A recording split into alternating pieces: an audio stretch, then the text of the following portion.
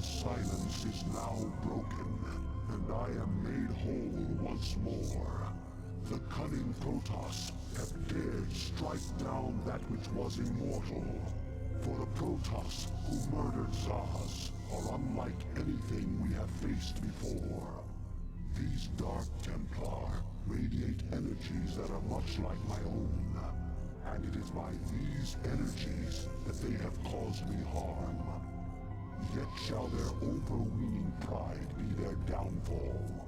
For when the assassin Zeratul murdered Zaz, his mind touched with mine, and all his secrets were made known to me. I have taken from his mind the secret location of Aiur, the Protoss homeworld. At long last, my children, our searching is done. Soon we shall assault Aiur directly. For now, we must ensure that the Dark Templar can cause no more harm. Cerebrate, you shall set a trap for our foes. Kerrigan will lead them to you. So, let's go ahead and get this out of the way. This is either a plot hole or something that can be explained away, but might actually still be a plot hole. It's like this. If, indeed, the, really? Excuse me. If it is true that, Zeratul's mind touched with the Overmind, why did the Zeratul then have to commune, for lack of a better term, with the Overmind, specifically to learn what he does in Wings of Liberty? Now, this can be explained away. However, I'm just going to go on record saying right now that I think it's actually a plot hole. I think it, or a retcon at best. Yeah, okay, they don't know what they're doing. Our forces are under attack.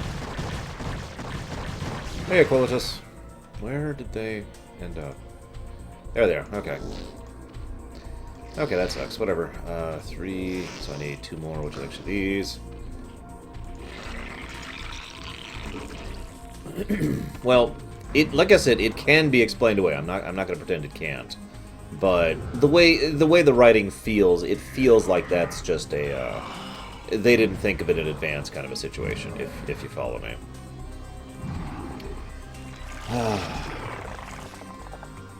However, if you're interested in the way that it can be explained, it's actually quite simple.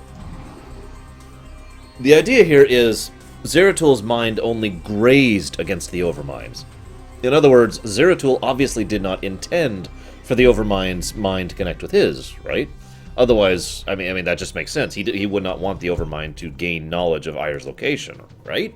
So, the Overmind, no doubt, felt the presence of Zeratul and reached out and basically ripped the information from Zeratul's mind. Ergo, either the connection was not two ways, so it was just the Overmind gaining information from Zeratul, or it was such a limited contact that Zeratul, it was unintentional on Zeratul's part, and therefore he didn't learn anything because he wasn't trying to. Make sense? And that is a way to explain that away. Let's make that clear. Amon could build a new Overmind. In fact, I would be surprised if he doesn't try to. In fact, in the, what's the name of that mission in Starcraft 2? The Darkest Hour mission, whose name I can't think of. It is entirely possible that the Zerg swarm there was actually was exactly that, was a swarm under a new Overmind, kind of a thing. Exactly, Samurai. Like I said, it is entirely possible for that to be an explanation. It's not that hard to imagine that as a reality. So this is an interesting mission. This is something that they started doing in StarCraft just a little bit. They tried to vary up the formula a little bit, and God bless them for trying, although they usually fail. Basically, you still have to take out all of the... This is... How do I put this? There's no additional win conditions. Require more minerals. Really? There's no additional win conditions for this map, but there are additional lose conditions. This is kind of the beginning of them really trying to stretch out. So if we fail to successfully keep the Dark Templar from escaping, then we will lose the map, regardless of other circumstances. If, in the other hand, we manage to succeed, then that doesn't change anything, because we still have to take out the enemy bases. Make sense? Later on missions, especially in Brood War, and especially in StarCraft 2, they would actually start adding the innovation of additional win conditions, or indeed different win conditions, aka you have to do A, B, C in order to accomplish victory. Yes, that's correct. Now, here's an interesting point of note.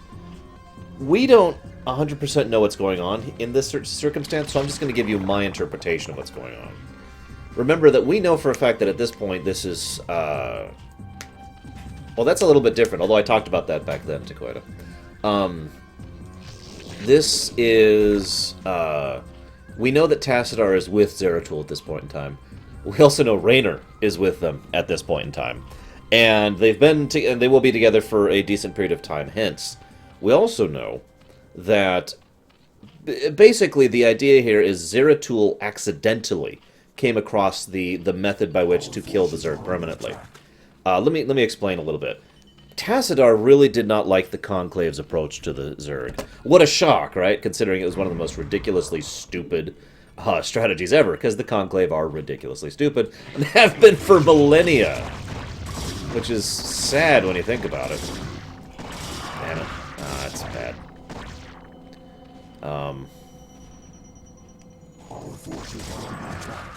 Yeah, this is bad. Hang on a second. Oh, jeez, really?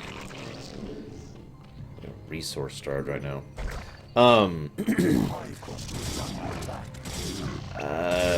Yes, I am feeling better. Thank you for asking. We have a problem here. Hey, Zeiss. Yeah, we have a pretty big problem here. So the Conclave's stupid strategy was not only something that Tassadar didn't like, but as we know, was literally not working, because it could not work. It will never work. The only way for that to work is for them to permanently take out the Zerg. So Tassadar was searching for a way to permanently take out the Zerg, came across Zeratul, and more or less accidentally discovered that if you utilize dark energies in the assassination of a Cerebrate, you will permanently kill it, which will permanently remove control of that brood, which is something I'll talk about in a moment, by the way, which will permanently end the threat, that particular threat of the Zerg. Now, so the point is, I mention this because some people ask, what the hell is going on with this mission? Why are they constantly sending all these Protoss into what is obviously a trap? Because they just discovered this new nature of the Zerg, and they finally have a method, finally, to permanently combat the Zerg in a more long-term fashion. And they wanted to take advantage of it, so they are here quite literally, like I said earlier, to go after the Zerg, to actually kill the Zerg. And Kerrigan is here as bait, basically, to encourage them to do so, right? With me? Now, as we know, this is, well, a trap. Obviously, we're the ones making the trap happen here. Yeah, we'll do this. Yeah,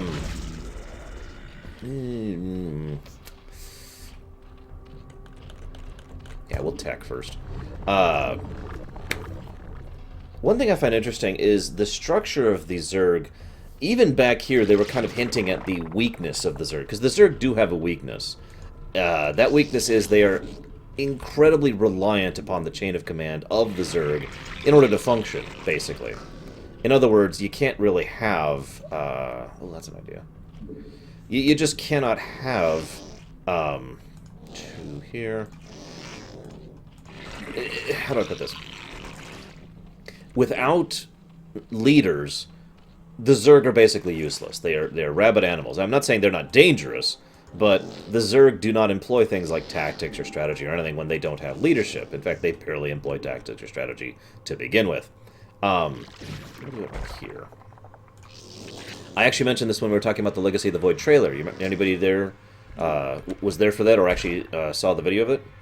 One of the things I pointed out was why it was that the Zerg, despite their overwhelming numbers, were able to be brought down by a relatively small squad. it's because of the fact that the Zerg were not using tactics. The Zerg usually don't use tactics. Feral Zerg are just a bunch of wild roving animals. So, like I said, the Zerg's greatest weakness is their reliance on a strong leader, which is funny because the same could be said of a fairly large number of other species, but I digress. Yeah, it's very much a Darkspawn situation. The Darkspawn, without a Old God to command them, are just, eh. With one, well, bad things happen, right? So, wow, Reaper. Well, I hope you'll be watching for the duration here. Please watch my show, Reaper. Excuse me. They really like hitting that southern angle, don't they? So in other words, it is very logical why Tassadar and Zeratul would be so focused on what they did. Why Tassadar was willing to literally kill himself. Oh, excuse me. In order to take down the Overmind. Because he knew that was the Achilles heel. No, Baronessa! Why the Achilles heel? Because they knew that. They knew it was the Achilles heel of the Zerg. It did not save Aiur. As we saw, Aiur was already doomed. But that's the point. Aiur was already doomed, but they would defeat the Zerg in doing so. Or they would have, if not for Duran and the Queen of Lanes. But, yeah.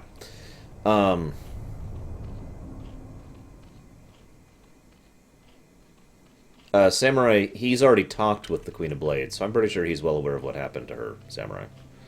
As far as the full depth and extent of it, no, I don't think he understands how screwed she actually is at this point in time. But you know, what are you gonna do? Really? I need to tech, like, a lot faster. Let's do this.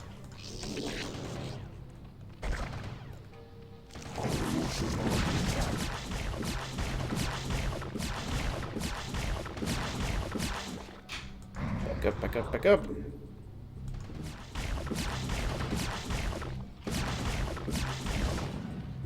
Okay.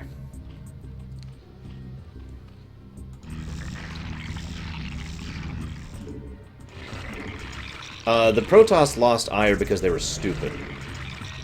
I'm dead serious, by the way. That is the reason why they lost Aiur. They had everything going for them, and they threw it out the window. Frickin' morons. Okay, we need to expand, like, hard, so... Let me think about this. Let's get a little scouting going on here. Well, there was a fairly large number of Protoss who weren't on Aiur. Not just the Dark Templar, but a few who are on outlying worlds, or on deep space missions or whatnot. In fact, if you think about it, though, the Protoss went from, say, the heights of the Roman Empire to effectively being a city-state. And I mean that quite literally. They went from to like this, just from that one assault on Aiur. It was bad. Oh yeah, I'll talk more about Aiur when we get there, absolutely. Hey, Freddy. Oh wait, sorry. No, I'm still bald. Still bald, totally. Hopefully it'll get longer soon. Where's my scouts? There they are. Go, scout! Hang on. Well, it wasn't just their capital they lost. That's really the thing. But again, I'll talk about the fall of Aiur when we get there. And again, that's another one of those you have to interpret things, which is kind of a shame. I imagine if StarCraft 2 had the chance to showcase what happened at the end of StarCraft, we would really see the full extent of the devastation of Aiur, as we do in the Wings of Liberty trailer. We've seen what Aiur looks like, even if only in glimpses, and it is way more evocative than anything we see in the original StarCraft. Char? There's not much to say about Char, really. Excuse me. Yeah, I know, isn't that great, Zeiss? The Protoss had to rely on the Dark Templar to survive. Isn't that beautiful irony? That is poetic justice right there. The greatest part is that the Dark Templar actually took them in. If you'll forgive me for being blunt, but I don't want to talk too much about that here. Because I got lots of other stuff to share. Okay, so we're in a weird situation here. Char, ha ha ha. So, yeah, we're in a really bad situation, actually, because, 6, 9, we're kind of starved for resources, so I can't mount a big force like I want to. Anyways, Char. We actually don't know that much about Char, which is funny given how much of the series happens on Char. I mean, think about it. Every game thus far has had at least one major mission happen on Char. Every single one of them. I will never cheat. Again, never. I told you, I'll cheat when I run out of things to talk about. And right now we're talking about Char. If I finish talking about Char and I still haven't won, then fine. Excuse me. Oh, Zerg infestation. Absolutely not for it. I'd take that in a heartbeat. God, just... Char. Now, Char's an interesting example of something that I actually like in science fiction. But first I want to talk about the Caprulu sector, because I meant to talk about this a while ago, and then I got off track talking about the entire universe. So let's talk about the Caprulu sector. Anybody out there know anything about the United States Civil War? The American Civil War, if you prefer? Because, well, I know a fairly large amount about the Civil War, as you might imagine. Ah, damn it, Night Forager! No, Benoth, because copyright issues. That's right. Can't actually play fun stuff because of copyright garbage. Ah, yeah, I think it did too. I was lying on the... It really did. Look at that. It's like pushed down there. Gettysburg. For those of you not aware, okay, Caprulu sector is Gettysburg. I'm just going to start with that. Now, to complete that sentence, for those of you who are not... Okay. Cheating. Just, wait, where do... I may be too late on the cheats. Shoot. Anyways, Caprulu... Okay, for those of you not aware, Gettysburg was an accidental battle. There was an army coming from this way, and there's an army coming from this way, and they just kind of happened to see each other, and they're like, oh crap! The other army's there! Now, of course, that's a huge simplification, but that is generally what happened. The two armies met by accident, and, yeah, go, my overlord! And we're like, oh god, we need to go! We need to go! Now, of course, there's a lot of battles that are like that in other places, but I like using Gettysburg because it really was just a complete coincidence. Gettysburg was not relevant. Gettysburg didn't matter to anything. It wasn't tactically significant. It didn't have any, you know, it didn't matter for, it didn't have a lot of resources. It wasn't on a trade hub. It was totally irrelevant, other than the fact that two armies happened to meet there. And that is the Caprulu sector in a nutshell. The Caprulu sector is one of those nexus points by accident. Let me explain what I mean a little bit here. A nexus point by accident. Oh god, I hate you, Night Forager. The Caprulu sector... okay, nexus points. Two kinds of nexus points, right? The first kind of nexus point is really fearsome. The first kind of nexus point is a place that is relevant for some significant reason. Constantinople is a good example of a nexus point that is significant because of geography, because of location, because it was well defensible, because it was sitting under several trade lines, you know, etc. Those kind of nexus points are easy to understand in history. They're usually geologically or politically significant, right? You know, whatever it is, it's like, aha, this place is purposeful. We will send troops and people and all sorts of stuff here because it matters to us. Then there's the accidental nexus points. The accidental nexus points are where two locations, basically something happens that wasn't intended at a spot that doesn't actually matter. But because it happened, other people are showing up like, oh, well, they're here, so obviously they see something here, so it's set up here. And then other people see that, and they're like, oh, well, they're here. And it kind of has a bit of a seesaw effect. The further you do it, the more the more people are like, oh, well, we got to go here, we got to go here. There's been plenty of these examples in real life, too, where there's a spot that has received a lot of time and attention and work. Oh, hey, are we done? I only took out one base. Well spoken, concubine of the Zerg. Ouch, by the way. But though we strike at you from the shadows, do not think we lack the courage to stand in the light. You would do well to abandon this attack. You seem overconfident of your abilities, Dark One. I am no helpless Cerebrit to be assailed under cover of darkness. I am the Queen of Blades, and my stare alone would reduce you to ashes. You and your ilk cease to amuse me. Prepare yourself for Oblivion's embrace.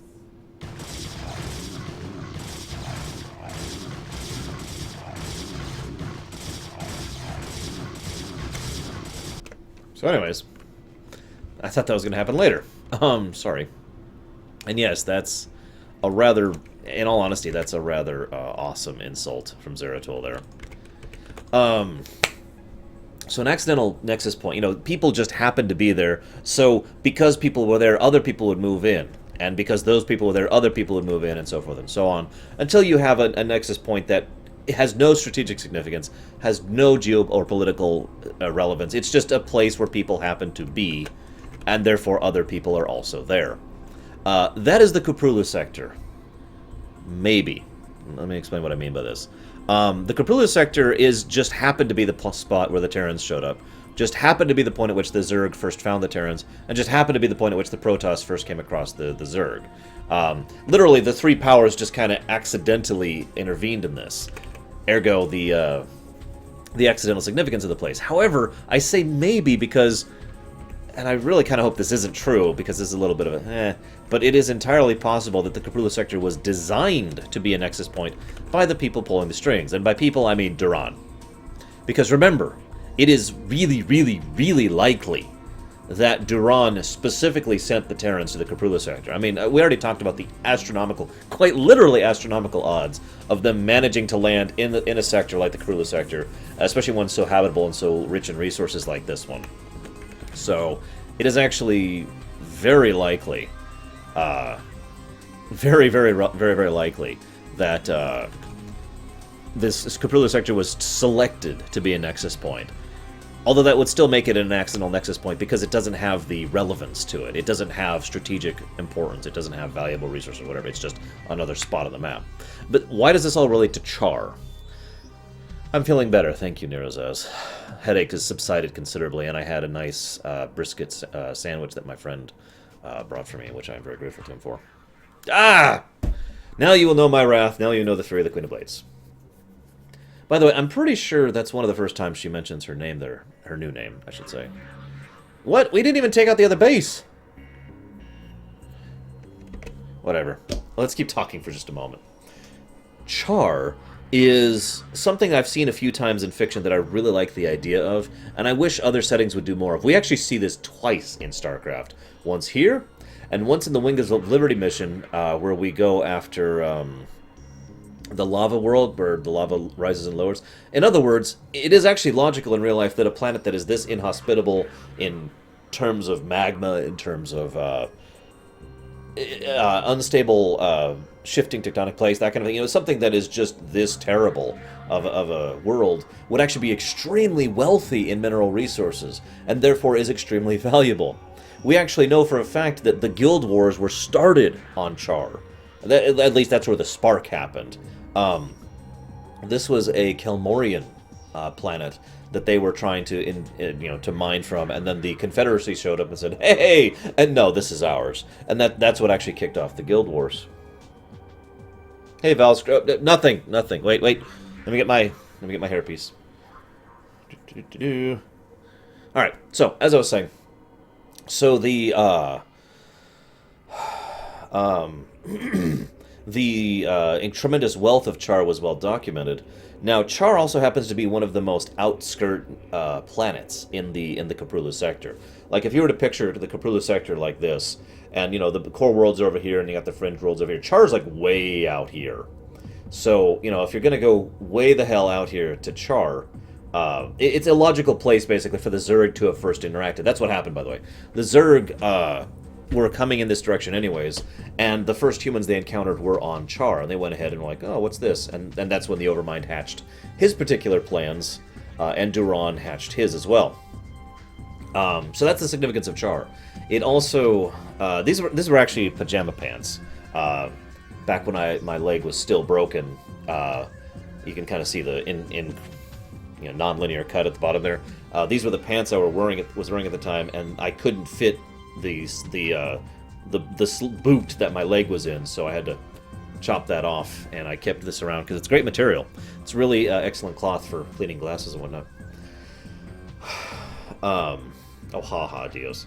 So the Zerg like Char because it is a great planet for resources. It also happens to be a wonderfully defensible planet. It is very hard to properly assault Char because of the magma, because of the gases, because of the heat, because of the shifting tectonic plates, etc., etc. The problem here is, this is, again, the Gettysburg thing in a nutshell, because the Zerg considered Char significant.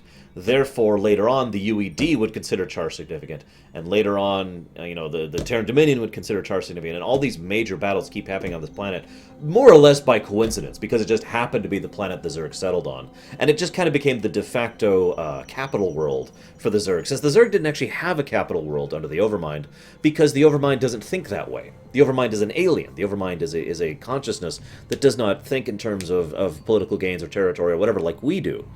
When the Overmind was removed from the picture, the one left in control was the Queen of Blades, who does think like that, who does think in territorial terms, who does think in terms of having a headquarters and a hive cluster and all that fun stuff, and also believes in the one point of power, which I'll talk about in a moment.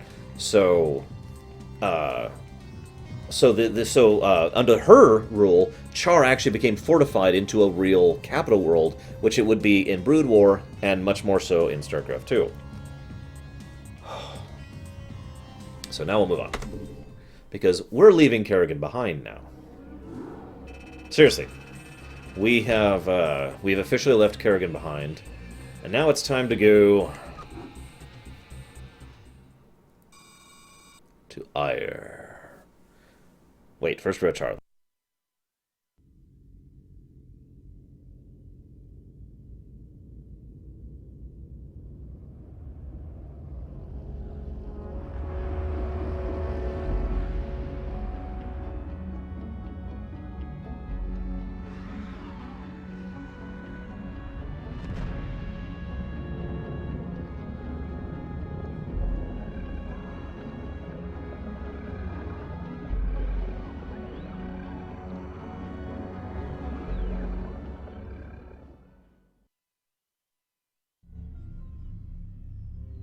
Tassadar and the Dark Templar Zeratul survived Kerrigan's vicious attacks, but their Templar armies have been decimated. Kerrigan was left behind to hunt down and eradicate the remaining Protoss warriors, beginning the scouring the burning waste of Char for her elusive prey. Meanwhile, the entirety of the extended swarm teleported through space-time and began its long-awaited invasion of the hated Protoss homeworld of Aiur. See you around, Silver Dragoon.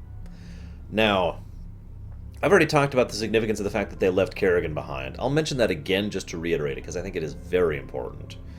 But first, well, Aiur. My children, the hour of our victory is at hand. For upon this world of Aiur shall we incorporate the strongest known species into our fold. Then shall we be the greatest of creation's children. We shall be perfect. Yet before I can be made manifest upon this world, the way must be prepared. You must seize the Kidaran crystals, for within them lies power undreamed of by the Protoss. Go now, my Cerebrate. Secure the crystals and bring swift wrath to all who oppose the swarm. What? You guys couldn't picture me having the Overmind voice case now? Yeah, this is pretty much the entire swarm. And anybody wondering why Aiur fell, this is one of the biggest reasons. They didn't send a brood. They sent basically everything. Like, If I were to actually percentile it out, I'd say they sent about 90% of the entirety of the Zerg after this one planet. The 10% is a little bit of what's left in the planets they've been on, and the chunk that was left with Kerrigan. And that's it. Okay, so I need to take notes before I start forgetting stuff, because I got several things to talk about, and I'm starting to outpace my notes here. Shh, fearsome. Yeah, if the Zerg actually tried, they would win way too hard. The biggest flaw the Zerg have always had is their leaders. But of course, I already mentioned that. The Zerg's greatest Achilles heel is they need leaders. Oh, I would totally do that, Night Forager. Yeah. Yes, Baronessa. Hang on a second. So I need to mention the dual energy thing. Because that'll come up in the Protoss campaign. I need to mention the... this thing. This is relevant. And I need to mention...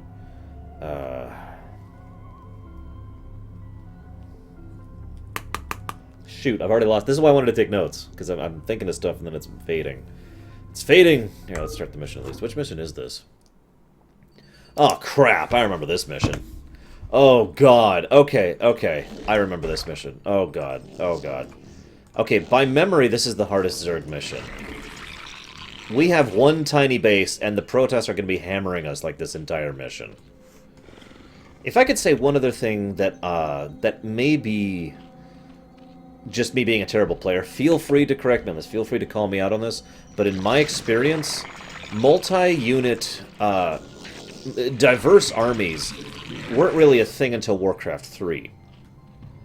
And in Starcraft 2, and one thing I feel Starcraft 2 did better than Starcraft is that if you have an army out in the field and it's consisted of multiple units, it will generally perform better. Wow, okay, it'll generally perform better than an army consisting of just a bunch of, one unit. Again, maybe that's just because I'm a terrible player, I don't know. But in StarCraft, in my experience, most of the time, a army consisting of basically, at most, 2 different types of units tends to be the superior force than a massive, multi-forced unit. Now, again, please feel free to correct me on this. Maybe it's just because there's more micro involved? I don't know.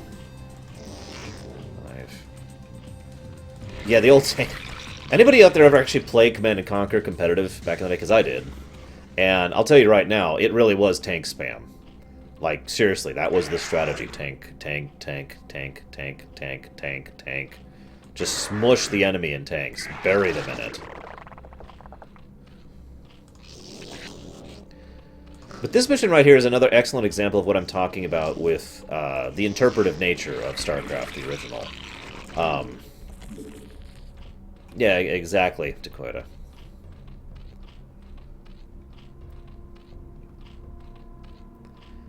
Well, that's what I was about to talk about, Samurai. This really is, well, you have to interpret this. You have to interpret the entire swarm being here. We don't see it. We see one tiny base on one tiny section of the planet. Now, I mean, the swarm is here. We're just rolling over the Protoss. Basically, we are like the elite force that has been sent in to take out this one objective, because this is really important to the Overmind for reasons that will become relevant soon, and I'm not going to talk about that yet. I'll make a note of that just to make sure I don't forget. Overmind. But, again, you have to interpret it. You have to sit back and think about it. It's that SNES RPG thing all over again, just like I was talking about earlier. You have to bother to sit down and say, oh, well, of course there's billions of Zerg, crunching down into the planet, because the whole swarm is here. The entire, well, almost the entire swarm is here. I just picture, like, wave after wave of Zerg rolling over the rest of the Protoss. Everywhere else on the map, everywhere else on Aiur, just rolling over them, that kind of a thing. But I have to picture that. They're not showing me that. Make sense?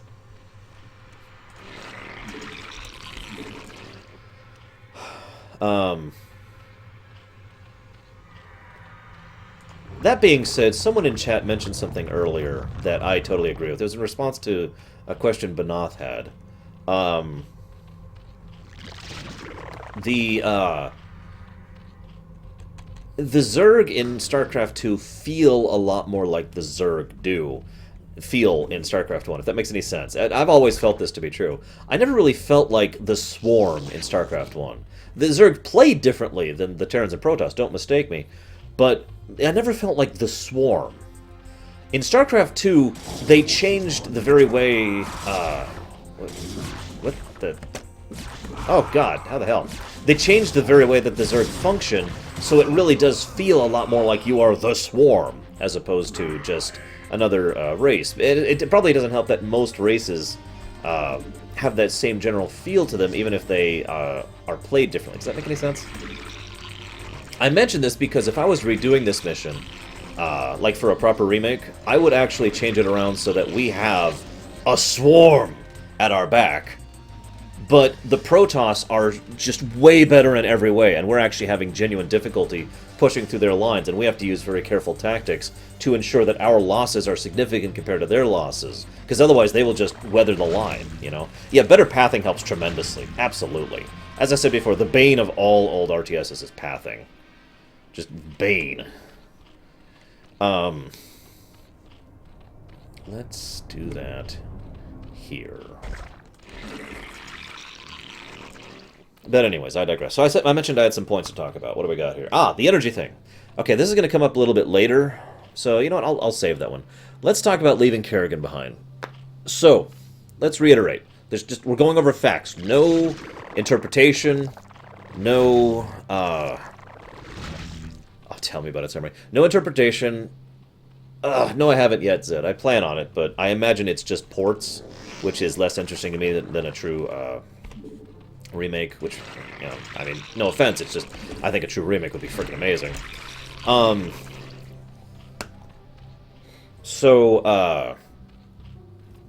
Just the facts. The Overmind really wanted Kerrigan. Duran really wanted Kerrigan.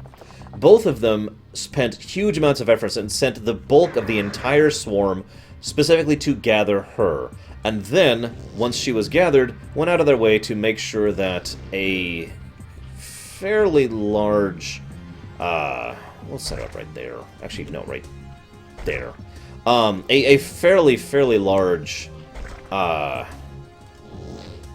amount of effort was put into ensuring that she would grow and be properly edited into the being that they wanted her to be, and yada yada yada. You know, all this fun stuff, right? So huge effort was put into securing Kerrigan, and then huge effort was put into maturing Kerrigan, and then they abandoned her. Just... These are the facts. I only mention this because, while there are plenty of things that have been retconned in StarCraft 2, I strongly argue that this is not one of them.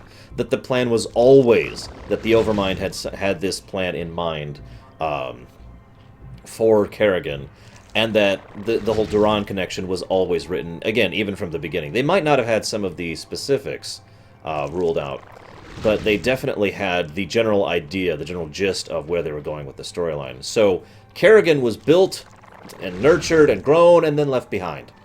Keeping in mind the stated reason at the time for going after the humans to begin with was to have something to help them assimilate the Protoss. And the moment they get that, they just leave her. You see where I'm going with this? Another interesting point here. The Zerg stated goal is to get here to assimilate the Protoss, to consume the Protoss into themselves. Now, we actually know from future games that that's actually not really possible. This is something I actually kind of like about the series. They make it a point that the Zerg and the Protoss are fundamentally incompatible. It takes ridiculous levels of genetic manipulation to be able to create an actual Zerg-Protoss hybrid. That's one of the reasons the hybrids are so terrifying. The very fact that they exist is wrong. They shouldn't. So, What?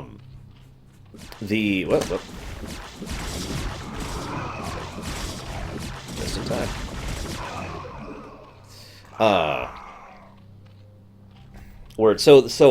There's two ways to look at what's happening here on Aiur. One, the Zerg have been attempting to assimilate, for lack of a better term, infest and consume the Protoss, and have been failing at it because they literally can't. And second possibility, the Overmind was kind of deliberately taking his time with his orders, basically. Because the Overmind, again, cannot disobey the compunctions that Duran and Amon put into him. Cannot. It's built into him. What he can do, as we've already seen with Kerrigan, is creatively interpret. The orders that he has been given. And so it is entirely likely, indeed I would say highly likely, that what's happening here is the Zerg are here to consume the Protoss, and they'll totally consume them. Eventually. One of these days they'll consume them. I mean, we got to establish ourselves first, right? We got to get entrenched into the world. Think about this. The Overmind bothers to embody its own physical form into the planet. Now, this is something that we're still not 100% sure on, so I'm only going to be mentioning possibilities here. Forgive me. Hey, Frag Tiger.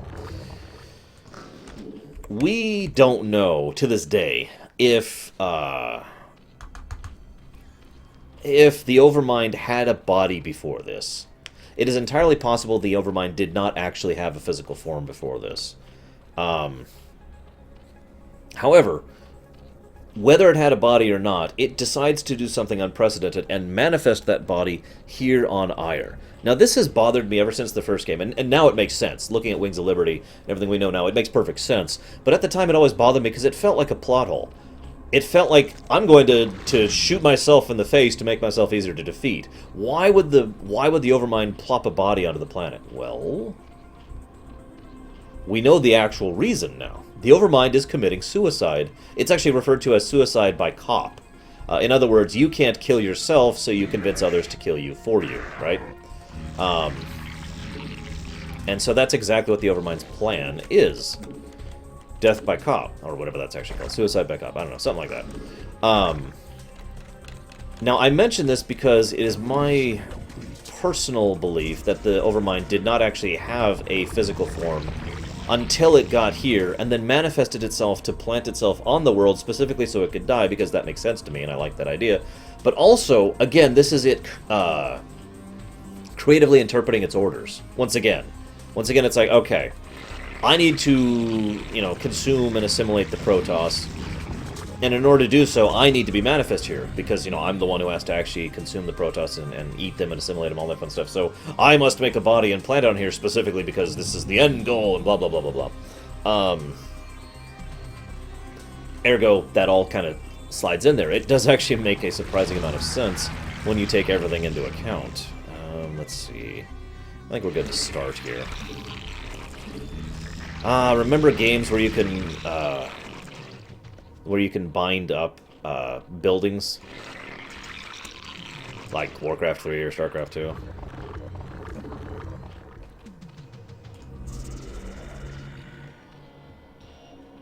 Effectively, yes, Dakota. The Overmind, I described this earlier.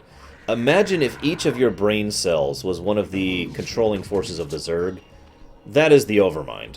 It is literally the will of the Zerg swarm that was invented and placed as a yoke on top of the Zerg swarm so that Amon would have a method of controlling the Zerg. Because the Zerg actually are the opposite of the swarm innately, which is hilarious, and I actually think that's kind of cool. Basically, the Zerg are all about, innately I should say, the Zerg are all about the championship, for lack of a better term, of the individual. I want to become stronger, I want to force myself to evolve, I want to become the strongest individual creature ever, and I will grow and advance and all that fun stuff. The swarm is the exact opposite of that. In other words, the innate Zerg are the champion of the individual over the collective whole. The Zerg swarm are the collective whole at the expense of the individual. So the Overmind was placed on the swarm in order to artificially create the latter in order to enforce it on the former, which also kind of shows just how much of a dick Amon is. Literally forcing the exact opposite onto the Zerg of what their nature is. Dick, again. So, Night Dawn, I've never heard that complaint. I can't I can't bring myself to share in that complaint. I got nothing wrong with the Zerg in StarCraft 2. I think they're very well designed, so... I think in several cases the Zerg look cooler in StarCraft 2. And in some cases they look a lot grosser. Yeah, we got enough for that.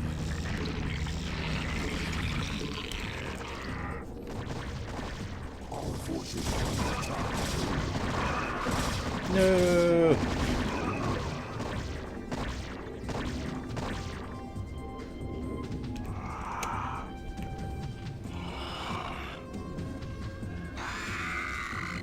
Let me just say, by the way, that burrowing is mostly a useless ability. Just in my opinion.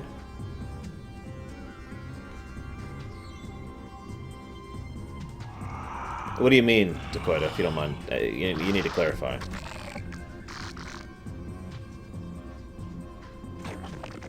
Sure, 30-second summary. It's good.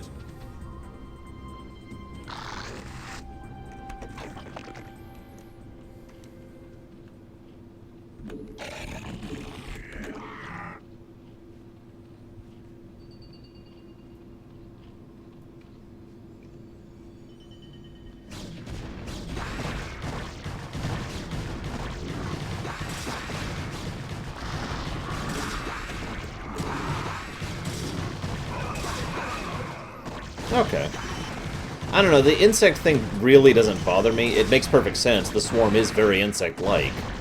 So, you know, it's logical. And in addendum to that, like I said, I do feel the Zerg units have an added cool factor to them in Heart of the Swarm, which they kind of lacked in the originals, in my opinion. That's, of course, a matter of aesthetics, so, you know, there's no right or wrong on that one. Hello, Reach. What did... Oh, we're dead.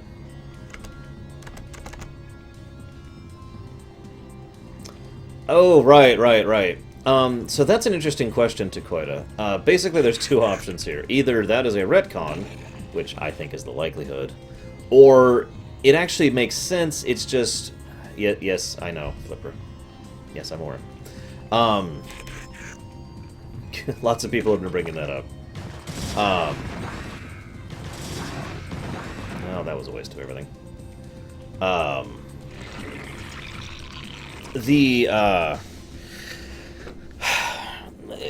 me put it to you this way, guys. What we learn in the StarCraft book, because it's in the manual, is that the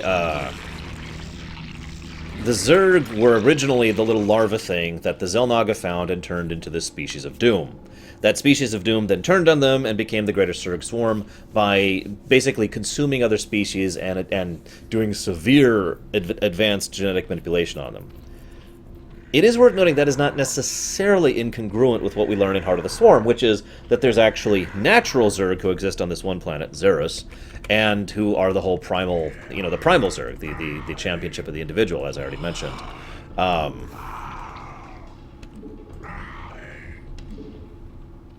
Oh, agreed, 7th. I especially like the Locust Zerg.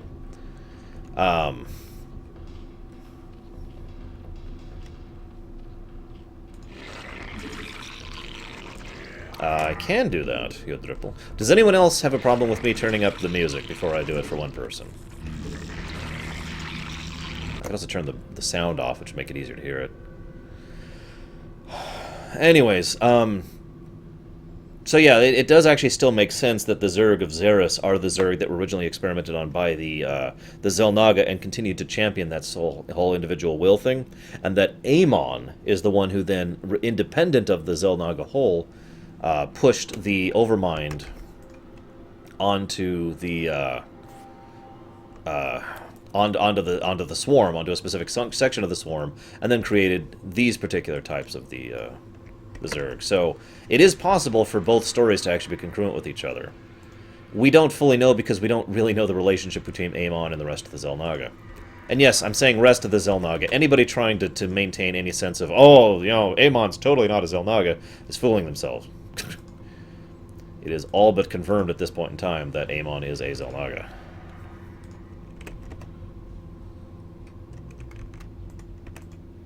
Go! Oh my god, pathfinding!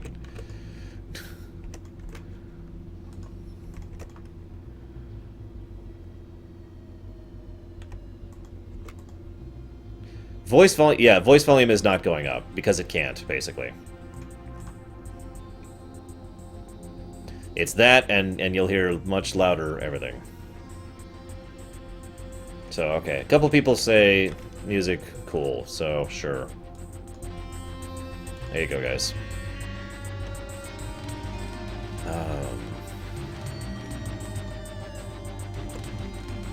I've actually tried a Zergling strategy on this match. It doesn't work at all.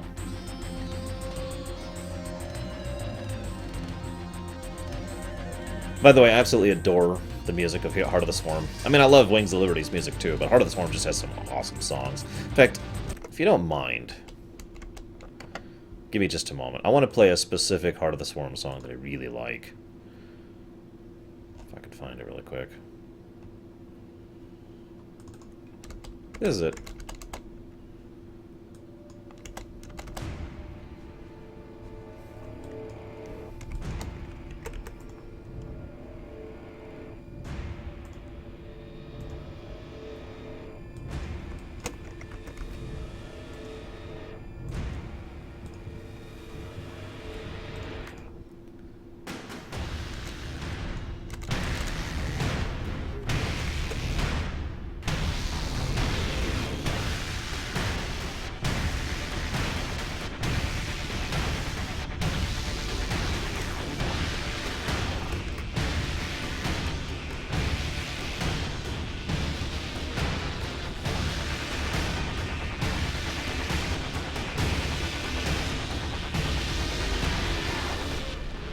Good question, Night Dawn. We're not sure, is the real answer.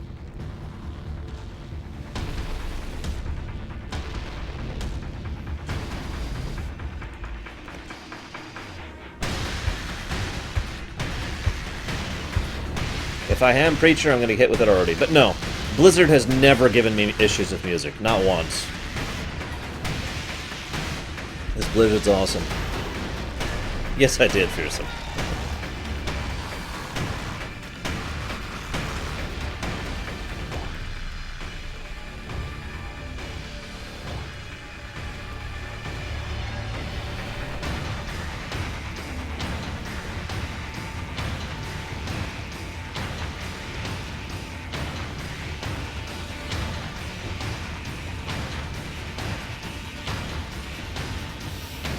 Reavers. Nah.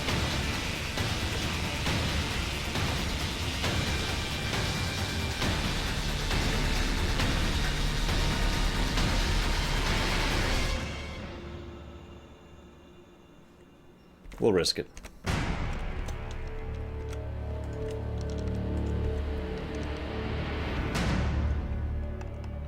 Like I said, I like this one. But just for you. We'll go back to the actual music.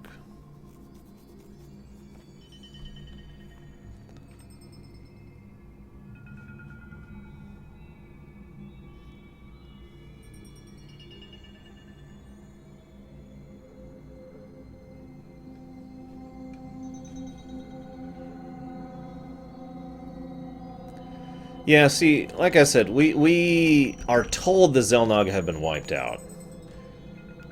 If that's true or not, who knows? Like, seriously, we do not have any actual information to go off of. It is pure speculation without any coherent or concrete information.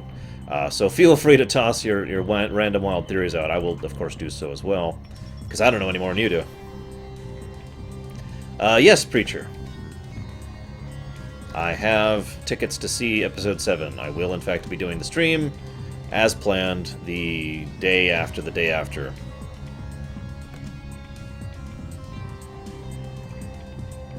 Hey, Turkin. Blow up any planets lately?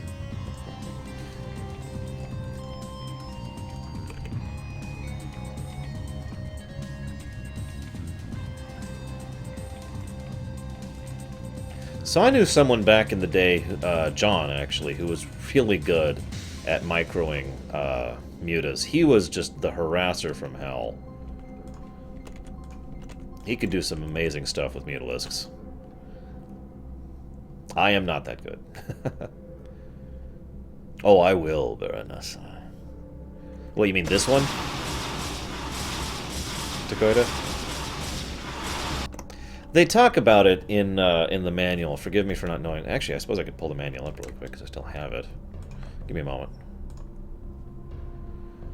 Here it is. Here's the manual. Alright, let me get down to the Zerg really quick. Zerg units. Drone, Overlord, Zergling, Hydralisk, Ultralisk. Mutalisk! The Mutalisks have been little changed from its original form. The roving mantis screamer of the desolate Daenerys sector. Capable of atmospheric and deep space flight, the Mutalisks are a primary flying force of the Zerg. They attack by spewing forth a highly concentrated acid spray that will burn through even the thickest of armor. That's actually inaccurate. That just occurred to me. That's from the beta, back when they shot acid. Now they shoot the glaives. The bouncing glaive things. Which are pretty much exactly what they sound like. I don't actually recall if they ever explain in lore what the glaives are. I believe they do. There was a short story that was all about Mutalisks in the Starcraft 2 era. That kind of covered that. I just don't remember if they'd really discussed how and what their weapons were and how they worked. Sorry, guys. I don't remember a bit of lore. Oh, I love that manual. Absolutely love that manual. I was reading a bit of it earlier for all to enjoy, because it's just that awesome.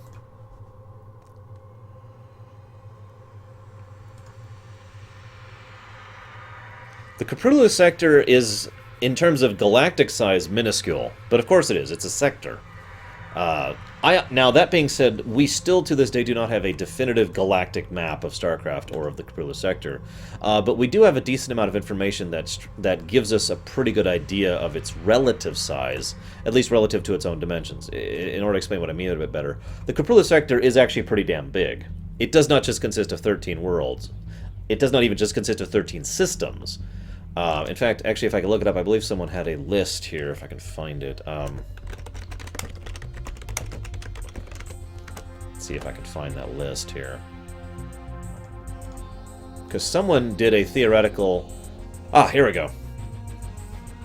I actually found what I was looking for. Someone came up with a list of every system in the Caprula sector, and that's a lot of systems. I'm not even going to count that.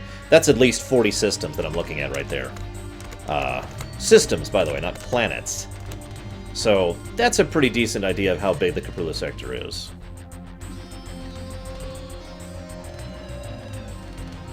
Which is, indicative. Let's go ahead and do you here. Yeah, I've seen that 7th little thing that pops out. Like I said, I do not know actually what I suppose I could look, where is that short story? Because they did talk about it. Give me a moment here.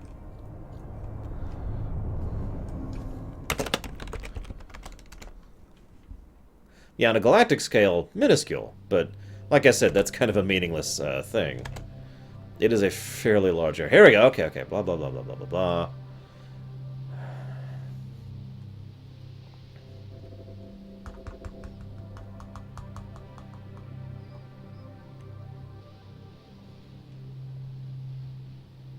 Aha! That's what they're actually called, glaive worms. I was right. The small voracious creature, known as the glaive worm, are the symbiotic creature that they fling out, which fly between multiple targets as they degrade explosively. The Mutalisk's reproductive system has been adapted into its weapon delivery system. Please try not to think about that too much.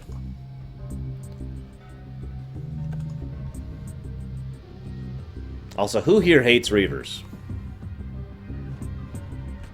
Both to use and to be used against, I just feel like pointing out. Do not like Reavers at all.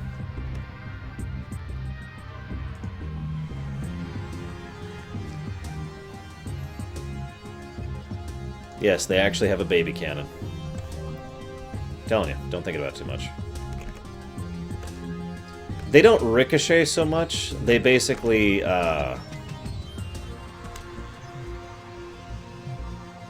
That is way too big, Night Dawn. Holy crap, that's way too big. Do you know how much space that is? God! See, space is big.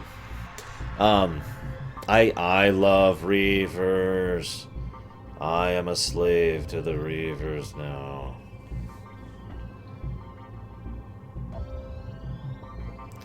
Seriously, though, I hate Reavers. I hate fighting against them because the AI never seems to have trouble controlling them. And I hate playing as them because I have trouble controlling them.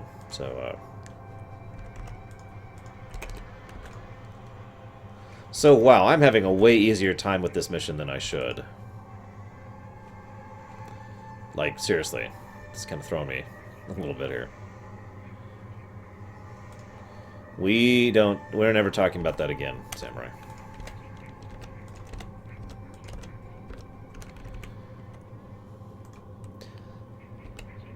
There have been a few attempts to map out how big the Caprula sector is. I really kind of wish we'd get an official map at some point in time, but, you know, what are you going to do?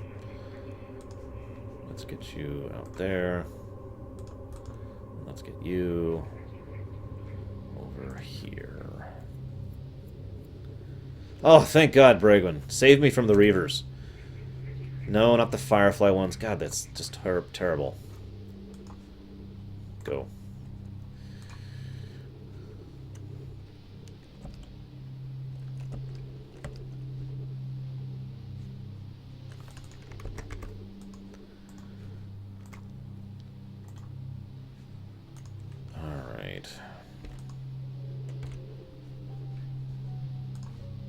One thing I will say, I actually overall prefer the music of StarCraft 2 to StarCraft 1. I know, controversial choice. And not that I dislike the music in StarCraft 1, let me make that clear. But the irony is the exact reason why I prefer it is why most people I've talked to don't. The music in StarCraft 2 is much more music... it's music that you can listen to in a vacuum, whereas StarCraft 1's music is much more... atmospheric. It's much more in the moment. Kind of like I've talked about this before when it comes to Mass Effect 1 and Mass Effect 2's musical styles, where 1 had much better atmospheric music, but 2 had much better, you know, just listening to it for its own sake music. That being said, I really do enjoy both soundtracks, absolutely.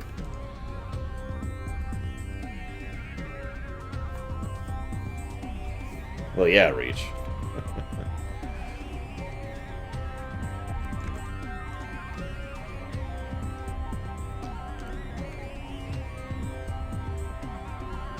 Damn it, Bragwin. Stop giving me nightmares.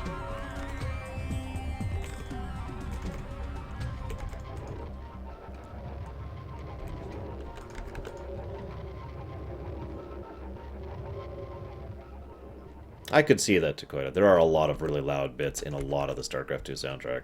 Wings of Liberty and Heart of the Swarm both. Yes, I have played Star Control. Oh god! Archon! Archon!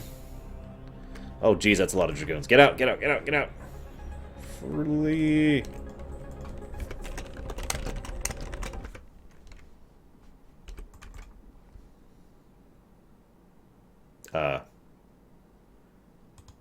Nothing's happening.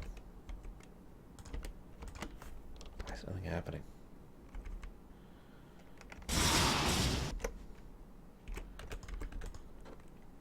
Yeah, the Reavers are way over the squick line for me. Like, way, way over the squick line. It didn't work. Where's the music? I typed in Radio Free Zerg and there's no song. Hey, I'm not your pal, buddy. What's up, dude? I apparently suck. Oh god, there's Protoss that I didn't even hear. I was so distracted by everything.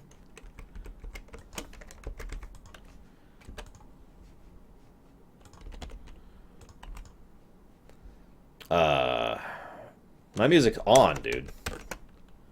It's just... it's not playing. Sorry guys, no music now. Add one to the no music counter.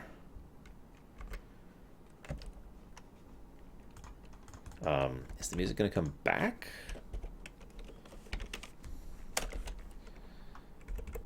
Whatever. Who needs music, am I right? Hey, Fullbeard. Hope you're enjoying some Starcraft fun. It might not work. I mean, this is the downloaded version I get off of Battle.net, so it's entirely possible it just doesn't. It didn't come with the song, but the code still exists. So it's trying to play a song that doesn't exist, which is actually what I think happens. The purple for the Zerg is specifically the colors of the Queen of Blades faction, for lack of a better way to put it. Alright, hang on, Preacher. I already got this queued up, so we'll just listen to this until the music fixes itself. Anyways, let's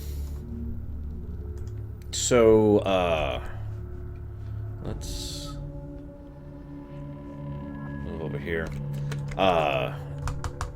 Words. Yeah, that's really all there is to... Oh god, Carrier! Carrier has arrived!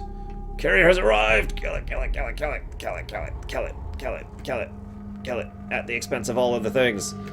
Okay, now get the hell out.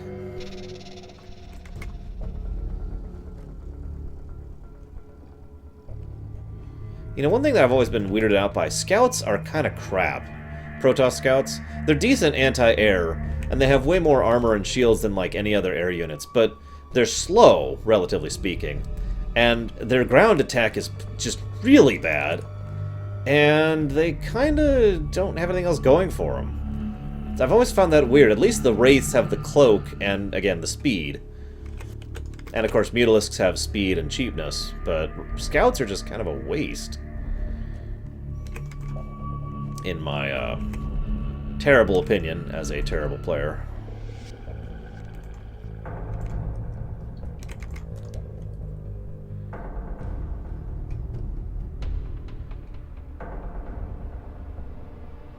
Wait, why are you refeeding him Lyrium, Tiberium, and Chrism, and not Phazon? What the hell, Baronessa?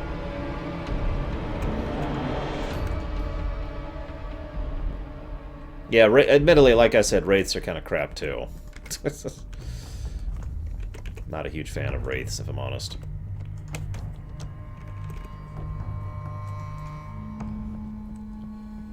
Mutas are awesome.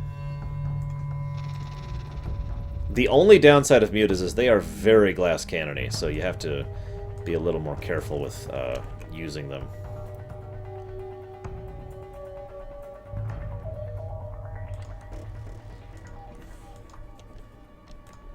The music still hasn't come back. Wait, are you giving me super dilithium? Guys, I'm gonna go to warp 10.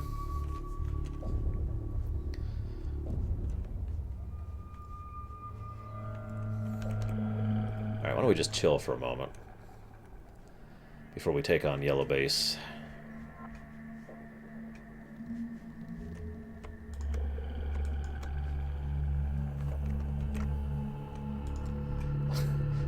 How do you go past infinite velocity? You know what? I don't want to know. Never mind. Hello, Mugwump. I'm not going to say what I'm thinking, Bergman.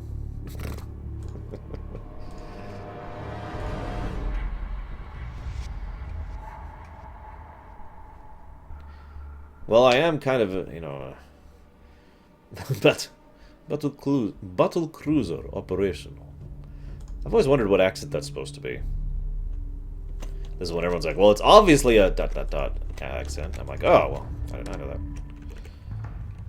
Well, you actually, if you remember Samurai, they actually accelerate to infinite velocity in the show. Which,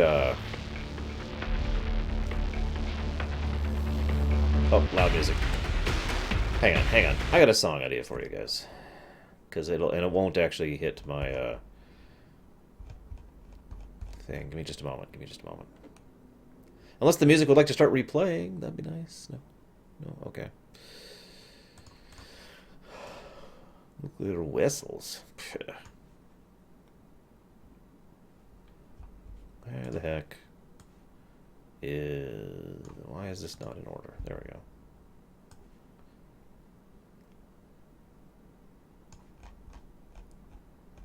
Aha! So we're Zerg right now. No, that's Protoss.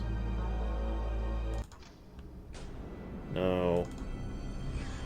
No. Here we go. Here, this is a Zerg zone. If it'll load.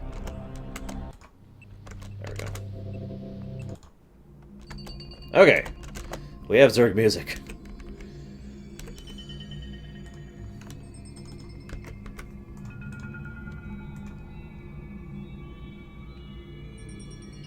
Oh, Space Russian. Oh, forgive me. I did not understand. I was blind. Now I see.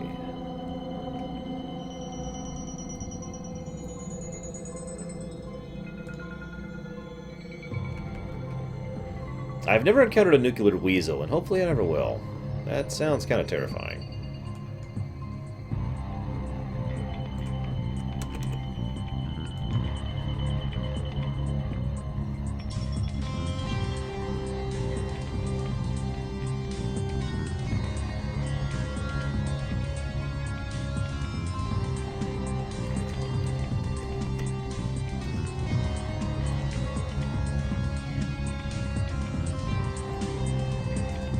Well, they are space rednecks who are forced to only learn English. That is actually correct. In canon.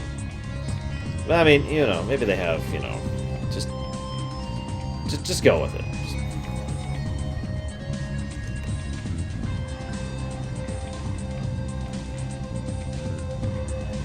Do I actually need to take these out? I don't actually remember. Why don't we scout out a bit? What did you think of it, Reach? What are you thinking of it?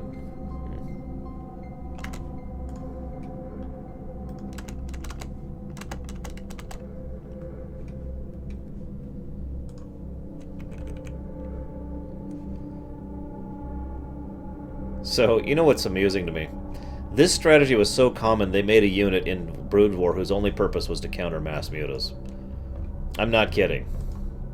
If you think Valkyries have any purpose other than anti-mutas, you're just... no.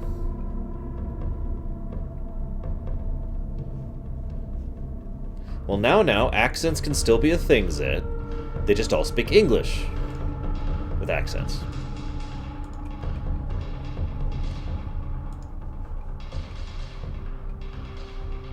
Go, my little Zergling, go! Run!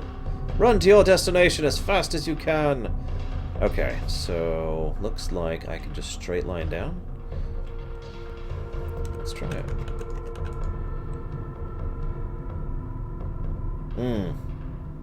Gotcha.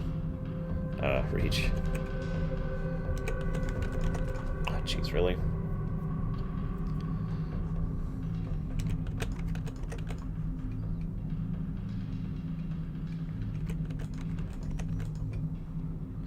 No, you're thinking of Vikings probe. I know, pretty similar. I want to see an Archon get exploded. BAM!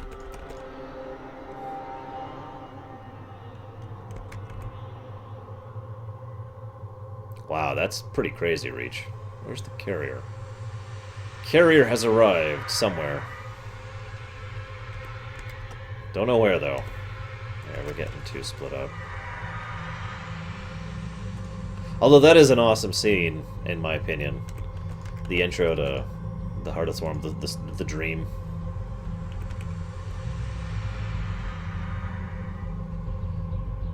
You know, one of these days, I wish we could just acknowledge that, you know, having one language in fiction is just convenient and stop trying to explain it. Just it's a thing. Moving on. Now, that being said, I will say that they have used the Universal Translator. Whoa, God! Get out, get out, get out! They have used the Universal Translator over in Star Trek to good effect on more than a few occasions. Oh, you asshole!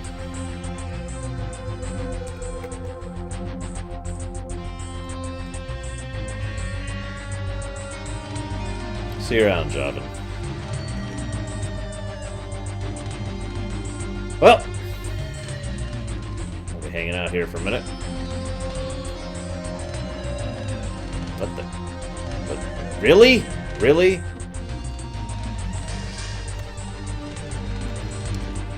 I shouldn't have gotten greedy and gone after the yellow base. I don't need to take out the yellow base to win.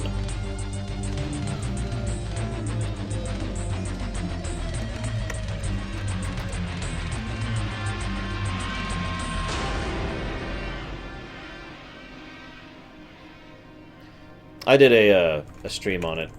Ugh! Get out of the frickin' lightning storm! Oh my god. You know what? Get out, get out, get out. Get out. They're not relevant. I don't need to kill you. Whoa! Sorry, we're on random. There, apparently. Why are we on random? We shouldn't be on random in this playlist. Back to Starcraft. If I can find it. It's Game Boy music, if you're wondering what that was. Starcraft, here we go.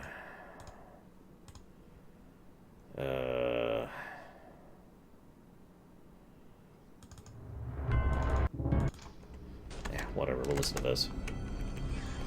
Yes, I remember when Psionic Storm stacked, and it was horrible. Oh my god, leave me alone.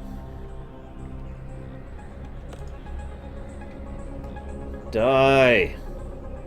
You foolish... Oh my god. Alright, fine. I'm out of things to talk about anyways. And that is the rule. I'm out of things to talk about, so... Time to go win the mission.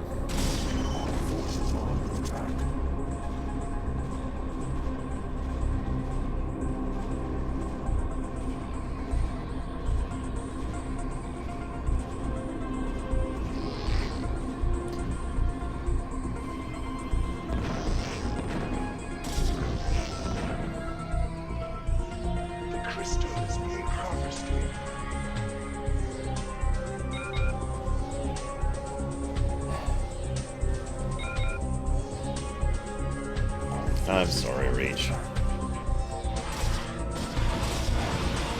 I don't have GTA 5 on the PC yet. I do plan to at some point. I just haven't been in a hurry to get it, you know what I mean? Since I already have it on the PS3.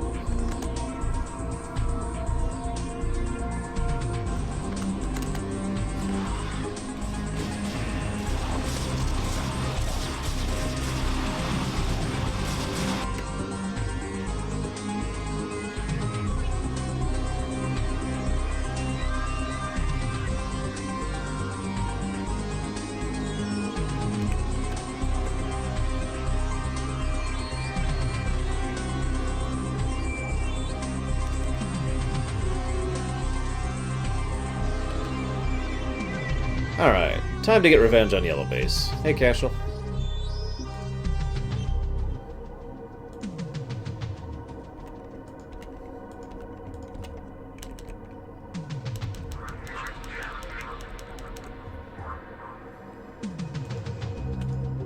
God, frickin' Arbiters! There's only one thing worse than Arbiters, and that's Ghosts if you're playing not Zerg. That is correct, Fragtagger. Oh, speaking of which, make sure you guys have all voted. Let's see what the results are right now. Yep, vote's still up.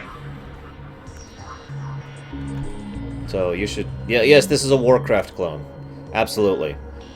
But this isn't orcs in space. It's much more sophisticated.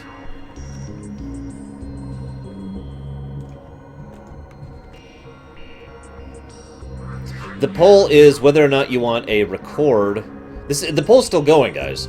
Do you want me to record a pre-recorded video or do a stream about BlizzCon? Those are the options. So, you know, you should decide. And then vote. 1 is the recording, 2 is the stream.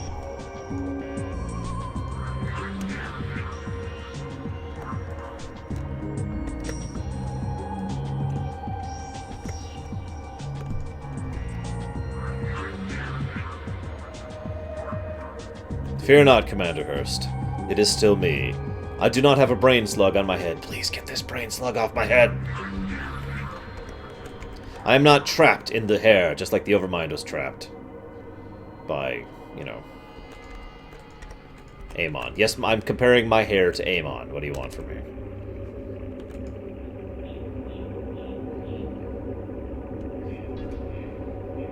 So, fun fact about this mission. You don't have to take out the enemy bases, and that's a good thing. These enemy bases actually have very particular AI set to them.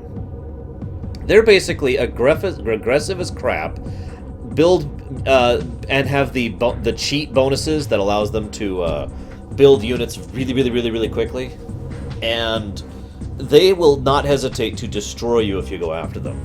I've been dominating this mission before, and like, you know what, I feel like taking out the enemy bases, and have sent a massive swarm, no pun intended, of units after them, and just been crushed like a bug. So it is kind of satisfying to just destroy these people out of pure revenge. There's actually another base over here, too. And I think there's another one over here as well.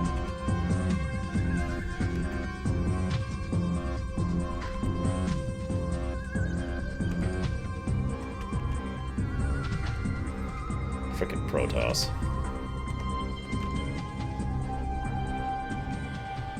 What, Night Forger? Puns are your domain, not mine. Oh, oh, music's over. God, the in-game music still isn't playing. I just broke the music with that cheat. Sorry, guys. Here. Oh, here's a song called Zerg 1. I wonder what this is. Awaken, my child, and embrace the glory that is your birthright. Know that I am the Overmind, the eternal will of the Swarm, and that you have been created to serve. This is that Starcraft the story I mentioned. Behold, that I shall set you amongst the greatest of my cerebrates, that you might benefit from their wisdom and experience. Yet your purpose is unique. While they carry forth my will to the innumerable broods, you have but one charge entrusted to your care. For I have found a creature that may yet become the greatest of my agents. Even now, it resides within a protective chrysalis, awaiting its rebirth into the swarm. Oh, hey, I can just turn the cheat off. Why didn't somebody tell me this? Guys, we have music back. We did it. We did it. So anyways, so let me check my notes. What have I got to talk about? I already talked about the Kerrigan thing. Kind of already talked about the Overmind thing. I'll talk about that more when we get to the Protoss campaign. So yeah, I'm kind of out of things to talk about. Kittens! God, frickin' Arbiters.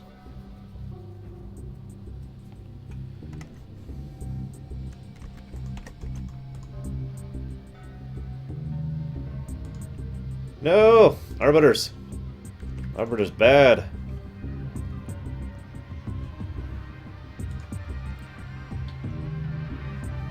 So yeah, here's one of the orange bases. One of. Here's more of. And a little bit more of. And a little bit more of. If you actually try to, like I said, to wipe out all the enemy units on this map, it's interesting. Oh yeah, there's the other yellow base, by the way.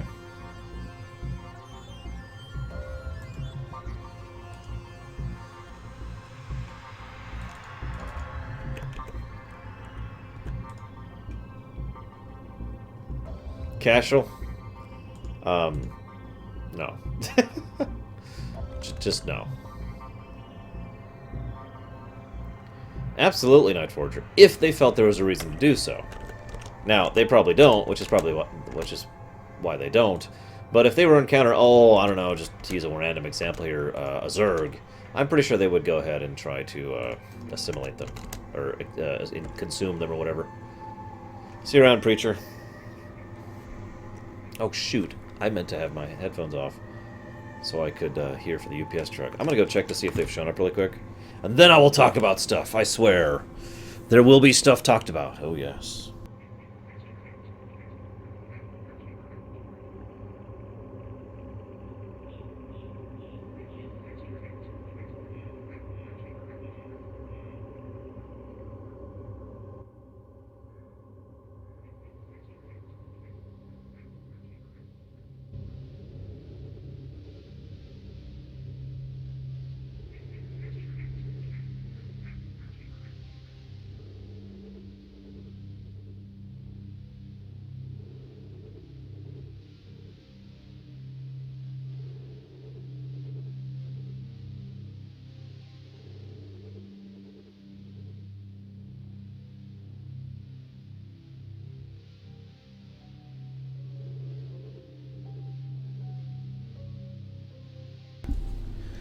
It's alright, guys. Calm down. Char is gone and will never return. So this is another one of those, does not need to wipe out the entire enemy base maps, which is good. The upcoming map, slightly different than that. What are you linking, Braven? Aw.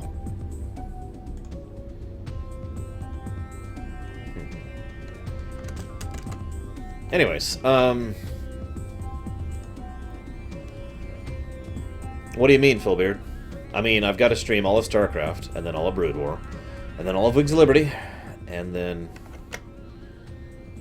all of Heart of the Swarm, and then I need to stream Legacy of the Void, and then the Epilogue, and then Fallout 4. So, anyways, the next mission is going to be one of those take out a specific spot missions, and by memory is actually pretty damn hard. Oh, probably until the evening, like I always do, Fullbeard. I don't know what time it is right now, I just gotta look. Looks like about 3+ more hours. Probably gonna finish Zerg campaign. In fact, we are gonna finish Zerg campaign, but first I'll shush. The Protoss can do nothing but flee before the onslaught of the swarm. But now you must assault one final site before our conquest is assured. Behold, there is a temple not far from here that lies upon ground most hallowed. Though I have borne witness to the passing of countless millennia, the temple which you must assault is older by far. For it was constructed by my creators, the Xel'Naga, and it marks the site where the Xel'Naga first set foot upon Aiur. The temple must be cleared, and the Kadaran crystal set in its place. Only then shall the way be made ready, for it is upon that ground alone that I may be manifest.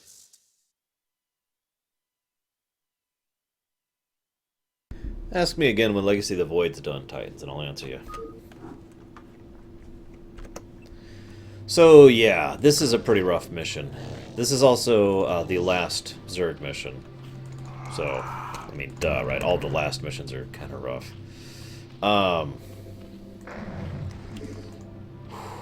So, let's talk about a few things. First of all, why do you guys think the Overmind has to manifest itself on this holy ground? Any thoughts? Any theories? I do actually have a theory that makes sense of fairly several things, but we'll talk about it. It also ties into that whole the Overmind is planning his own death thing. Because again, the Overmind has no real motivation to plant his body down here other than to die. That is the only real gain that can be had from doing this.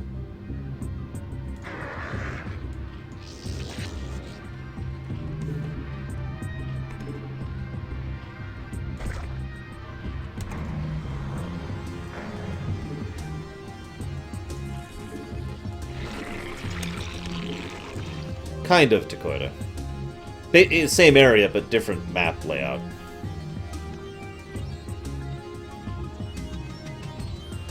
I guess I would have a reaction, Cashel. I'd be like, oh my god, I am reacting.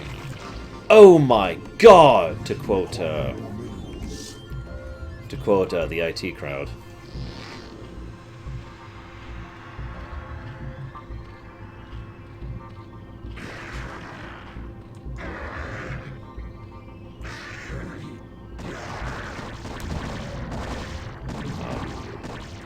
Kill it! Let it go! It's not worth our time.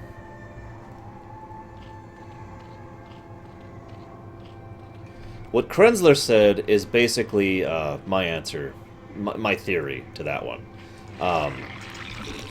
The Overmind needed the massive amount of void energy, specifically void energies, in order to manifest here. And we already know why it wanted to manifest here. There's no reason to talk about that again. But as we've already established, the Protoss are glutted with Kala energies, the light energies, right? And therefore, really, the entire planet is not really suitable for something like the Overmind, and indeed something like the Zerg in general, who are primarily void energy aligned, for lack of a better way to put that. Oops, oops, oops. No, no, no. Must be symmetrical. So there's a 2 space, looks like. Right there. There we go. We have symmetry. There we go. Ergo, the temple having that massive amount of void energy would enable the Overmind to pull the power it needed to actually manifest a physical body and planet. Now, as we've seen in StarCraft 2, the Overmind's body is actually colossal. It is huge. It's almost city-sized. I wouldn't say cities. That's an exaggeration, but it is like town-sized. It's huge. Again, one of those I wish we could have seen what it really looks like in, in the game. But again, we have to interpret because StarCraft is a SNES RPG. That's true, Night Forger. Although we do know it was suicide. The Overmind specifically came here to die. But yeah, I wouldn't be surprised if Hubris was the lie, basically, that was being told to Duran. Like, oh no, they will never defeat me. Oh, they defeated me, Duran. No. It must be Nito Daidi. Yes, Reach.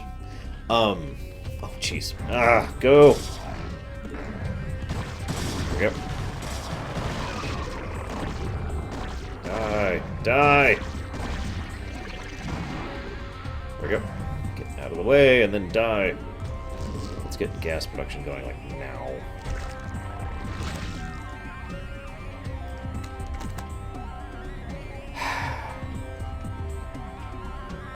Ugh. That's 6, I need 3 more.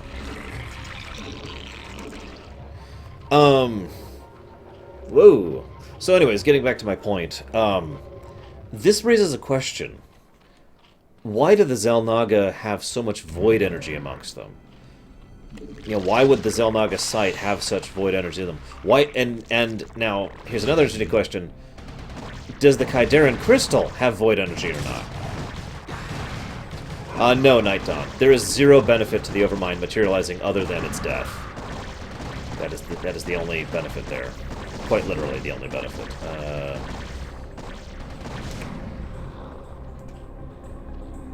There we go.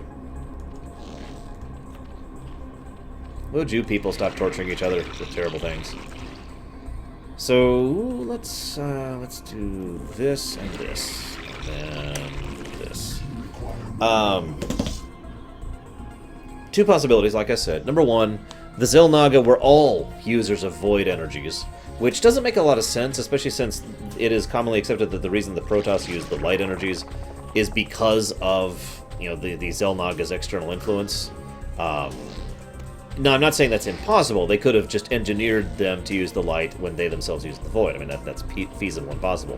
However, it still seems kind of suspicious to me that they would just kind of be such opposites like that. I think it is more likely that what we have here is a situation in which this spot is not necessarily the spot that is wholly of where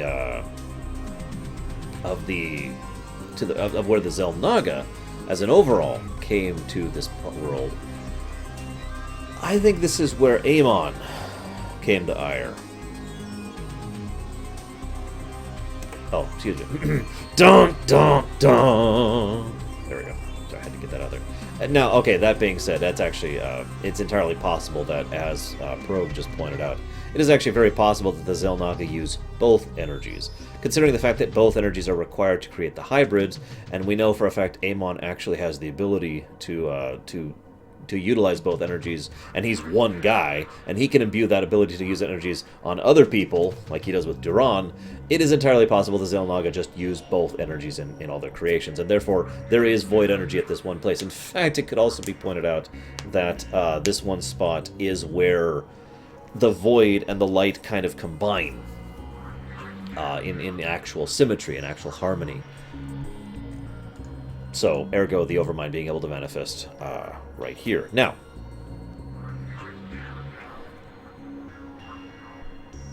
see, that's the point, okay? There's 2 possibilities. Possibility 1, the Overmind has always had a body, which I don't like that idea at all. It makes no sense. It's weird for the Overmind to have a body to begin with, and to be just roaming along with the swarm in a big ball of goop. I don't like that idea. I don't adhere to it. I think I just heard someone at the door.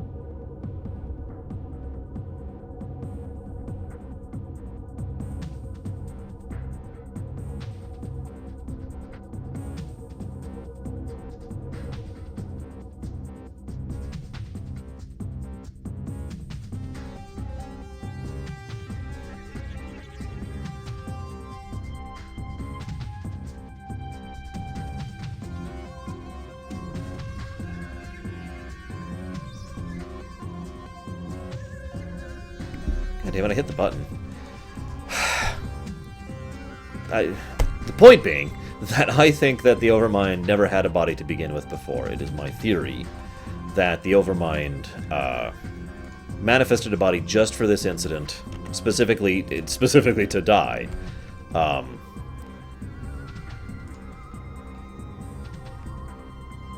And that's the end of that sentence, I suppose. It just makes more sense to me in several different ways.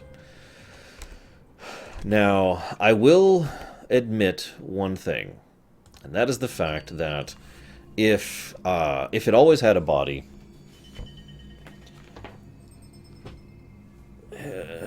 well, see, here's the thing.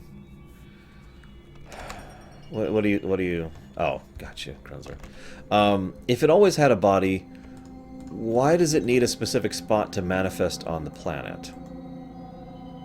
Why does it, if it already had a body that can exist elsewhere, why does it need special energies to be able to manifest here? There's no logic in that. There's no sense-making in that. It's just, oh, and by the way, I need this if I want to be on the ground, but I can be anywhere else just fine.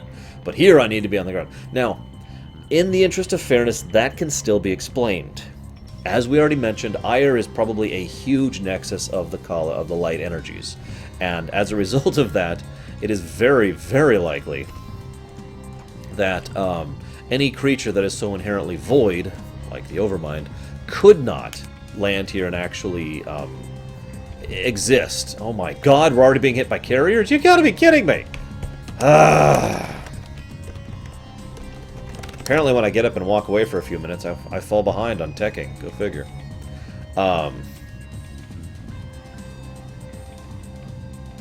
So anyways, point being, it is entirely possible that this energy is basically, this planet is literally inhospitable to the Overmind, and that's why the Overmind actually needs a specific, I need this kind of a thing in order to implant myself on the planet kind of a situation.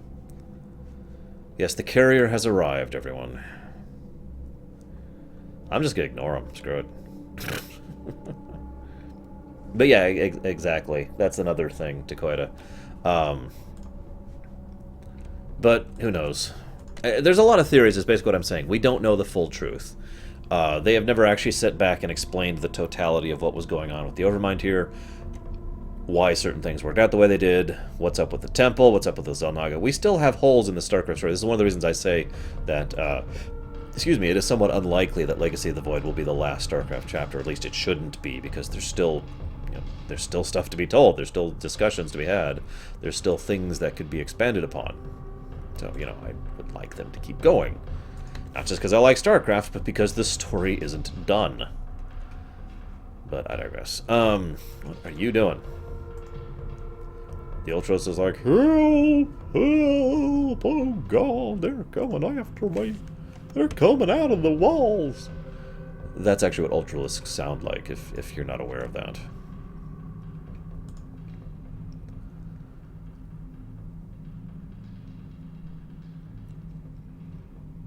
So,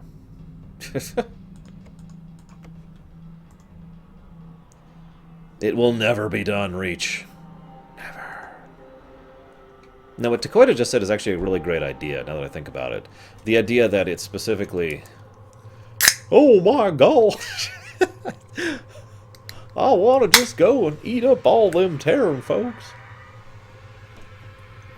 Hey, there's a Viking landing in front of me. I better go stomp all over it. Anyways, I like the idea that the Overmind specifically used the massive psychic nexus that Aiur is, that we know it is. See you around, Rascor. In order to basically detonate its consciousness to the point where there is nothing left of it. So there's no essence of the Overmind left. It dies a true death, basically. It dies a true, total, final death, and does not survive or otherwise continue on in any fashion. What the... I have a Zergling over here. Very confused by this fact.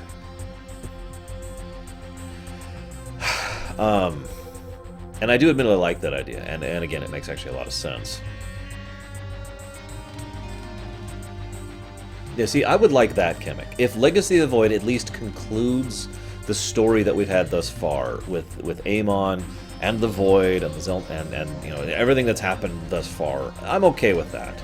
You don't have to conclude everything in Legacy of the Void. You just have to conclude the arc that has happened. If they pull some garbage, like I'm actually afraid they're going to do, I'm going to be pretty upset about that, being honest. Okay, sounds off. Just making sure. Give in, Nico. Give in to the live streamer. Live streamer. More than meets the eye. Or, I mean... Now, another interesting point here. The Overmind specifically requires... Well, okay, here's the garbage I mean, Titans. Let's say Legacy of Void is all about the Protoss, and we don't defeat Amon, and the hybrids are still out there, and basically the story keeps going. It's just, and here's the unification of the Protoss, yay! And now we're ready to go fight Amon, and that's how Legacy of the Void ends. I'm gonna be pissed if that's what it is. I mean, I'm probably gonna enjoy the ride, but really? Really? But I digress.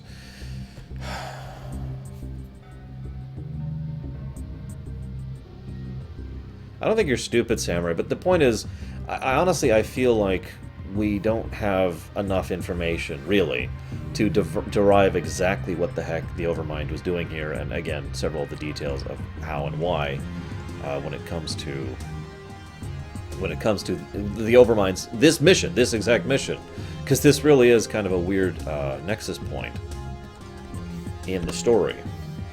Hey, Reuting. Goodbye, Reuting.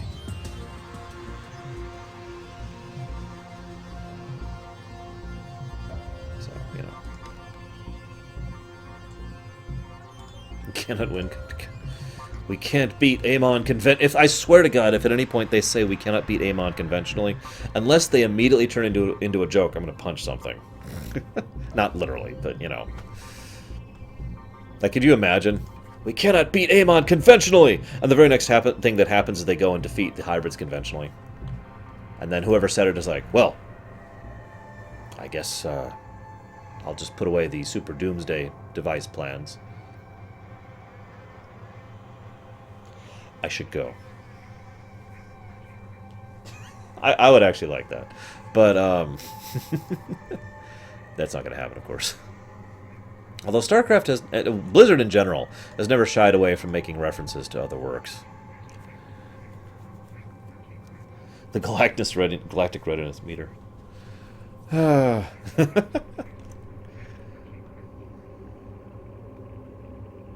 Yeah, I'm hoping we learn a lot more about Aiur and Legacy, especially since the first few missions, like, we pretty much have verified knowledge now that the first few missions are going to be all about taking back Aiur. Good idea! Ha-ha! Behold! Mandarin orange flavor. Okay, Roiting. I will stay just for you. And for no other reason. Okay, upgrade. I like how they basically haven't attacked me again. They've just left this one Reaver and this one Carrier poking at me. And I'm just like, yep. Continuing to attack while you guys are poking at me. Poke, poke, poke.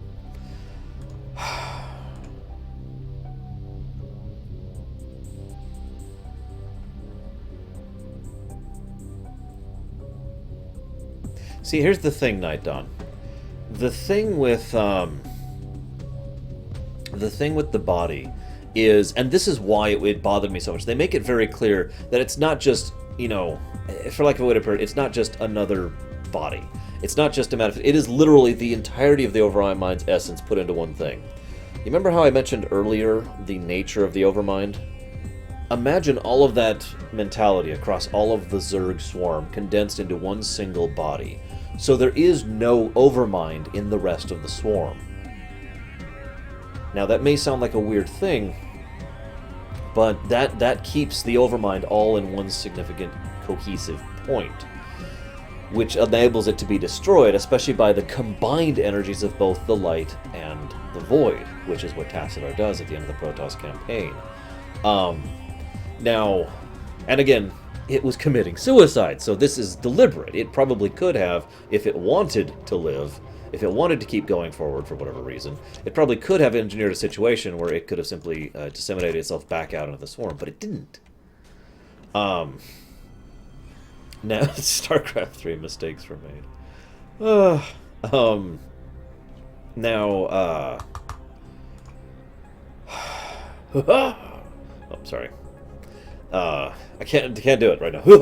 There we go. That's also true. What Deacon says is also true. It basically, the Overmind wasn't just committing suicide, it was erasing its very reality from the nature of the swarm. Now, this is actually interesting because there is a little bit of a hint of this in StarCraft 1, in the original Zerg campaign that we've been playing through right now.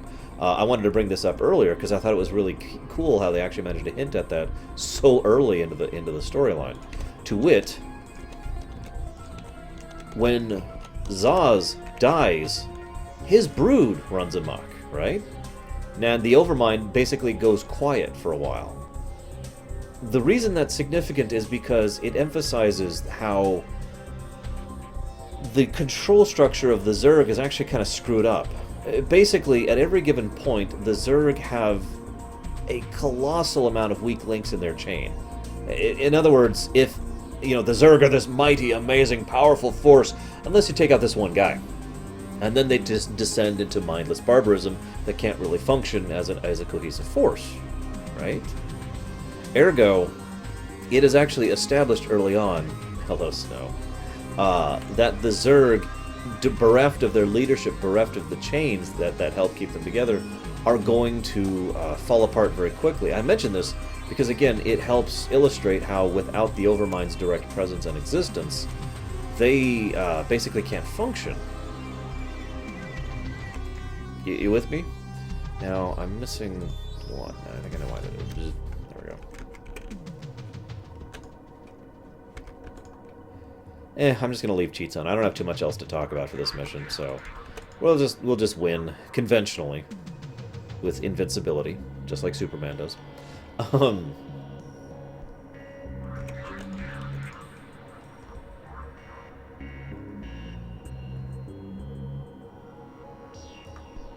Where's, you know, let's just go here. Just attack everything on the way. Go. Go attack everything. There we go. One of the other things I wonder is the Kaidaran crystal that was left behind, that we actually captured in the last mission. I find myself curious if that crystal is Zeiss, or if that crystal is, basically what kind of energies that crystal embodies. The Overmind mentions that the crystal has power undreamed of by the Protoss. And given that the Overmind has at least some direct access to the knowledge that is of its superiors, such as Duran and Amon, whatever, Reach. It's too short to straighten right now. That's why it's kind of weird looking like this. I'm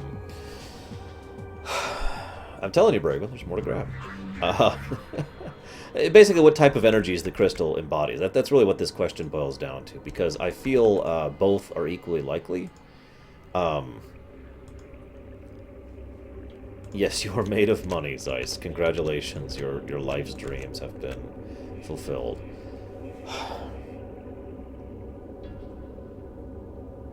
Basically, what I'm trying to say here is, why the crystal? We've already established one of the reasons why it's very likely they wanted this one spot on Aiur to be theirs. It's the spot that had the void energies and possibly also included the light energies, so the Overmind, a creature innately built of void energies, could manifest on a planet that is otherwise completely of light energies, and as Taqueta pointed out, this would enable his death to resonate in such a way that would ensure his death would be much more permanent. So all of that makes sense, right? Why the crystal, then? Why bother to have the crystal right there? Why bother to... Why is that required? Now, of course, the answer could be very mundane. It could literally just be, dare I call it, a catalyst! Bum, bum, bum! But seriously, it could just be a catalyst that is required in order to ignite the energies of the Overmind, but I don't think that's actually true. I think this... The Overmind... Okay, remember, let's track the series of events here, okay? The greater bulk of the swarm descends upon Aiur. The Overmind itself descends upon Aiur and implants itself in this one spot. And then they just kind of ravage the world for a while, idly, and I stress that, idly, just kind of ravage the world, while the Protoss are dicks, and internecine and conflict, and just, you know, we learn a lot about the Protoss culture and politics and the Conclave and how stupid they are. And then the Protoss leave Aiur to go capture Tassadar, and then they come back, and then they continue to fight the world, and they've been losing like the entire time they've been gone. And then they finally manage their last stand against the Overmind. I mention this because, I'm sorry, the entire swarm would have eradicated this world much quicker if they had actually been unleashed to do so. Now, again, we know the Overmind was here, specifically to kill itself. So it's entirely likely that the Overmind was basically holding the reins back on the swarm, similar to how the second Lich King was specifically preventing the Scourge from just winning, because that's not what he wanted, both internally and externally. You know what I'm talking about. You've heard me talk about that story. But no, it's funny, because Nerozaz actually mentions something that I think is significant. I think the Overmind was really playing a long game here and had the crystal be there so that whenever it died, there would be some record of its death for other generations, for other people in the future. Yeah, I know, right, Zeiss? So that someone in the future, like, say, Zeratul, for example, would be able to come back into the, into the site of his corpse, and there would be enough there, recorded, for lack of a better term, into the crystal, enough of the Overmind's essence in the crystal, so that it could be read, so they could actually try and understand it. It was the only way, and you might be like, well, that seems needlessly convoluted, but think about this for a moment. The Overmind has to think, it has to be convoluted. It has to do that because it's under the yoke of Duran, of Amon. The Overmind has to do weird, complicated, roundabout ways to accomplish anything because it is a slave. And in order to accomplish anything within the confines of its protocols, of its programming, it has to do weird, convoluted-like things to accomplish things. So, that's just my thinking. Oh, sound. Quick! Cerebrate, the Protoss have launched a final offensive to keep us from the ruins. You must hold them at bay for a while longer. I think... Oh, there it is. I think the implication... this is just my interpretation, Fearsome. I think the implication of the eye is the idea that the Overmind is always watching you. It's literally metaphorical. No matter what you're doing as a Zerg, the Overmind's gaze is upon you. Yeah, actually, kind of like that, Krunzer. Which I mean, let's be honest with ourselves. I love Blizzard stories, I really do, but they do kind of reuse a lot of ideas. So it's similar to how Arthas tricked the second Lich King into his defeat in Wrath of the Lich King. It's similar to how Tyrael had to become human in order to continue being the Archangel of Justice. And again, you know, it's why the Overmind had to do this weird roundabout thing just to be able to leave a message. Because the Overmind couldn't just call up and say, hey, so listen, you know.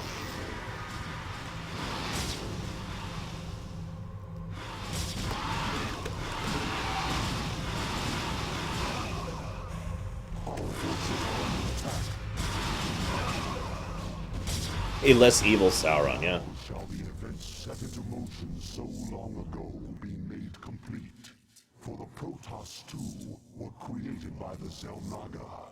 They were the first creation, gifted with a purity of form, and we were the second creation, blessed with a purity of essence. Indeed, our two species are but opposite facets of a greater whole.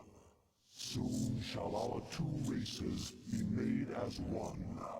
Thenceforth shall all feel the wrath of the eternal swarm, for the hour of judgment is come.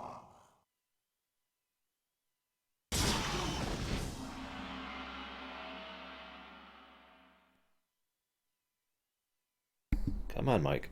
Purity of essence and purity of form is something that's referenced in the manual. Sorry, Fearsome, by the way. The idea here being that the Protoss have actually amazing bodies, basically. Get your jokes out, it's okay. But they have innate psychic powers. They have the innate communion with each other. They are incredibly strong, very intelligent, very advanced, yada, yada, yada. The Zerg have the unity of essence, the fact that the swarm is united into one cohesive goal, which is ironic considering we already mentioned that that's actually not the true nature of the Zerg. In fact, the true nature of the Zerg is the exact opposite of that, but whatever. Considering that, though, it's actually funny, because if you really sit back and think about it, the Xel'Naga perverted the original Zerg and the original Protoss into being the exact opposite of what they originally were. See you around, Berenian. I'm going to kill your mage off really quick. There we go. Are you kidding? Selendis is awesome, Titans. So, if you think about it, though, we know that the Protoss were originally a communal race who had an innate connection between themselves. And then the Xel'Naga showed up and kind of screwed that up, and they became the individuals, things, yada, yada, yada. The Zerg were we must fight for survival and be the unified, everything, total Darwinism to taken to an extreme. And then the Xel'Naga show up and say, no. So again, both times the Xel'Naga completely inverted them. It is possible, of course, it was just Amon who was the one who did that. We don't know exactly. Again, I'm hoping we get more answers about Amon in the future. So let's go ahead and watch the Overmind's Sweet 16 party.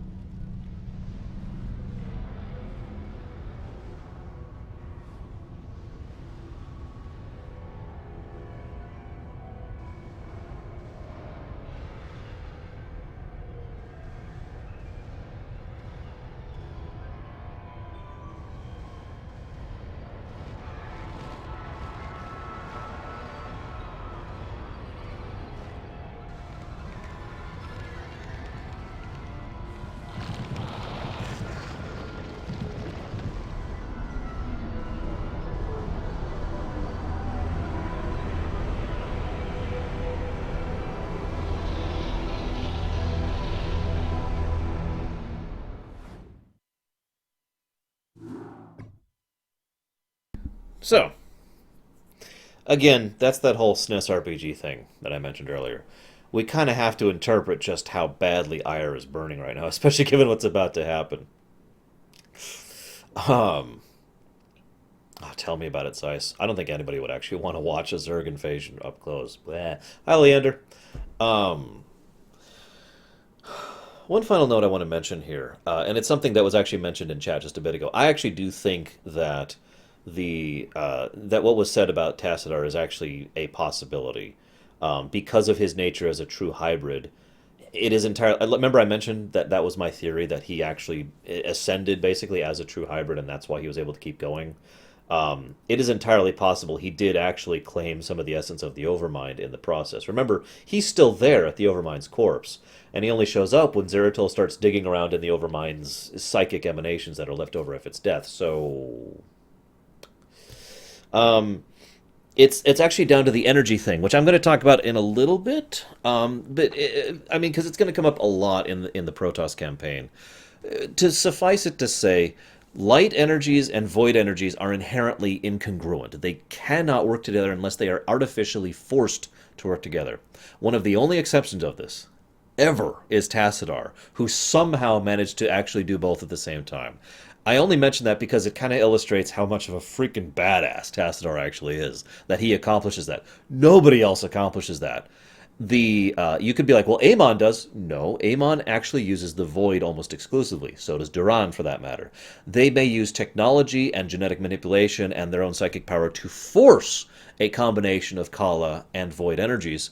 But again, that is an artificial external force pushing the two together and enforcing them into one cohesive energy. Tassadar, again, is the only one who actually, by himself, managed to utilize both powers equally. In other words, a true hybrid, as opposed to those unstable things we see walking around in StarCraft 2. You get where I'm going with this? Now, whether or not the Overmind is involved in that true hybridization or not, I don't actually know. But there is enough evidence that I think that's at least something that should be on the table. Hey, Chaos. You're about to... Well, whatever. Your nation is doing some interesting things. The Zerg Overmind has succeeded in invading Aiur and has embedded itself into the crust of the planet. Now, as the agents of the sinister Overmind spread chaos and destruction across the face of Aiur, the stalwart Protoss defenders prepare themselves for the oncoming combat. I'd just like to say I'm looking forward to this. Back in StarCraft 1, my favorite race is the Protoss. I love Protoss. And they're a fascinating race, even though I want to slug them in the face half the time.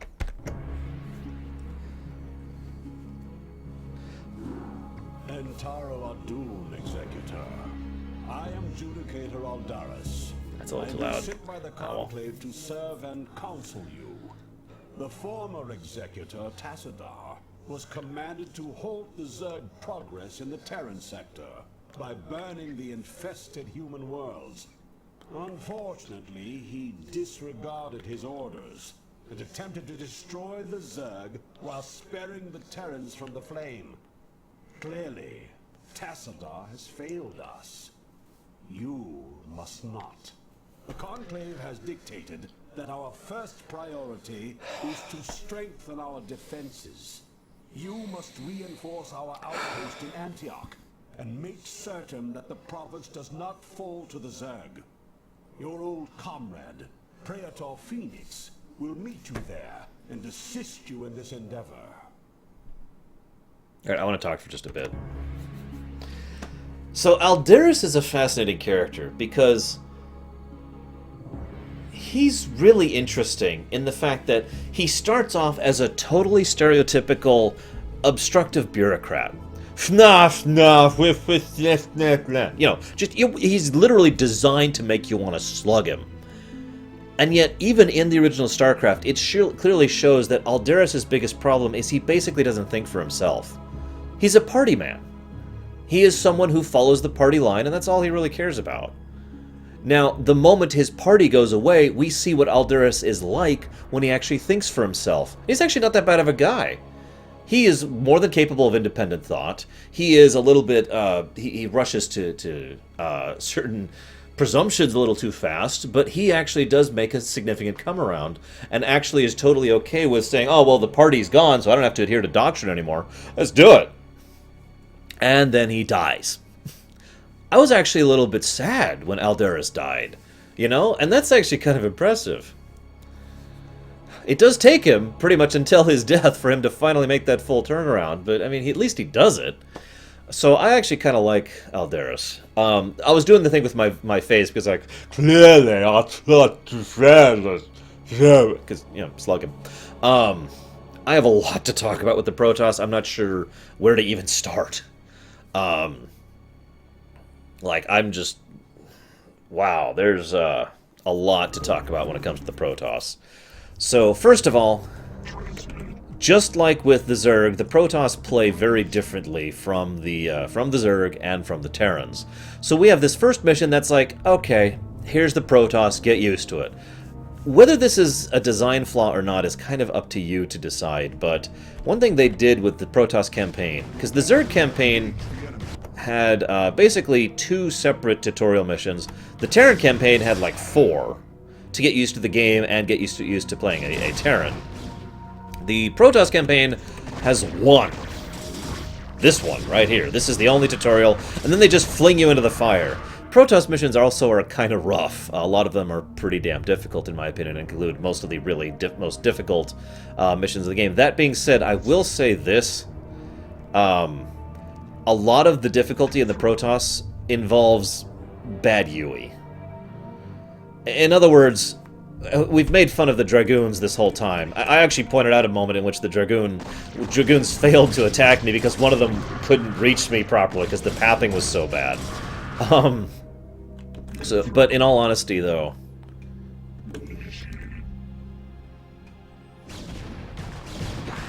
I've possibly been off. You're thinking of Amon, by the way. But I'll get to that later. Oh, hang on. Phoenix! Phoenix! I would ask everything.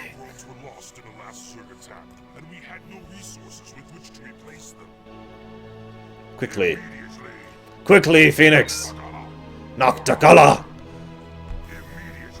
Phoenix is awesome. It's actually a bit of a shame that Bill Roper decided to become a dick, and so we will not be hearing his voice ever again. Because he's the one who does the voice of Phoenix. Phoenix is awesome. I'll talk about why he's awesome in a bit. What did you... Morning, Torin. I had intended to construct photon cannons here for defense, but without probes we could not do so. Again, the whole tutorialization and the mission thing. Have you guys not heard about what happened with Bill Roper? Okay, let me answer Zachariah's question, because it's actually a pretty easy answer there. It's like this. We're playing Matt Horner in Terran campaign. I don't care what Blizzard says. We're playing Matt Horner in the Terran campaign. And then we play a Cerebit who we will actually be killing in the Protoss campaign, in the Zerg campaign. And here we're playing Artanis. This is Artanis that we're playing as right now. That is 100% confirmed and verified. It also makes perfect sense. Bill Roker, if Zug, work complete. You know, Dabu and work. That's Bill Roper. He did 100% of the voice acting for Warcraft 1, and about 30% of the voice acting for Warcraft 2. You've heard his voice constantly in all the old Blizzard games, in Diablo and Diablo 2, in Starcraft. He's all over the place. He was originally the voice actor for Blizzard Entertainment. Now, the reason he's a dick is... Let me put it to you this way. He wasn't conducting an interview, 1, 2, 3, 4. And during this interview, he expressed discouragement at the fact that he was not being treated as a celebrity. Because he believed he was a celebrity. Now, on the one hand, it's like, okay... Yeah, all right. I mean, we do treat developers as celebrities in many cases. I mean, Gabe Newell, for God's sakes. But he basically pulled a...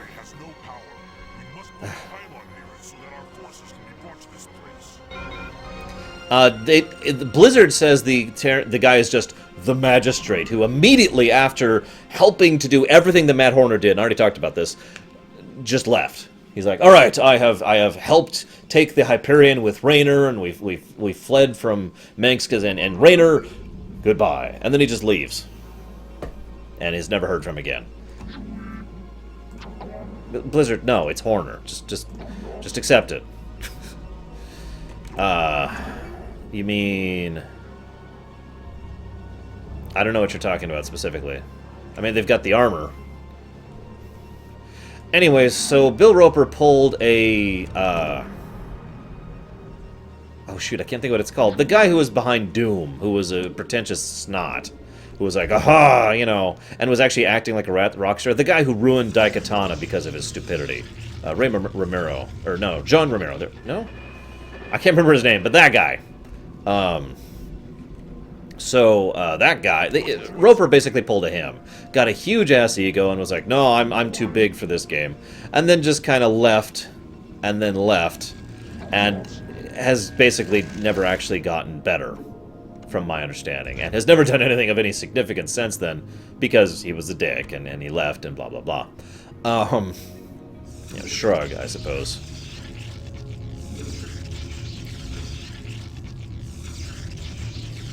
Oh, that's their heads. Because their heads are kind of elongated back. And on the back, you can see their tails. Their hair, actually, is what that is. So anyways, that's what happened with Bill Roper. That's why we won't be hearing him probably ever again, in all honesty. So, he plays Phoenix, by the way. That's Bill Roper.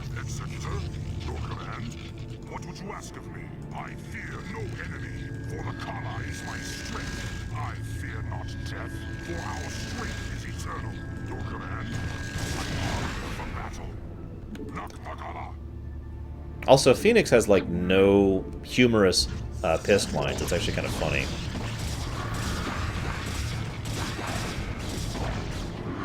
As you will. Immediately. Or higher. Yeah, like I said, Roper just kind of fell off the map. By contrast, most of the other people who were some of the old crew of Blizzard still work at Blizzard and still make decent money and are still relevant to existence. See Metzen, of course, Samwise, a few other examples I don't feel like naming right now. Yes, the Protoss are innately psychic.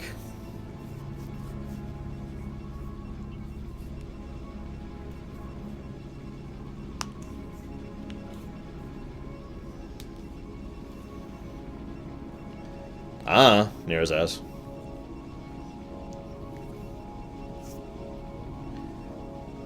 I don't know. I'm not fully understanding your question. I mean, you're mentioning the "help me before" thing. That's already explained. That's the Cerebrate that she worked with during the, I guess that would have been the Terran campaign of Brood War. The Kala, Takoida. This is the symbol of the one-winged nobody. It's a custom little thing of my own that involves someone who is an empty shell who is unique. Or rather, is not quite unique, but rather close to unique? I'm not sure what to call that. But anyways, that's all it is. It's nothing fancy. So, normally, if the pathfinding was better, I would mass Dragoons, because lots of Dragoons are a great strategy. They've got high health, they've got high armor, they've got decent attack, and they can hit air and ground. Can anyone here guess why I don't actually want to mass Dragoons in this game? Anybody at all? I mean, you know, just take a wild guess. So this is one of the biggest advantages of the Protoss right here. We'll be doing that in like 5 missions, I want to say. We don't do it for a while. It's like the mission right before the last mission. Yeah, the pathfinding. I have tried doing mass Dragoons before, and I've even made it work. But the way I usually make it work is mass Dragoons, because only about 5 of them will be fighting them at any given point in time. Anyways, so, dude, Nero's as I'm telling you, we kill him here. The Cerebrate that helps Kerrigan is just the one that we encounter in Brood Wars, and then once again we go ahead and encounter him as we are playing him in Brood Wars, and then Kerrigan kills him, which I find hilarious. Thank you for helping me. Stab! I shouldn't say Kerrigan. The Queen of Blades kills him. Excuse me, let me be specific with my word choice here. Words. So... okay, you mentioned the new Executor thing. That's not really incongruent. Artanis is a new Executor. He basically gains his chops during StarCraft, and then continues to gain them during Brood War, and that's one of the reasons why he's considered this revolutionary figure, because he is so young, and was not tainted by any of the previous politics or problems of the Conclave or anything else like that. That he could be... he could be seen as respected by both the Dark Templar and by the regular Protoss.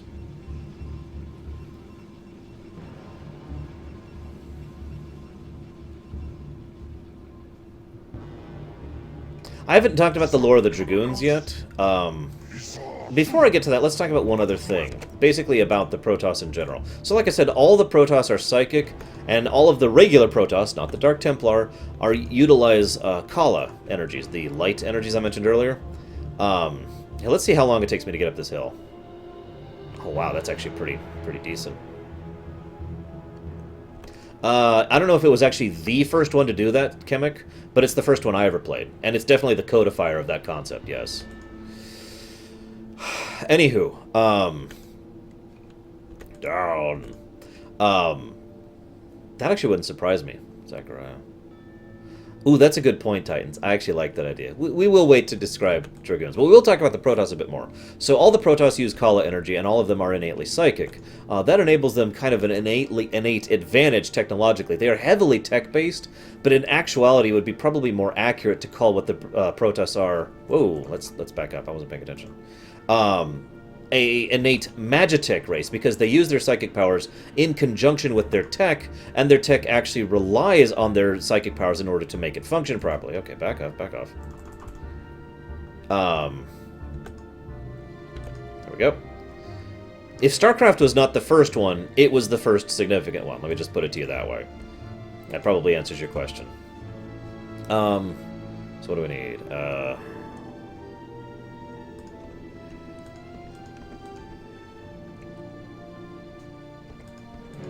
There we go.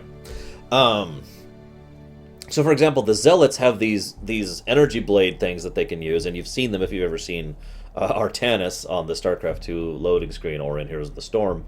But that blade thing is... The energy source for that blade thing is partially from their own ability. Their actual innate psychic power helps to push their internal energies out into to form the blade. Now, they still need the tech. They can't just do that out of thin air. They need something to focus it through.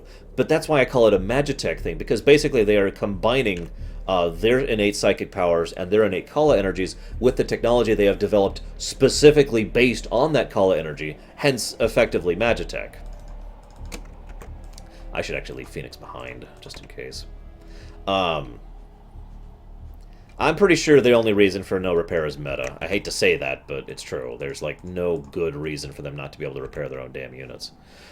I mean, really, there isn't. This is not one of those, we have lost the knowledge of our technology civilizations, like, in Warhammer 40k. The Protoss are actually still very technologically advanced. Now, that being said, they do not innovate, which is very interesting. But they do... Sid is Duran. It makes so much sense now, guys. They don't innovate, but they do have, knowledge of their own tech. They are still capable of advancing and producing and all that fun stuff. They do actually produce new units and whatnot. Yeah, what Bregman says is actually totally true. See, Protoss technology is almost fully based on the idea of warp. It is actually in lore that most of the Protoss forces are all pretty much in one location. Where that location is depends on what you're reading at the time, but the most common answers is either Aiur or Shakuros, depending on the era. And then those Protoss forces are warped in as needed. The Protoss have incredible control over warp technology, to a degree that would make the Overmind blush. they can literally warp across the galaxy pretty much like that. All it takes is energy. 12, so 3. As an aside, Protoss units are much more expensive than all other units, but they also are more durable, they generally hit harder, and they have shields. Every Protoss unit has shields in addition to armor. Now, shields don't have, like, a damage reduction innately, so they basically take full damage from attacks. The only exception is if you upgrade the shields through the Forge, which then adds a little bit of damage protection to them.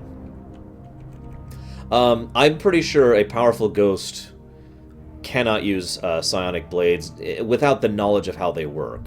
I stress that because that with knowledge of how they work is the important part. A Terran with the psychic potential could theoretically do that, absolutely. Kerrigan and Nova both are of the level of power necessary to be able to accomplish that kind of a feat, but they would need to know how the tech works, because you can't just pour power into it. You need to, you know, aha, there we go. So that could work. Just, you know, you need to figure it out first. It is, now that is actually possible, Shmaidov. They may not be able to repair on the field. We do know that Terran technology is extremely modular, which could actually be a lore explanation for how Terran units and what can be replaced and repaired in the field, because they're basically just swapping in and out parts, whereas the Protoss can't do that. They'd have to go and send for, you know, take it back to the shipyard, basically, whereas the Terrans can just do it whenever. At least for battlefield repairs. They would obviously have to send back to a shipyard in order to do more large-scale repairs, but whatever.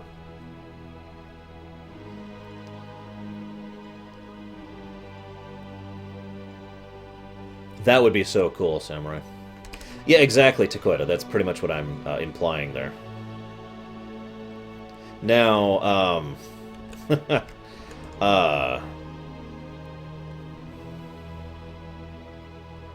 you know, to my knowledge, we don't know how the Protoss reproduce. We do know they have genders. There are female and male Protoss. And I hate to point this out, but from a purely biological perspective, there's really only one reason to have multiple genders in a species, that is, sexual reproduction. So it is entirely possible that the Protoss do reproduce, you know, like humans do. We don't know, though. To my knowledge, I don't even have any knowledge of any, like, romantic pairings across the many stories and books and whatnot of the Zerg. I've never heard of anything like that, ever. In fact, to be fair, we didn't even know there were female Protoss until quite recently. That being said, Celentus is awesome. But Rashagal was actually the first female Protoss, if I'm not mistaken. I could be wrong. They might have mentioned one before. Well, it is possible, and I've actually heard this theory before, and I hate to hear theories about alien reproduction, but whatever. I have heard the theory that the Protoss reproduce how the Asari reproduce. In other words, they don't physically exchange genetic material, they do it up here. They psionically exchange genetic material, and one of them produces the new child. So that actually could literally be the method by which they reproduce. One thing I want to point out again really quick about the Protoss. I don't believe we know for a certainty if this is true for all Protoss, but every Protoss that we see that is just out and about, like a Zealot or a Dark Templar are good examples. When they die, there's just this whoosh of energy, and there's no body left behind, just the armor that they were carrying, you know, and that's it. That's all that's left of them. This is very keeping in contact with how the Protoss function as a species. They may have things like a body and you know, skin and blood and all that fun stuff, but ultimately they are basically just comprised of the energies that make them up. Kala energies in the case of the main Templar, Void energies in case of the Dark Templar. One thing that was actually really cool in the Legacy of the Void trailer was they actually showed a Zealot die, just kind of in the background, and when he died, energy, armor, just like it should happen. But yeah, it is entirely possible to continue this thought together that the energies are just reincarnated or simply pulled back out of the nature of the universe, and new Protoss are just made directly out of Kala energy or Void energy, respectively. We don't know. Shrug. No, Executor. Although we two have marched across hundreds of worlds together, I never imagined that we would be fighting on Aiur. The Zerg are indeed worthy foes. So I'm pretty sure that line right there is what Nerazaz was referencing earlier. Because he mentioned how he's like, well, Artanis is a new executor, so why is it that he and Phoenix would have fought for, you know, years across so many different worlds? That's actually pretty easy to explain. Remember, Artanis fights like a zealot. He actually has the combat style of a zealot, which means he was a grunt. He was a soldier, just like Phoenix is. In other words, this is probably a recent promotion for Artanis. He is a new executor. He's just not a new member of the Templar caste. Make sense? Actually, it's funny you say that, Nerazaz. We do know for a fact the Dominion have been doing exactly that. And there are hints that the Confederacy was doing that as well. Now, that is possible. It could be an emergency beam out. So it is entirely possible that that's not them dying, that's them going... We don't know. It does make you wonder why they leave the armor behind when they do that, though. If that's an emergency beam out.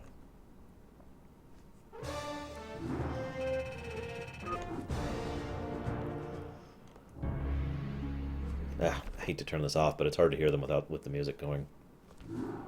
Entaro Adun, Executor. Your defense of Antioch has restored my faith in the Templar caste.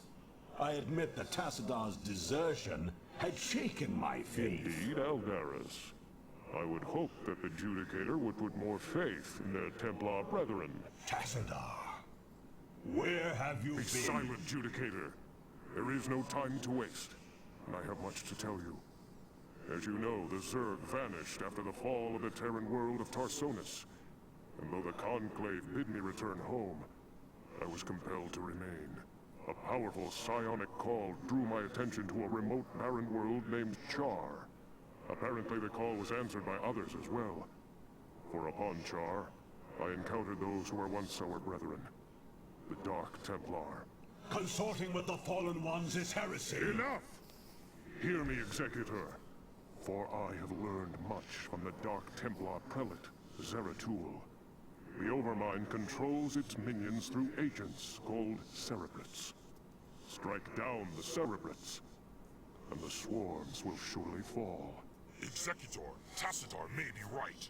If you can keep the Zerg occupied, my force may be able to penetrate their perimeter and slay the abomination. I pray we can trust you, Tassadar. Already I can sense the taint of the Fallen One's influence on your mind. You must return to Aiur at once. My concern is for the safety of Aiur, not the judgments of the Conclave. I will return when the time is right. So, all of that's pretty obvious, really. Tassadar is awesome. Phoenix is capable of thinking outside the box, which is one of the reasons most people like him, I feel. Not just because he's a cool guy in general, but Phoenix generally, basically, Phoenix, he isn't constrained in his thinking. You know, so many of the Protoss adhere to the, no pun intended, zealous mindset. They're either completely stagnant, or they are incapable of thinking beyond the box, or they're following the party line, or whatever. So it is entirely within reason to see that a lot of people like Phoenix because, as Zed just pointed out, he can think. Oh, here, let's get some music on there. Now, Aldaris, of course, is still going the party line thing, so... nothing really much to add there other than the fact that he's an idiot. There is some quick and dirty exposition in that thing for the people who didn't read the manual. Consulting with the Dark Ones is heresy! Warhammer 40k reference. I will say that I really like... I like a lot of what happens in this next mission, but one thing that makes me wonder, and it's funny because Nerazaz points it out as well, this may actually be a plot hole. Zeratul, by this point, has already killed Zaz. That happened a while ago. How did Zeratul not know that it required dark, void energies in order to kill a Cerebrate? And if he did know, why didn't he communicate that to Tassadar? And if Tassadar knew, how did he not communicate it to us? By the next mission, when we call him out on it, he will actually say, yes, unfortunately, you wield the wrong energies. So he has found out between these two missions. So that is actually probably a plot hole, if I'm being honest. It was there just to add extra drama to the situation, to make it look like... Basically to give Alderus and the Judicators and the Conclave a reason to go after the Protoss and say, screw him! Let's talk about groupthink. Where's... Oh yeah, this mission. This is actually a fun one. For those of you not aware, I've talked about groupthink a lot. It's actually a really dangerous topic to discuss, really. The idea is this.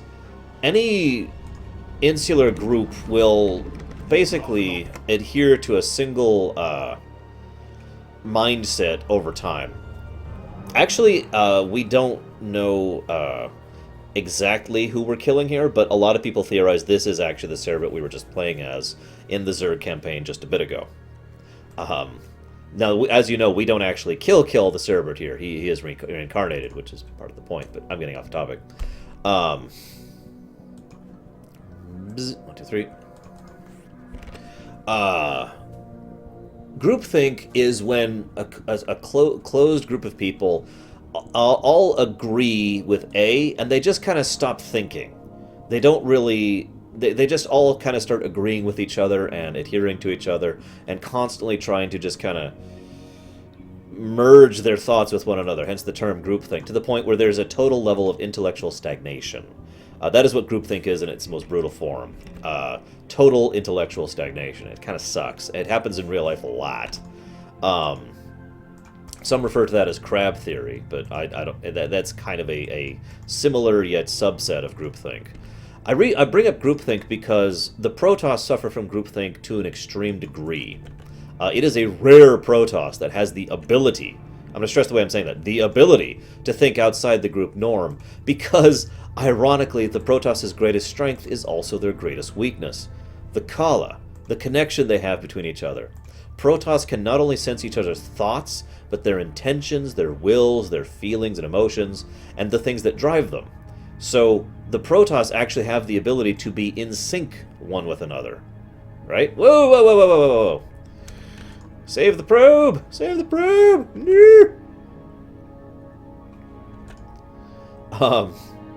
So they sorry. So like I said, they actually have the ability to be in sync with each other. Insert boy band joke if you want. Oh, I hope so, Baronessa. I really hope so. That would make my day. Anyways, the reason this is dangerous should be really, really obvious. It engenders the idea of each Protoss adhering to the same overall will, doctrine, and general mindset, and we see a lot of this. It's actually one of the reasons why I feel Alderus was such a party man until the Conclave was killed. And once the Conclave was removed from the equation and change was quite literally forced upon the situation, that's when Alderus is like, oh. And then we see the real Alderus, the one who is not being dragged down by groupthink because he can think for himself. And then he's like, oh, well, we should do this, and that's why he actually undergoes his character arc. It's kind of a reverse of the corruption thing, because there's no actual corruption on Alderus. There's just that innate communal thing going on. This explains everything that's wrong with the Conclave, by the way. If you guys were paying attention when I was reading the manual bit earlier, yesterday I guess that was, the Conclave has been stupid for centuries. Like, one of the first things the Conclave did was try to banish anybody who didn't agree with them because they believed that any thought that wasn't theirs was dangerous.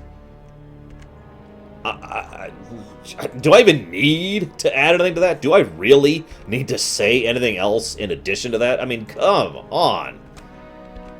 That just speaks for itself.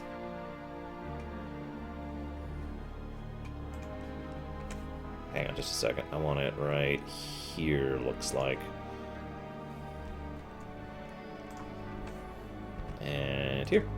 But yeah, exactly, Dakota. The Conclave is quite literally stamping out anything that doesn't agree with it, and everything that everything within the Protoss society as a whole agrees with it, because of course it does. Why wouldn't it? Everyone else agrees, don't you? You don't want to be a weirdo, do you? Except, again, we as human beings have the problem of groupthink. Imagine if we could sense each other's feelings and emotions and mindsets and perspectives. Imagine the level of groupthink we'd have then. I mean, my God, man. That's just crazy to think about. So, this is another reason why I like Phoenix so much. He's one of the very few Protoss who demonstrates a willing ability to think for himself. This is also a trait Artanis has, and this is also a trait that Tassadar shows. And honestly, that's kind of it.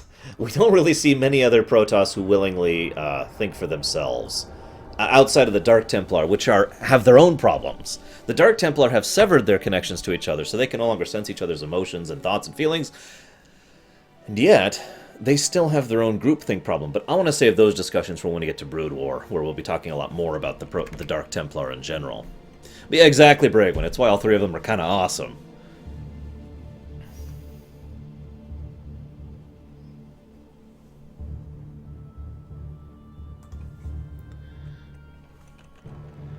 Don't be silly, Deacon. Not evil. Yeah, exactly, Takoida. That's... I mean, we here as human beings do not like being ostracized. You don't like it. I don't like it. It's a horrible feeling. There's no reason to whitewash this, is there? In human society, it's been theorized that one of the reasons we as humans have such a fear of that kind of ostracization, why we seek to be normal so much, even to the modern era, is because for so much of human society, being ostracized was literally the equivalent of death. You're not part of the community, you can no longer function. You can't survive in the wild on your own for any decent period of time. Remember when expulsion from society and excommunication was a death sentence? That's been true for a huge chunk of human history. So it's been theorized by people that the reason we, even, again, to this day, actually they don't, Zed. They do have a groupthink problem. The reason that we as humans to this day still have problems with, social endeavors and trying to fit in is because we still have that patterned into our culture for so long a period of time. Yeah, we'll go and get this going. Fun fact: if you upgrade shields, it actually upgrades them on the buildings too, which is kind of nice. They're the only species that can upgrade the armor of buildings in Starcraft 1. Hey, Shadow. Yeah, we were just talking about groupthink and how it reverts. Is relevant to the Protoss.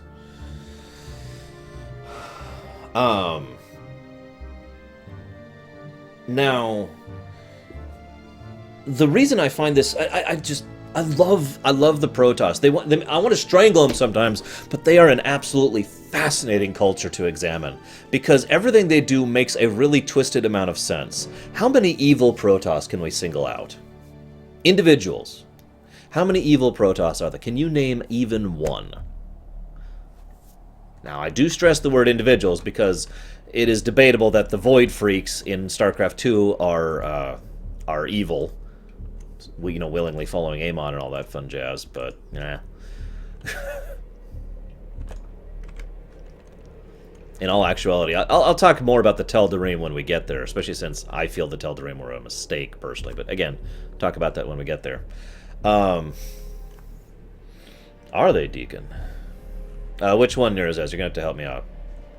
Unless that's who...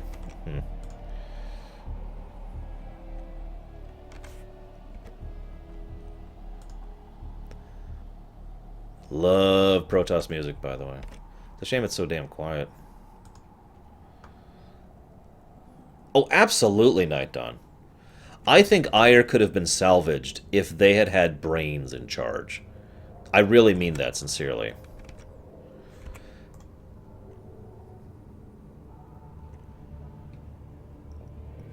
Anyways, so... hold on, set that up. I think we're well defended for the moment. I could do a photon creep just to show it off, but eh. And I agree with what Takoida said, actually.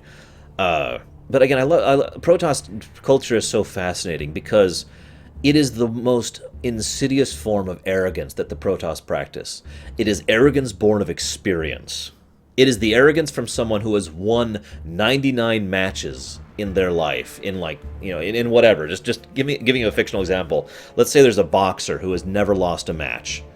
That boxer is going to be arrogant, but he's not going to be artificially arrogant. He's not going to be presumptively arrogant. He's not going to be egotistically arrogant. He's going to be naturally arrogant, experienced arrogance.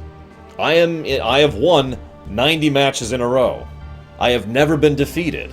So I'm just going to keep going as if I can't be defeated. Makes sense? Like I said, Zed, we'll talk about the Tel'Darim when we get there. So it is logical for the Protoss to be as incredibly arrogant as they are, even though it's not arrogance as in the traditional sense of the word. Am I making sense here? Hey, Mafia.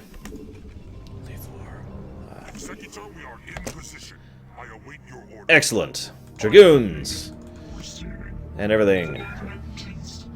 You must build scarabs. Yeah, why don't I just not? Is that a thing I could do?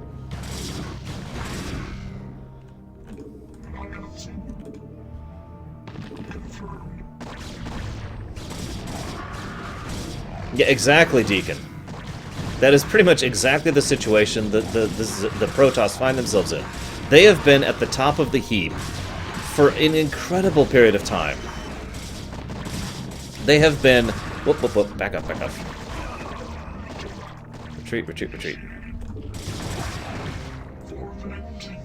They have been at the top of the heap for so long, the idea that anyone could contest them is just... It's not even in their minds. Now, this also explains their level of technological progression. Hang on, we're going to mute that for a second. The only times the Protoss have really progressed technologically is recently, and the only reason that's happened is because they've had innovative leaders and unusual trying times. Yeah, these Dragoons are dead. Whatever. So, you know, in general, the Protoss have not exactly been pushing forward or innovating. They're just like, yep. What?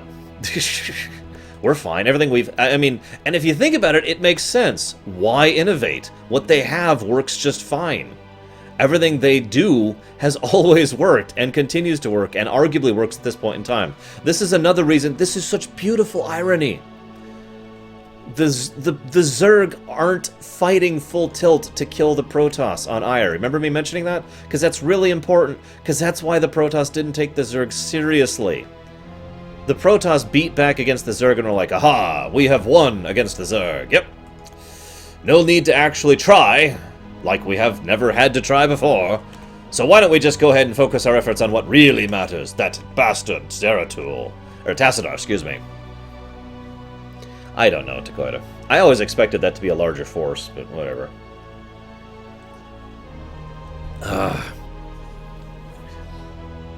But so, that's why, I mean, we leave Aiur.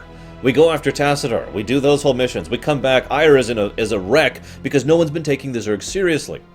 And it's so ironic because, you know, the Overmind could have been the kick in the pants they needed, and actually does end up being the kick in the pants they needed. It just took too slow. This is the slow boil theory. Or the A to B to X to Z thing I've talked about before. In other words... It's not so big. If you go from A to Z, that's a huge shift. Oh my god, we need to react immediately. That's the kick in the pants. If you go from A to B, well, that's hardly anything. So, okay, whatever. I'm at B now, I guess. Continue on. And then you go from B to C, which is a small step, and from C to D. And thus you can inch your way to Z in small steps, so at every point in time it seems reasonable. I've talked about this when it comes to character development, but this same thing applies in this situation, because the Zerg threat was a slow escalation because the Overmind was pulling back on the reins. So, rather than the swarm coming up and saying, BAM! Which could have happened, it was like, okay, attack. Attack a bit more. Attack a little bit more. And it slowly crept its way up. In all honesty, I believe one of the biggest reasons Aldaris managed to have his turnaround is because of the kick in the pants that came out of nowhere, because the Conclave, well, we'll talk about that more when we get there, but basically, you leave, and you go and deal with the Tassadar thing, and you come back, and they're like, oh crap, because we kind of skipped the D to E and to F thing, and we just went from D to, like, M. And so, from their perspective, because they weren't here for the gradual progression. Make sense? But again, I'm getting a little off topic. That's how you make a villain out of the Conclave. Having them be stupid.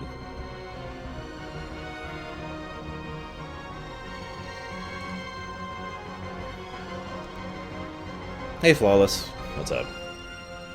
Yeah, pretty much the whole swarm was here, but my point is they weren't going full tilt.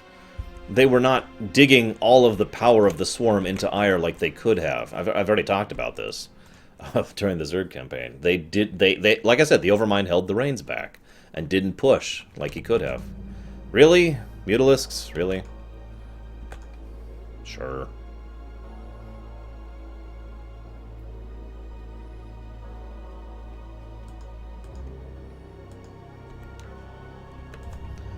Whatever. Your lives are forfeit for the Horde, or my life for Aiur. There we go, there we go. Really? You're gonna attack down there? There we go, that's better. Oh, I defiantly mean that, Krenzler. Wait. God, it's hot in here. Ugh, I'm gonna take my shirt off. Jeez. Wait, I'm sorry. Bow, bow, wow. Get those Twitch views. Stripping on camera. Totally. Well, again, that's that arrogance thing, Takoida. Like I already mentioned. Everything they've already done has always worked for them. Why bother with something new? Honestly, why bother? And I don't mean to sound like this, but if I had lived as a Protoss, I'd probably have the same mentality. Why would we need anything new? Why would we need to go full tilt? It's just another enemy. It's just another force that's attacking us. Okay, whatever. We'll deal with it like we always have. In fact, Aldaris says those words almost word for word later. We will deal with this threat with, you know, as we always have. I forget how he phrases it, but it's like the next mission, I believe. He'll be saying that. I'm pretty sure this is pure Protoss hubris here, Night Forager. Hubris to challenge the gods.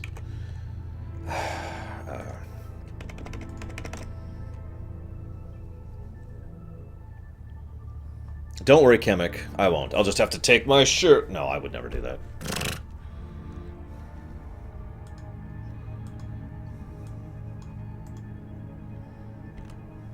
Damn it, Kelson.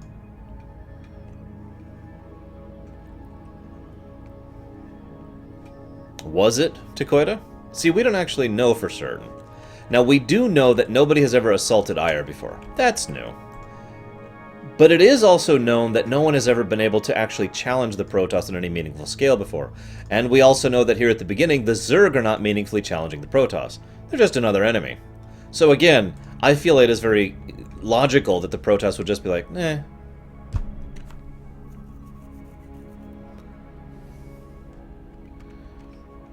Oh, hang on. Hang on. Ugh. I've got a solution just for you, Zed. Hang on. Ugh. Ugh. God. Ugh. Hang on, I'm stuffing my shirt a bit here. There we go. There we go. How do I look? I feel ridiculous. I am embarrassed man. Or woman, totally. What do you think, guys? Anyways, we were playing as Artanis, flawless. Ugh, get out of my shirt. I really don't want to have to do that. We are really resource dry on this map. I told you, Samurai. It's the exact reason. Their greatest strength is their greatest weakness. Tell me something. How much scientific progress do you think our scientists in real life could make if they could sense each other's thoughts and feelings while working on it? Oh, absolutely, Takoida. I absolutely believe that they didn't even bother to come up with defenses against warping, because who else is warping in the galaxy? Remember, the Protoss have been keeping tabs on hundreds of races across a huge swath of territory in the galaxy for centuries. They were not, you know, they were fully aware of the Terran's arrival, and actually how they became aware of the Zerg's arrival. Yes, Nerozaz, a ridiculously huge chunk of the swarm gets stuck on Aiur. In fact, as of Legacy of the Void, they are still stuck on Aiur. That's the interesting thing part. That's why the reclaiming of Aiur is going to be such a bloody battle when we do it in Legacy of the Void, because the greater bulk of the original swarm is still here. Still just roaming around wildly on the planet. All of the swarm we fight in Brood War is the much smaller broods either of Dagoth and then the UED and then Kerrigan, and then Kerrigan spends 5 freaking years, or is it 4 years? 4 years building up an entirely new brood because or an entirely new swarm, excuse me, and then we have another new swarm, but that is effectively a brand new swarm. The original swarm is still sitting on Aiur this entire time for like 5 years or whatever.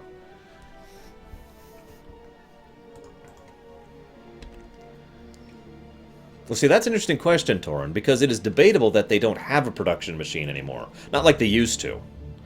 In other words, it is entirely possible that... How do I put this? Let me use Star Trek as an example. Actually, it's funny you mentioned that, Titans, because they actually answer that in-game.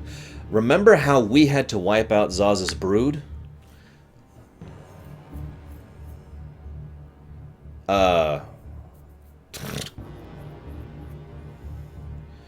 Go ahead and put it in the GN for now, Deacon. And if it's weird, I'll just mention something. Remember when Zaz's brood had to be murdered? We couldn't reclaim Zaz's brood. Kerrigan couldn't, Dagoth couldn't, the Overmind couldn't. We had to wipe them out. This is one of the reasons I mentioned that flaw in the Zerg leader structure. They need the leader that was tied to them. They need the leader that was specifically designed for them. You can't just claim a Zerg. You have to have already been the leader of that Zerg. The only exception to this is Kerrigan, the real Kerrigan, who was able to reassert control over the Zerg that the Queen of Blades had control over. And there's some other reasons why she's able to do that, which we'll talk about when we get to Heart of the Swarm. But the point is, nobody was actually capable of coming to Aiur and claiming the Swarm. Because nobody could. That's not something the Zerg are capable of doing. Make sense? I'm getting really low on resources. Let's see what's going on down here. Ah, immediately attacked. Yay! Just what I wanted. For Aiur! Oh god, ow. Okay. For Aiur. Yeah, for Aiur. God, I could use a space beer. That's a thing, right? Space beer.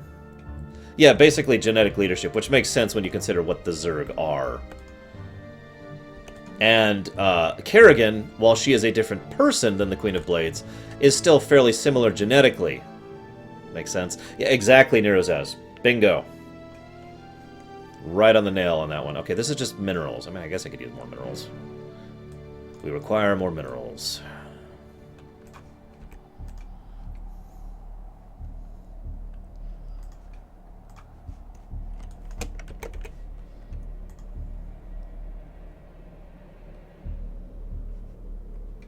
Oh, right, so I was going to use a DS9 parallel.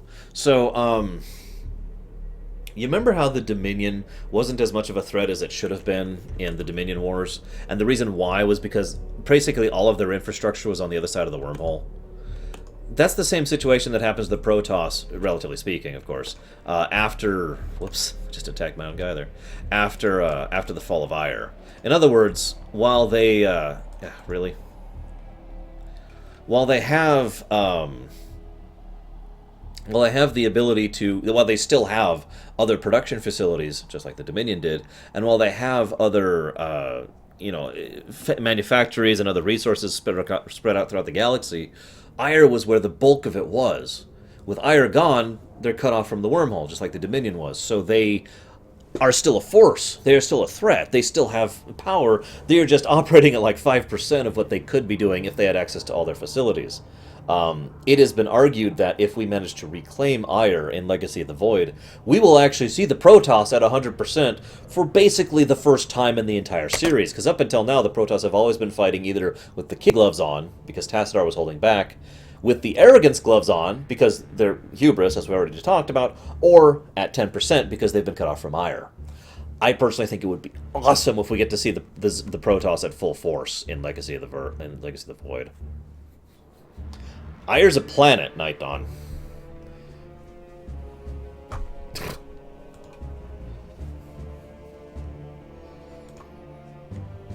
I don't know how else to answer your question.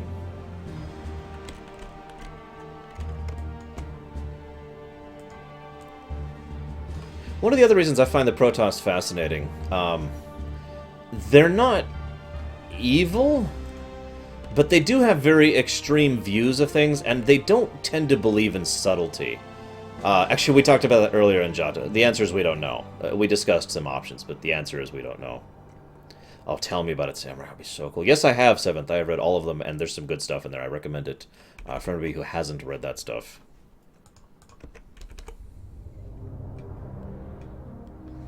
That's my point, Takoida. Not everything was on Aiur. A lot of it was, but not absolutely everything. They still had, like I said, they still had some fleets. They still had people out in the field. They still had the occasional nexus point or base or manufacturer, whatever, here and there. And of course, after this situation, they start working together with the Dark Templar to set up some stuff on Shakuras. But that's still going to be a fraction of what they could have done if they had access to the majority of their manufactories. Make sense? Damn it, Fullbeard. I get shivers. I gotta watch that trailer again before we play Legacy of the Void. Power overwhelming. Actually, yes, Takoida, that is literally true.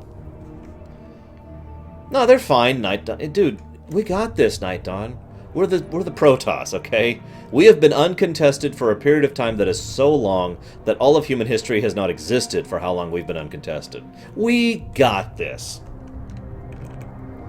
And yeah, exactly, Torin, because the Protoss have such mastery over warping technology, they can just warp around wherever. Now, that being said, I don't think they can just build new facilities whole scale to the level that they had on Aiur. That is my personal belief. I don't know if that's true or not.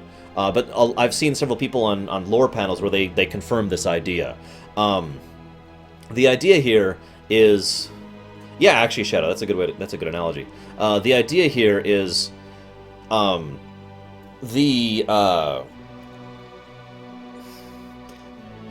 They think about a planet that has been fully designed to be this wonderful production war machine, like Aiur is.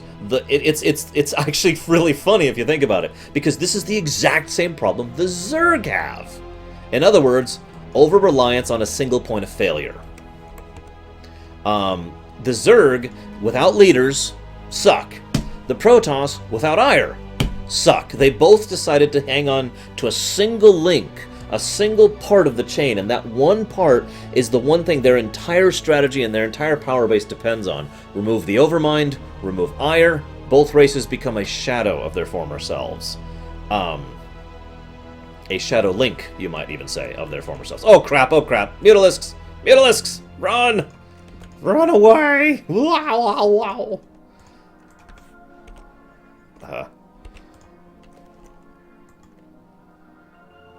No, no, don't attack the pylon. Oh god, no, don't attack the pylon. Quick, I might need another probe in a second here. Oh jeez, frickin' mutas. I'm not ready for mutas. Ah, build! Build! Oh god, there, okay. Now run away! Take the mutas away! Take them away! Take him away. That is true, Samurai.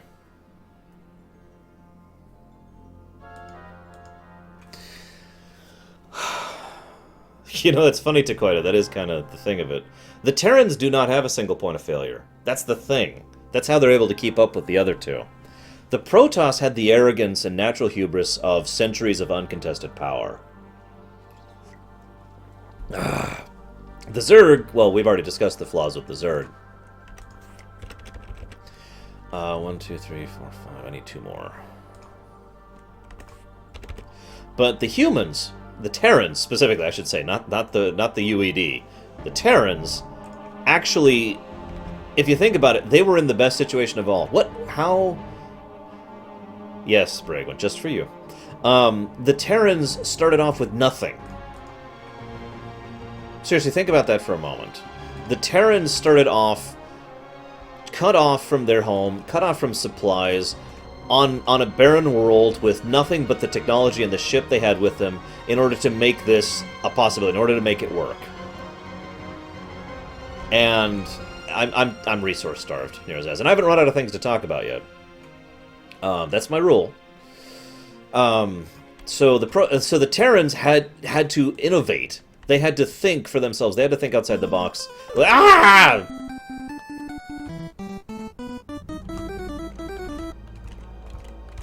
Hi, Gamer Techno. So the Terrans' greatest strength was the fact that they started off being crapped on by life, and that led them to become very mobile, very adaptable, and very capable in how they did things. It's one of the reasons I've always felt the Terrans can actually keep up with the other superpowers.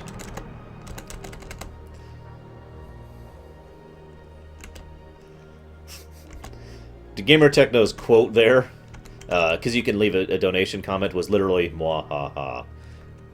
Now that is true. Tarsonis actually was a single point of failure because of the flaws of the Confederacy.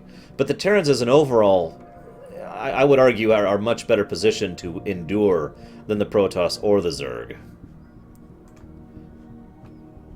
Hell, honestly, I'm pretty sure the Terran Dominion under Valerian is going to be awesome. And I really hope we get to see at least some of them in Legacy. Because, damn, that's going to be frickin' awesome. Sorry for gushing, but seriously. Anyways,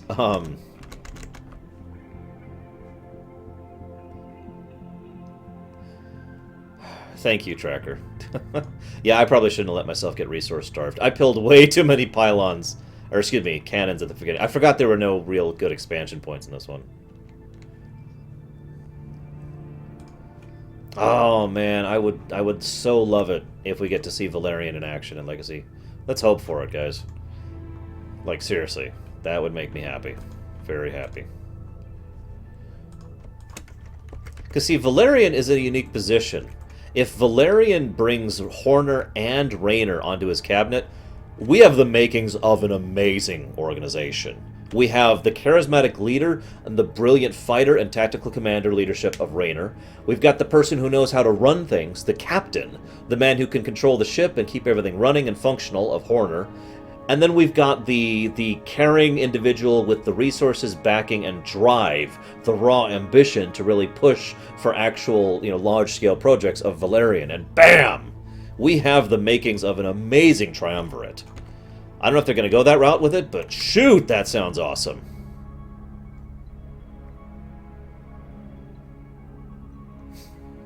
Oh, I don't think Raynor would join them. I just think it would be so cool! But no, Raynor probably wants to retire, and I don't actually blame him. I wouldn't even mind if they did retire Raynor. That's true, Valerian also is very much intelligent as well. Alright, we're going to make our final push here, and if we don't, then we'll just frickin' cheat, because I'm running out of things to talk about. Also, another interesting thing about Valerian, he is very progressive, even for a Terran standards. He has no problems thinking outside the box. You know how progressive Valerian is? Most people, if they had come under gun by Kerrigan, specifically Kerrigan, like he did, they would hold a grudge for that. To our knowledge, Valerian holds no grudge for that. I have to say to our knowledge, because we're not sure. But for the most part, he's just like, nope, we're with you.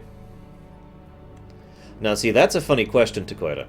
We actually have confirmation from the developers of Starcraft that they do intend to continue the UED storyline. That's confirmed, by the way. I looked that up recently.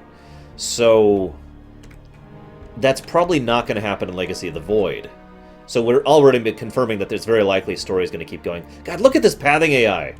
God, Dragoons. Oh, God, what are you doing? Go! We already have a very likelihood of the Terran Dominion coming in again, or excuse me, the UED coming in again. Whether the UED is going to be the aggressors or we're the aggressors towards them, that's an interesting question.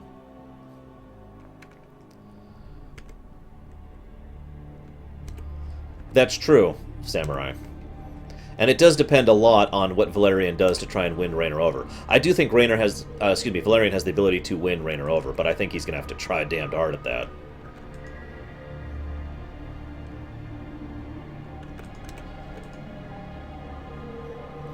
It is also worth noting that Valerian goes through something his father never did.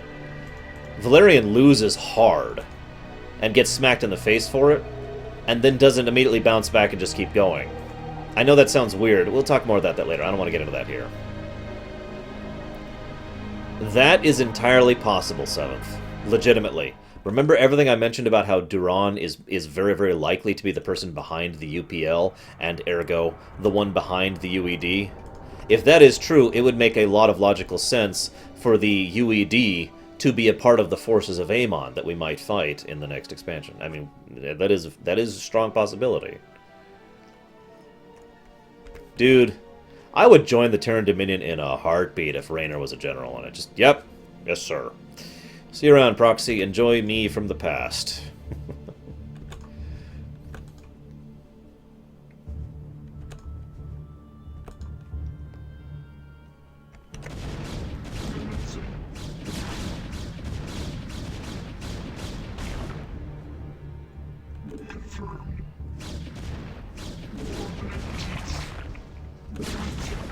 Actually, it's funny you say that, Dakota. We'll be talking about that in Brood War, but let's just say I think the UED are a bunch of frickin' hypocrites.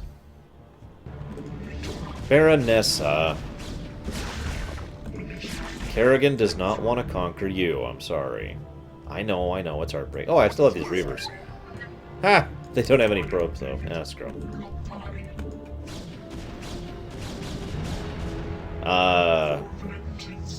No, Titans. Just no.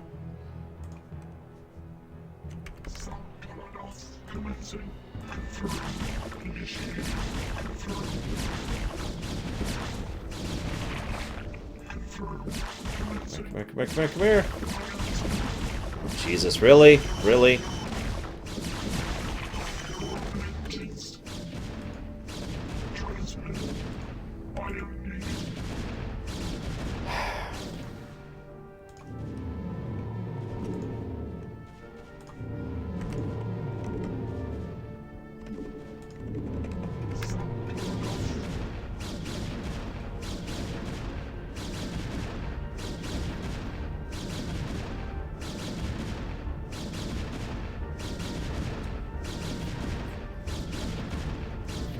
That's a good point, Samurai. It will be.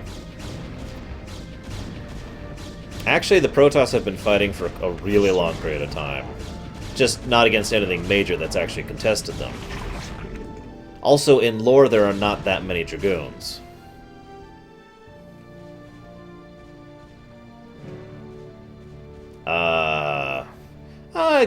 I could see me signing up with the Protoss.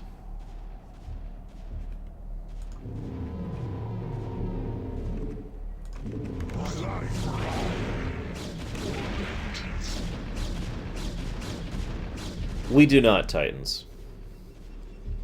It is worth noting that the Golden Armada has mostly been rebuilt or built fresh from the forces on Shakura, so it's nowhere near as big as the forces that the Protoss were once able to wield. Alright, Flawless, what do you want me to talk about right now? Just for you. Just this, I'll give you one topic I'll discuss now instead of later. Unless it's something in, like, Wings of Liberty, which I'd rather keep until we're playing that game.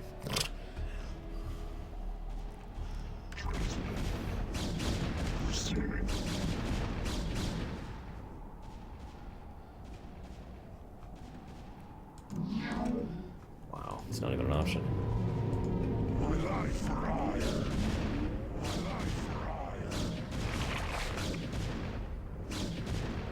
Hey, I don't know nothing about nothing, Chaos Rider. I am innocent.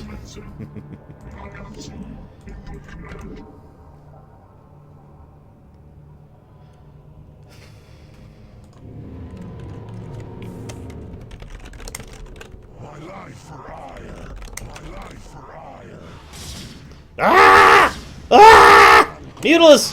Mutas! Why are there just suddenly mutas? Ah! Jesus! I was like, okay, I can just chill for a second. Ah!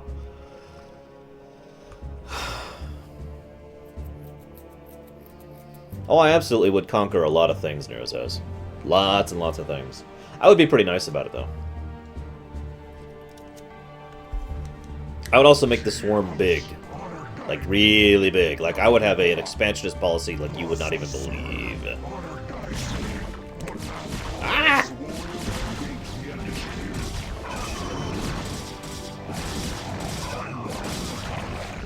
Pave the way to our victory with your blood.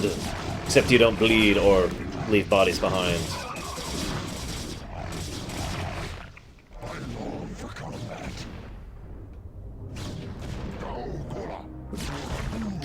So, there's the Cerebrate. In case anyone's wondering what a Cerebrate actually looks like.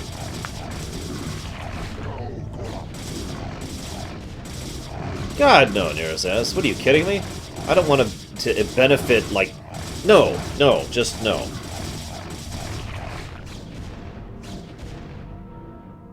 I will remain behind and observe the effects of our attack. Return to the Citadel. I shall notify you when the brood becomes erratic. Yay! We did it, guys! We have won.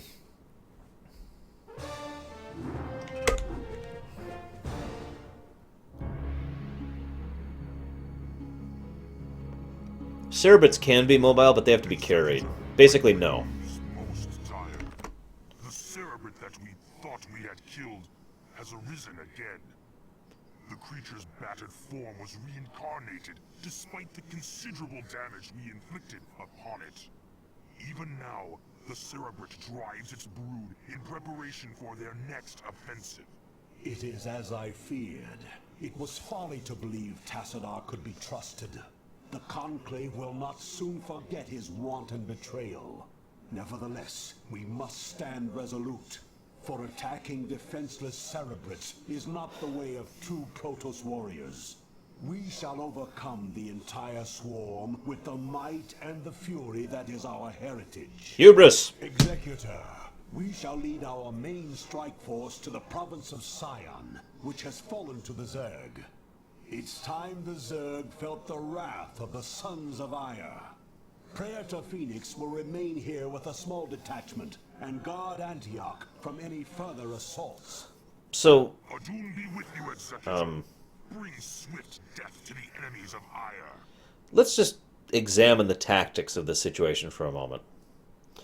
So, here's our main force, and we have just lost this province over here. Which, by the way, I mention as well because we understand for a fact that we are basically losing still as the Protoss as a result of all of that. Here, I'll go ahead and toss that cheat on right now, as per recommendation. What tact? It's a very valid point. So, you know, we're already losing a province, but it's like, you know what? Why don't we send, like, the bulk of our force, which has just defeated an enemy commander, which might actually indicate that this is an area that will be ripe for counterattack by the enemy. Hey, Visual, really? Are you sure? I mean, it's literally face rolling what they're about to do, because we have just provoked the Zerg in Antioch, and then we have pulled our forces out of Antioch and said, nah, we'll just go over here. And this is the big win thing, by the way. Anyone out there read World War Z? Because this really is big win mentality. Wah! Hi, Darkrai. Thanks. Thank you for the donation of $1. No, Darkrai. No, it is not. You know, this is the big win philosophy. We must be the ones to go and win this big, massive battle with big guns and big, flashy explosions. It has to be, yes, we will show how we are the best at everything. USA. Oh, sorry, politics. Protoss. And, I mean, I'm not a good tactician. I'll admit this. I am not exactly, you know, I don't know. I am no amazing, incredible general. But I am not exactly a bad general. In fact, I actually have a great deal of understanding of the nuances of greater strategical tactics, because I've studied them for most of my life, because I'm a total geek, and I like that sort of thing. This is dumb! I'm just... Forgive me for using such an advanced technical terminology, but this is dumb! What's happening right here? God, just... Really, guys? This is your plan? Oh, excuse me. To quote the SCV, this is your plan? Retards. No offense to retarded people.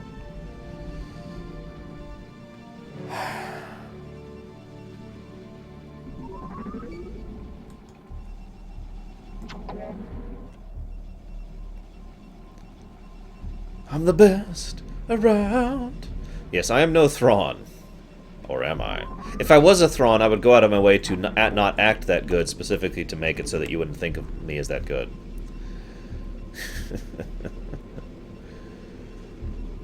See you around, Darkrai. You have a good one. Alright, so we gotta kill the Zerg. Go kill Zerg. So, it's just really, I love it. I love the total absence of tactics of what they're doing here. It's funny because I could make a meta joke here. Some people argue that the Protoss are a little bit too easy to learn. In fact, Carbot did a joke about how the Protoss can be death machines if they manage to raise their APM to a whopping 10. The joke here is that Protoss are actually really good at, in StarCraft 2 specifically. They are easier to learn, but they are very difficult to pull higher levels of performance out of them, if that makes any sense. So, you know, when you have high levels of APM on a Protoss, you're actually going to be a death machine. But you don't need that high of APM. You can attack move a lot easier on Protoss than you can other races, right? I mean, there's a reason why the Protoss death ball is the definitive death ball, right? The significance of this is that's actually kind of what's happening here. Alderus' strategy is quite literally select all, attack move. That is literally Alderus' strategy in this battle.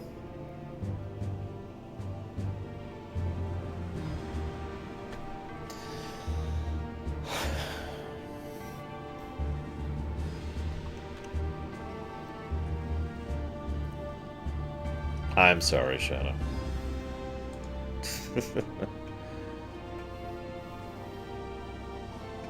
Yeah, Dakota, that's a good way to put that.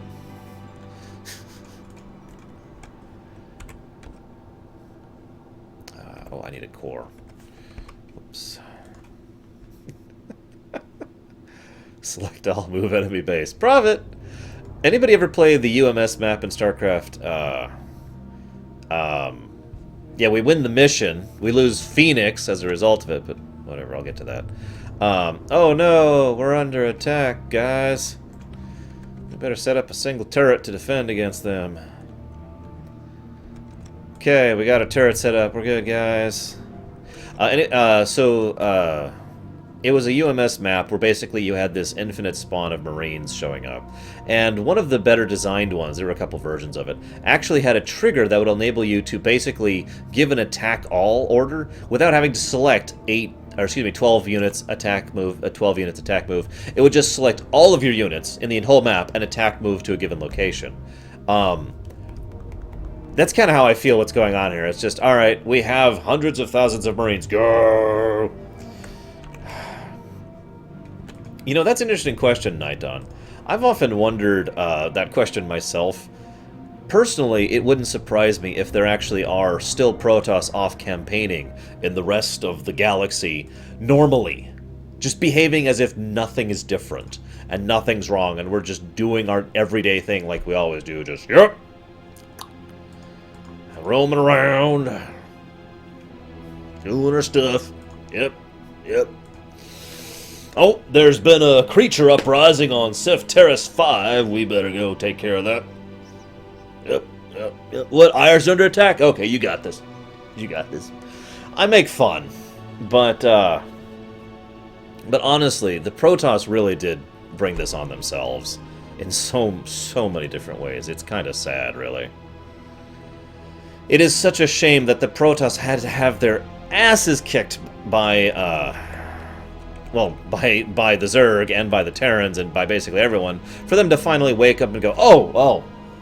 And I'm really hoping, like I said, that we get to see the Protoss actually do some stuff in Legacy of the Void, because we kind of never have. Not really.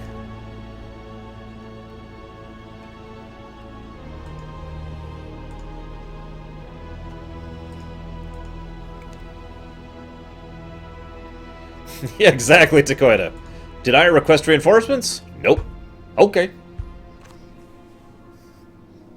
I should stop doing that.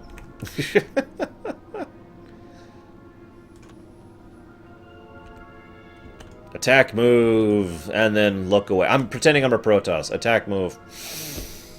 Yep. Yep. Does anybody have any Grey Poupon? No, I'm kidding. The Protoss don't... See, that's the thing. The Protoss are not that type of arrogance, like I mentioned. They don't have the elitist thing going. They don't have the I am owed thing, like Rendon Howe, or the Confederacy, or the Old Families, or any other things. They just think they're superior because they always have been. Which I know is kind of a poor excuse, but that is, in my opinion at least, much less terrible than what the Confederacy and other things in this setting have done.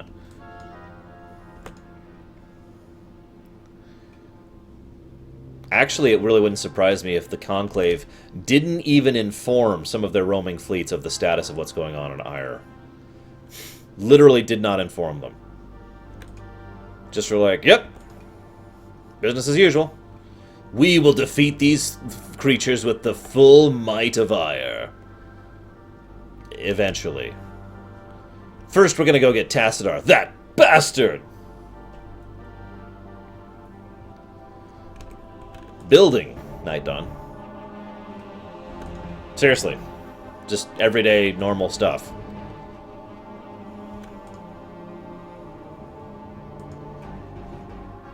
Yeah, my first one was too, Krenzer. Now, the funny thing is, this is actually kind of a boring map. It is a little challenging, because it's hard to expand in, so you can get resource capped very quickly and easily. But the enemy is pretty easy to counter in this one, especially since you actually have access to the scouts in this one, so... Yeah, can you imagine coming back and... Alright, time for some R&R on Aiur. What the hell?! What happened? You know. I feel like they got across the Protoss arrogance beautifully in Starcraft 2, specifically. The way Selendis acts is basically, like, the ideal Protoss arrogance, in my opinion. It is pretty much exactly spot on. What the... no rancor, no elitism, no malice, no anything like that. Just... we're the Protoss.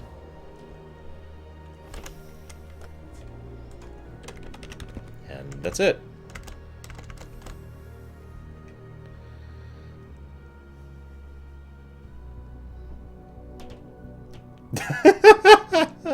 You know, Titans, the sad thing is, I'm pretty sure that there's at least one group somewhere that has had that exact same reaction. They're like, wait a minute. Who the heck are the Zerg? We're kind of busy with this Templar guy. Page 2.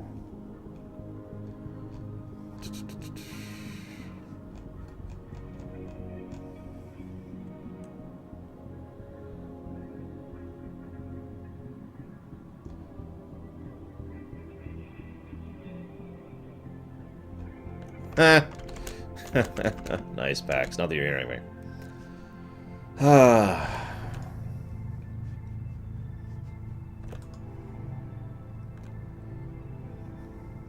Yeah, exactly, 7th. Which, again, is very Protoss.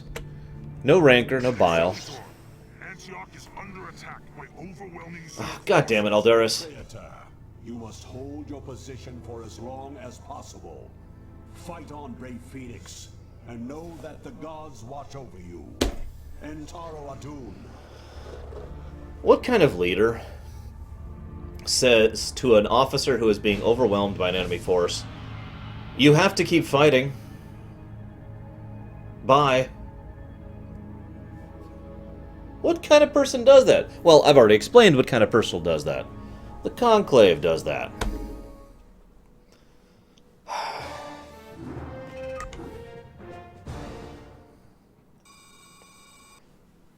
So,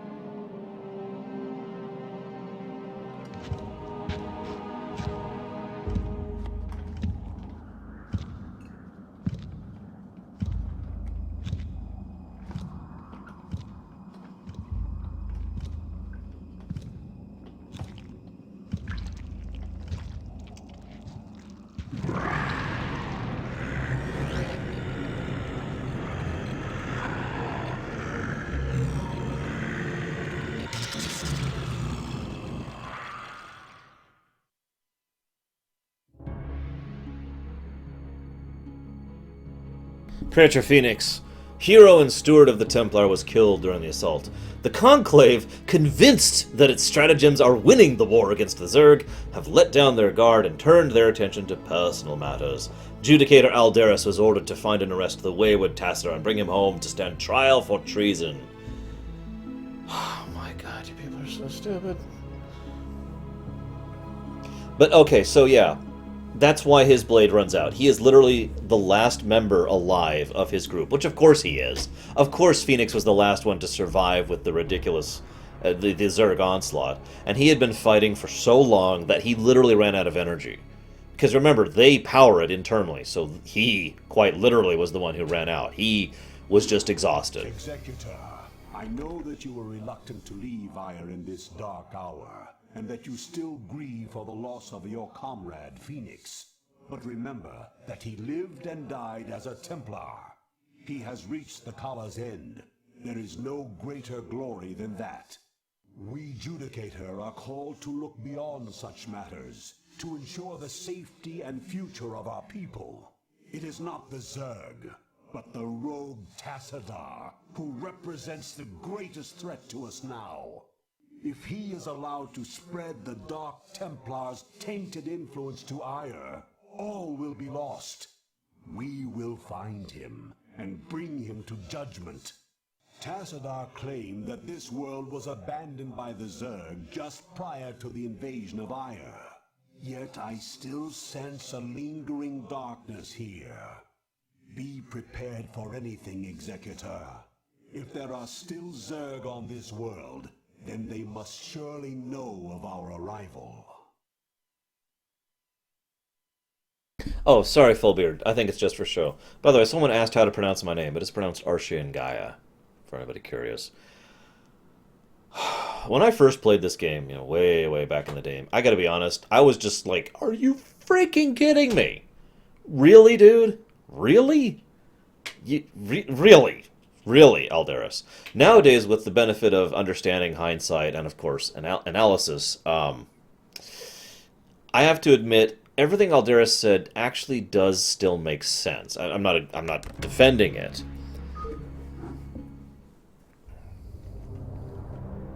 Yeah, no kidding. Hang on, is he... Yeah, you know what, you just stay behind. I don't give a damn about Templar.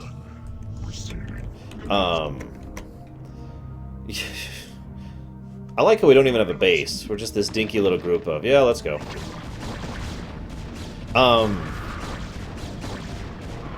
Actually, you know what?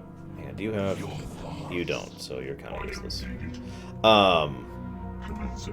With the advantage... Thank you, Fulbeard. With the advantage of hindsight, I do have to admit, everything Alderus does and says here makes perfect sense if you consider one thing. The party line.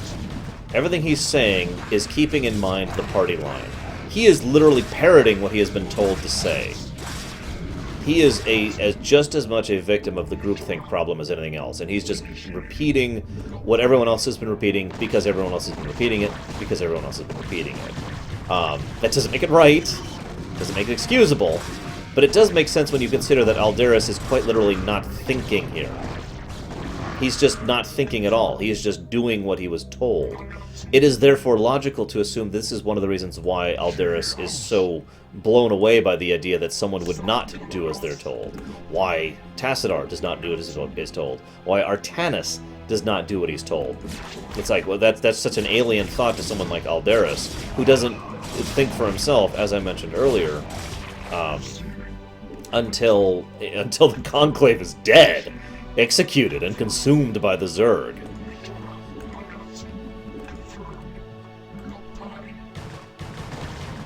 Yeah, pretty much, Visual Eminem.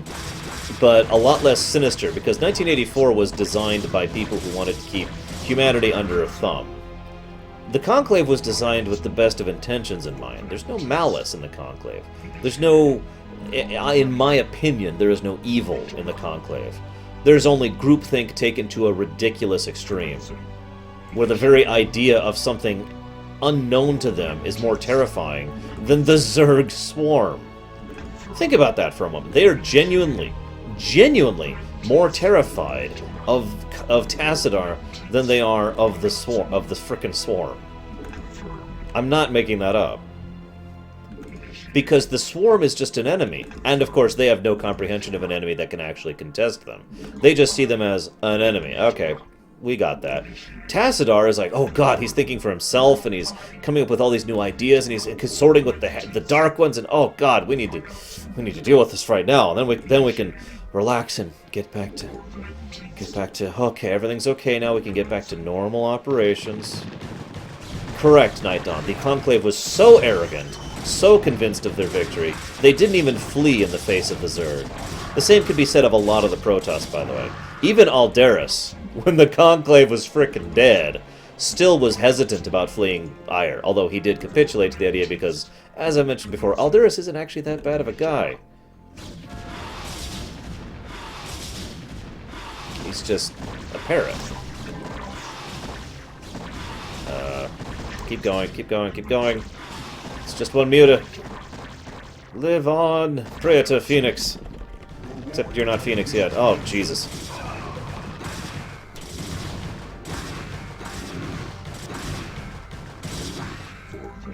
Oh, it's not like I'm saying I don't understand why they fear Tassadar. Really, I'm not. I mean, they did excommunicate an entire race of people for the same problem once upon a time. No, I'm fine, Fulbeard. This is... So... This is great. How is it that you've come here? I was about to abandon all hope of rescue. I have come to arrest you and bring you home to Aiur to stand trial. Arrest me? I love this line. Aiur burns at the touch of the Zerg. You travel all this way to arrest me? Don't let it get to you, man. This happened to me once. Who is this human, Tassadar? The name's Jim Raynor, pal. And I won't be talked down to by anybody. Not even a Protoss. Amusing. Tassadar, your taste in companions grows ever more inexplicable. Executor, prepare to take Tassadar into Executor, custody. wait. I do not know what they have told you about me. But what I have done for Aiur. Help me find Zeratul and his Dark Templar. They alone can defeat the Overmind Cerebrits. Once we have won, I shall gladly submit myself to the judgment of the Conclave. Unthinkable. You presume that we would side with the Dark Ones as you have? You have gone quite mad, Tassadar. You shall speak of them with respect, Aldaris. Executor, there is much that I can explain to you. If only you'll help me find Zeratul.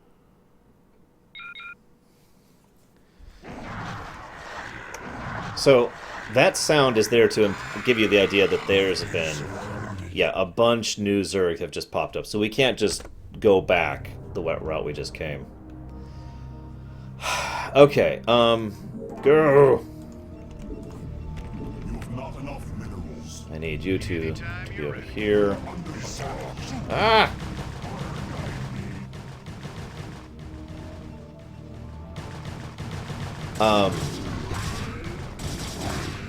So, we actually can understand a decent amount of what's happened in the interim here.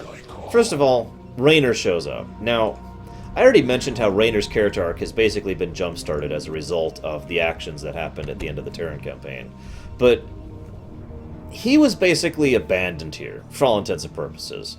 And, ugh. Damn it, Baronessa.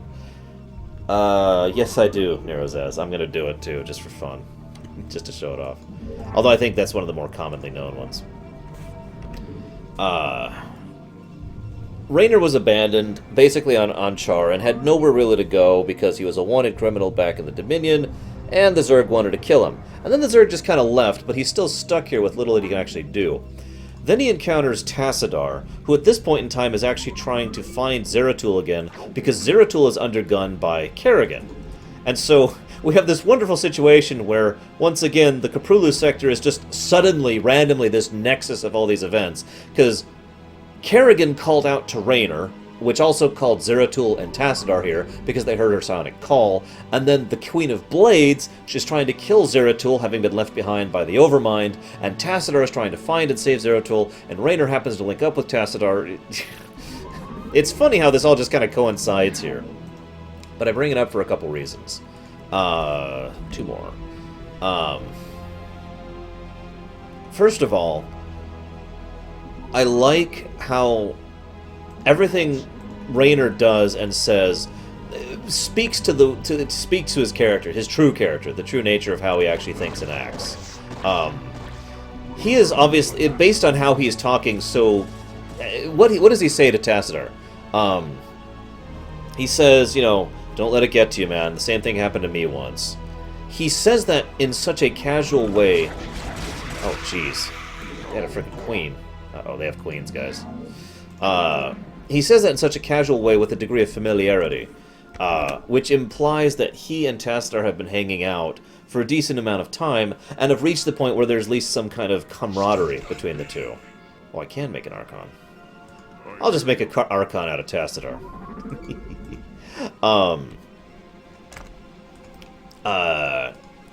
That's relevant for a lot of reasons, but it also helps explain why Raynor ends up doing what he does for the next several events, and why Tassadar has kind of started having a little bit more non-groupthink. Tassadar was already someone who kind of thought for himself, and then he encountered Zeratul, and he's like, okay.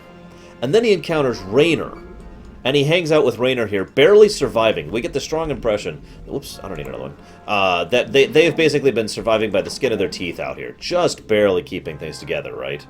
And so, whoops, no, a little further than that. There we go. And that means there's a decent amount of time for Raynor to actually converse with him and share stories with him. And my point is, have someone who is not actually subject to that groupthink problem the rest of the Protoss have. Then the next thing that happens is Aldaris comes up and waves his I'm an idiot stick. Next thing that happens. So, I love it because it perfectly explains why Tassadar would push in the direction he does here. He's already a Protoss with a brain. There we go. He's already a Protoss with a brain, but here he actually has someone encouraging him to use his brain, and encouraging him to think for himself, and encouraging him to move forward, you know, properly and whatnot. And I just think that's awesome. Hey, Samurai again.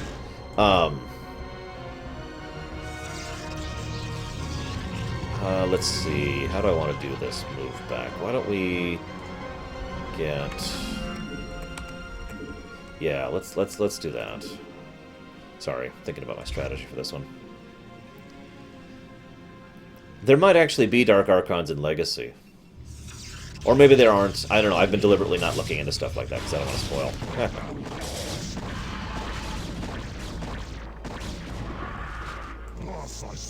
Of course, given how incredibly costly Archons are in lore, it would not surprise me if they're actually trying not to, you know, use Archons, because, yeah. Get it, get it, get it, get it, get it, get it, get it! Good job.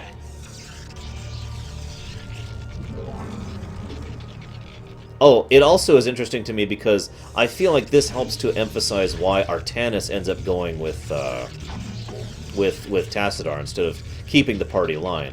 Artanis was unquestionably subject to the same groupthink problem that everyone else is. In addition to that fact, it is worth noting that Artanis was young, and the kind of person who would actually be more inclined to listen to his elders just because he's young. Yes, we have True APM. Although we will be killing off that Cerebrit in 3 missions from now, I want to say. Something like that. Soon-ish. Towards the end of the campaign, actually.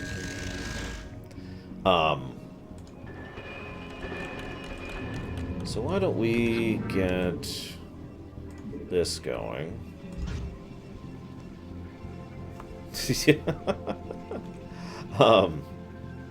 But my point is, it makes perfect sense that they add this extra little push for Artanis to go ahead and decide to side with Tassadar, because Tassadar's here, and so is Raynor, and I gotta be honest, I don't know about you guys, but I'm pretty sure at this point in time, Artanis is kind of pissed off at the Judicators for basically being idiots, abandoning Aiur, and more or less being directly responsible for his friend dying. As we all know, Phoenix is still alive. Spoiler alert. But, gah. We're not sure, Krenzler, but we do know, it has been confirmed that the Cerebrate we do kill later on is the one from the Zerg campaign.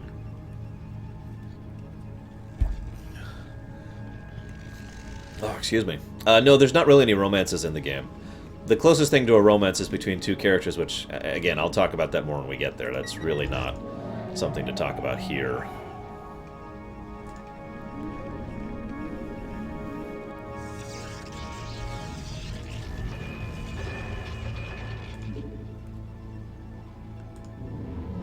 Hey, that bromance is real, Groat. Actually, all joking aside, I do think there is a great deal of brotherly camaraderie amongst quite a few of the characters, most notably Phoenix and Raynor. It's also one of the reasons I feel that Raynor is able to deal with the Protoss on such even level, because he has, not only because he has so much experience with them, but he understands how they think rather well. There are definitely paladins in this game, Cashel. He's right there. See you around, Krenzler. Don't get killed in the national campaign like I plan to do. Or, I mean...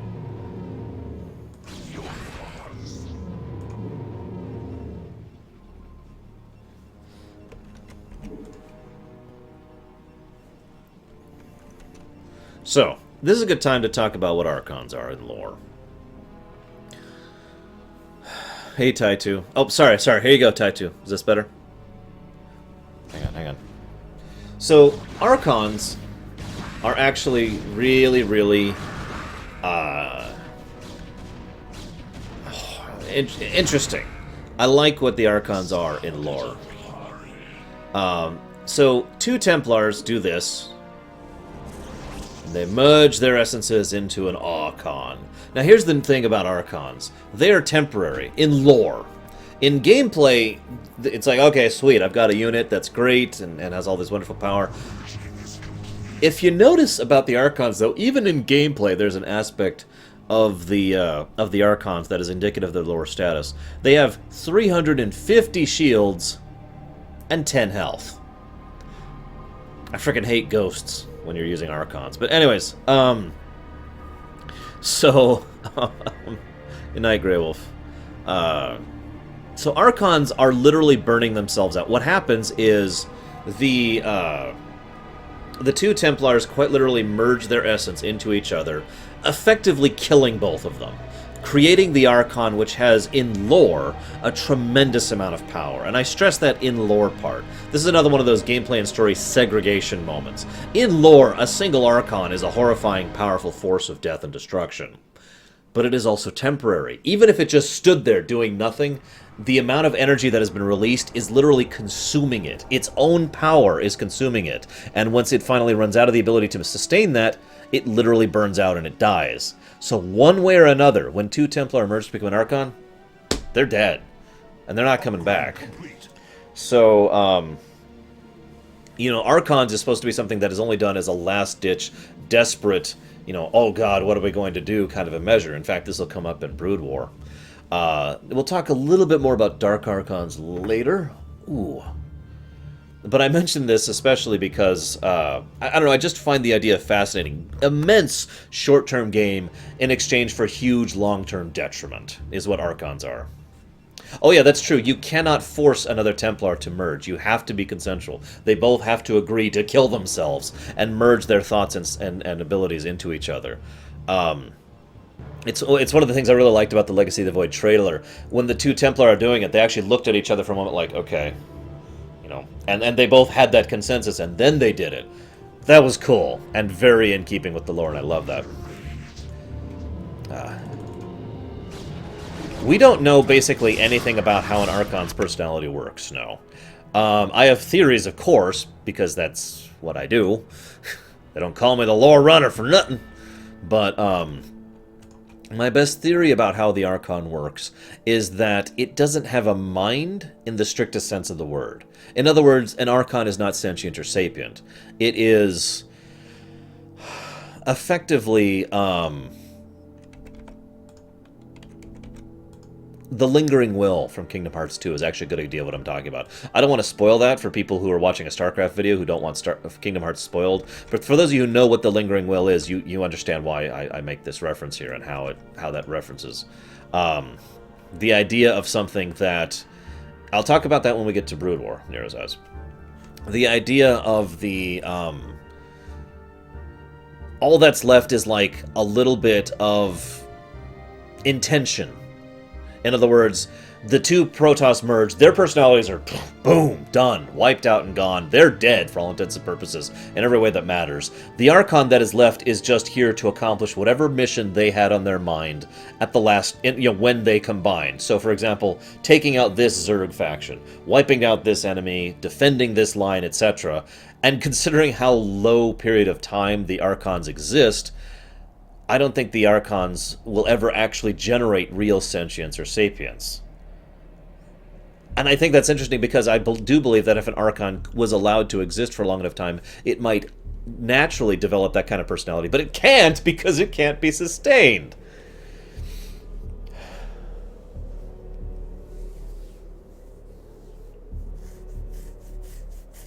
Well, actually, if you notice, Takoida, the Archons are very much Kala-style energies. They are literally Kala energies, but I mean, in the way they function, it is still very much like the light thing. Yeah, exactly, War Wager. It is very much still the light thing. This is still raw power being employed in a obvious and blatant manner, just like the Kala always is. By contrast, the Dark Archon, which is the one the Dark Templars use, is very indicative of void energies. Manipulating, controlling, affecting, subtle, subterfuge, that kind of a thing. Rather than simply walking in and saying, blah, blah, which is basically what the Archons do.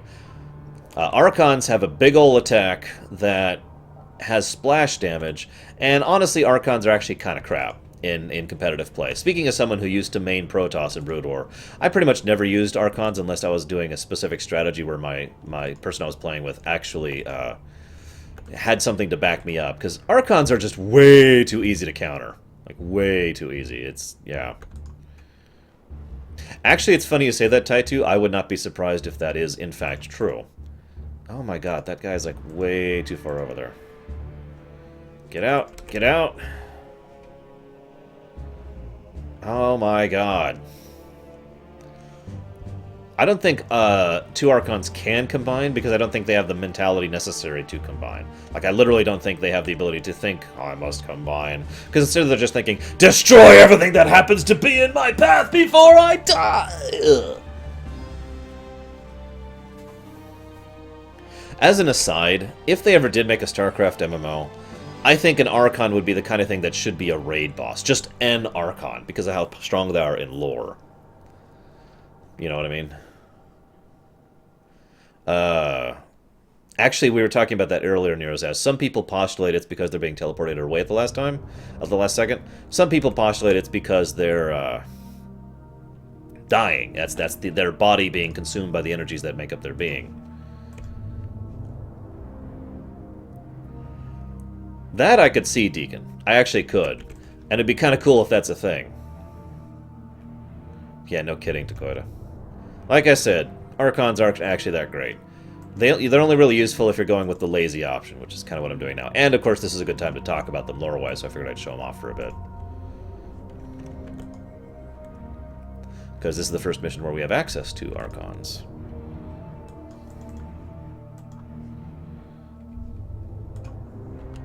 Yeah, exactly, War Rager. That's pretty much my thoughts on it right there. Protect, Protoss. Oh, wow. Seriously? I don't want to have to do this. I gotta be honest, Protoss kind of suck at ranged unless you have carriers. Now, let's go ahead and pull this out. And...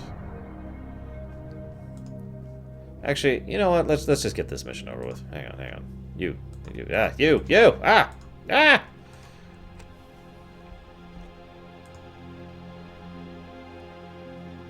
Purifier. In fact, everything I'm talking about with the mentality of the Archons is also indicative in their voice clips.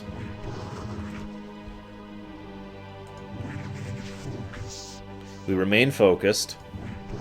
We burn. Goodbye, samurai. Come on. It all looks so different on this side. Break on through. It's beautiful. Should have sent a poet. And of course, power overwhelming.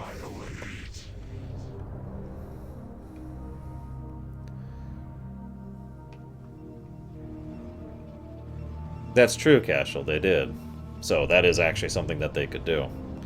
If they ever make a Starcraft MMO, which I want to stress I do not think is a good idea. It's beautiful.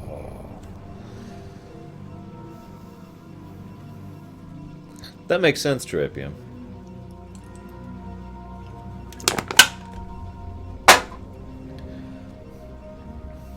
Oh, I still get chills at that thing in the Legacy of the Void trailer. Power overwhelming. I talked about that extensively earlier, Philbert. Basically, for many reasons, I think it would be infeasible for a setting like StarCraft to fit in an MMO format. Unless you limit it. They could limit it. That is possible. And it might even be cool. Like I said, imagine yes, I'll be streaming. Nero says, I'm streaming every day. It's a Lorerun, dude. This is the event. I've been planning this for months. The only reason it's been so delayed is because of bullcrap. Yes, we are absolutely doing more streaming. Hells yes. We're doing all the streaming. There will be an endless wave of streaming. That is true. Again, like I said, I think that's true, Bragwin. But as an aside, it is also worth noting that there's still a bit of banner left in Hulk, isn't there? And I'm not talking about in the comics where that gets silly. I'm talking about in the movies. The MCU. Good question, War Wager. Again, we don't actually know. See you around, Nerzos. Good night. And see you around, British Twitch. I'm losing everyone. No, just as well. I'm probably going to stop after the next mission. Oh, I'd play the crap out of that, Cashel. Yeah, let's just make this happen. It is indicative of how long it takes for Protoss units to be made, that it still takes a decently long period of time for Protoss units to be made, even with Operation Seawall on. Deutsch is still here, yay! Like I said, Bragwin, I do believe that, wow, really? Oh god. I do personally believe that if there was some circumstance by which the Archons could continue to exist for a long period of time, they would develop a new personality. But obviously they can't. It's not feasible for them to exist that long.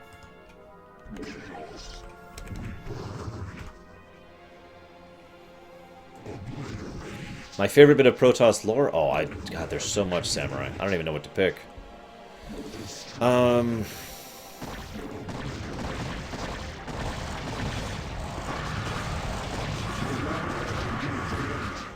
True enough, Croat.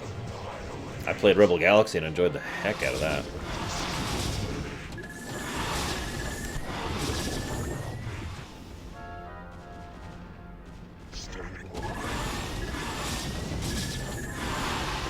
God, I hate scouts.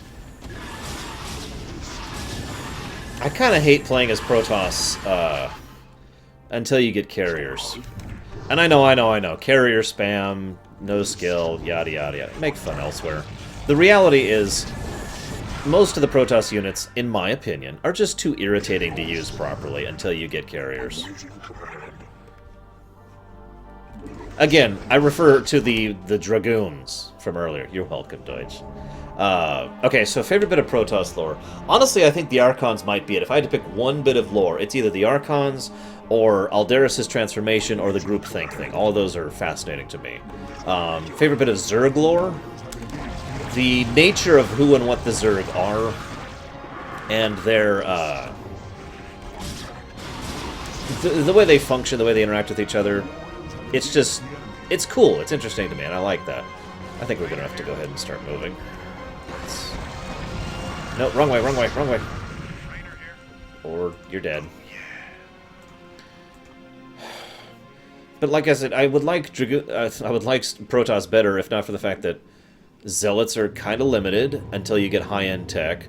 Dragoons are crap. Templars, well, okay, Templars are decent enough, fair enough, but are also kind of high up in tech to actually use and cost a crap ton of Vespene, etc., etc.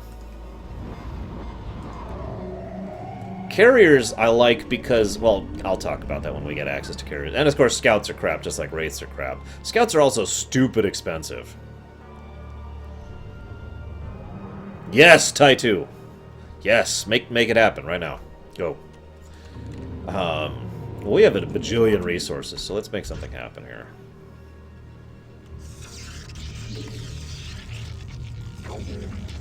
He's not dead, Night Forager.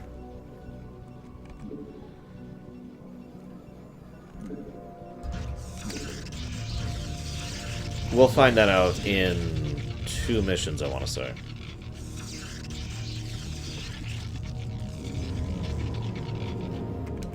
Rainer here. This should be good.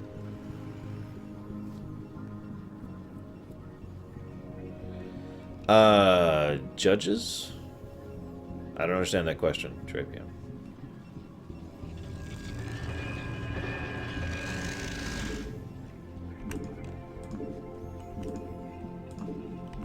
Right. We're... Here, let's speed this up.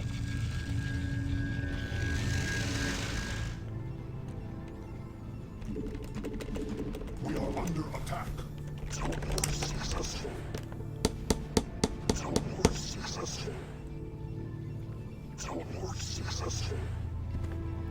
So, go! Rainer here. My minions.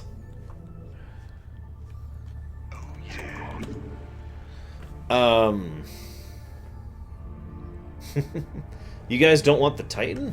Or whatever I actually was using. What the heck was I using? I don't remember the ship. The Dreadnought I was using at the end there. Just a great ship. Ahead, Commander. Love that ship. Seriously, that ship's awesome. Hey, Hunter Black. What's up, man?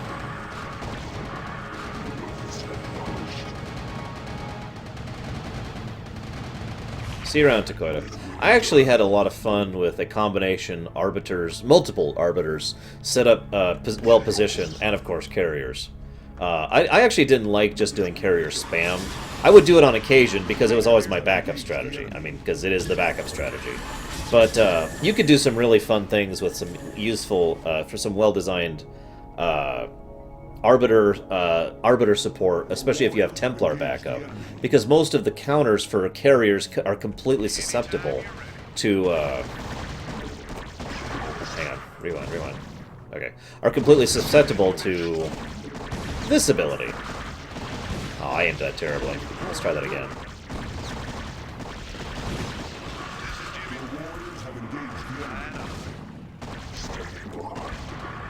So, you know. Possibly War Wager? Like I said, we don't actually know. This is Jimmy. We have not talked about the Arbiters yet, no. We're going to. Oh god, what am I doing? No! Stop. Oh god. Right on.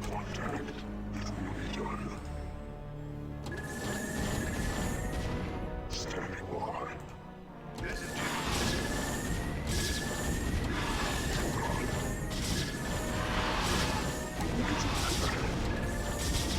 Oh god, Corsairs plus Arbiters plus Carriers. There's some fun. You have my thanks, Executor. Now let us find Zeratul and speed our way home.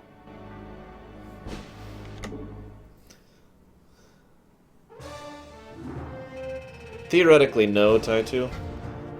As we talked about earlier, they would need certain things. It is possible, but it is not likely. Let's put it that way. Fun fact, the Protoss music is actually modeled after the human music in Warcraft 2. Just a fun little factoid for you there. Done deliberately, actually. So... Executor, by following Tassadar and attempting to rescue the Dark Templar, you have openly defied the will of the Conclave. Abandon this mad scheme now, and the Conclave may show you mercy. Don't let him control you, Executor. The Judicator have long since steered the actions of the Templar to their own ends. It's time we acted of our own accord. Ah, Tassadar, have you fallen so far? To think that you were our brightest hope, our most beloved son. Now you are everything that we are not. You are lost to us. Not only have you damned yourself, but you have damned those who have followed you.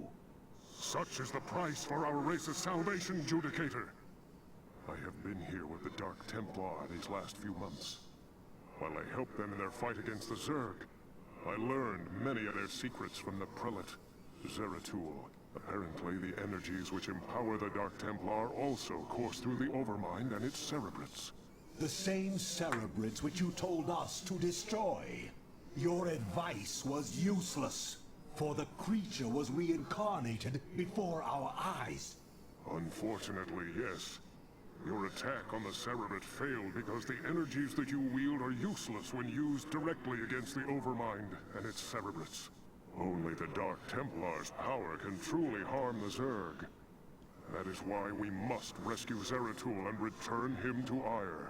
You were warned, Executor. The Conclave will not be pleased. So, this is a fun mission.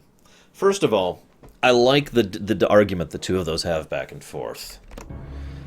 Tassadar is obviously arguing from reason and sense, and yet notice how as soon as he realizes he's losing the argument, he tries a different tactic. Rather than just saying, you're stupid and an idiot and you're just following the party line, he deliberately tries to say, he couches his terms as if, well, I know it's terrible to interact with the Dark Templar, but we need them in this one instance. Just this once we need to let it go, and then we'll go ahead and, go back to banishing and hating them, to try and coerce Aldaris into being on his side.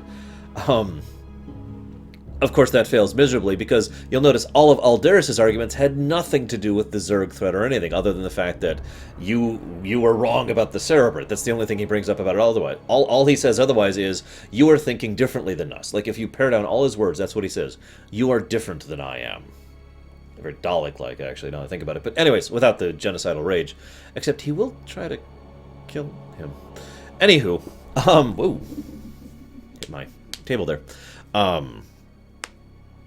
Now, this mission is also fun because in lore, this is actually an interesting circumstance. We are on Char with the remnants of the swarm. It's basically just one little brood, which is the one that's under control of the Queen of Blades. And yet we also do not have the greater bulk of the Protoss fleet at our back. In fact, we have basically nothing at our back. We have the Protoss that were under the control of the Executor, that is to say Artanis, who stayed here, because the rest of the Protoss went back with Aldaris. We have the forces that were here with Tassadar, and in lore we have Rainer's Raiders. That's it. That's all we got.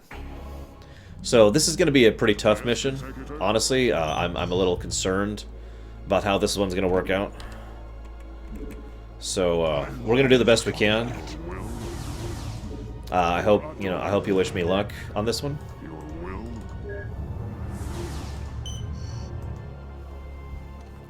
This is going to be rough, guys.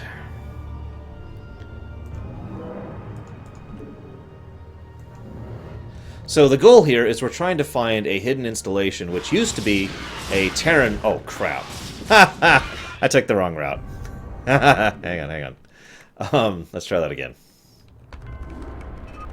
I totally screwed that up because I wasn't paying attention.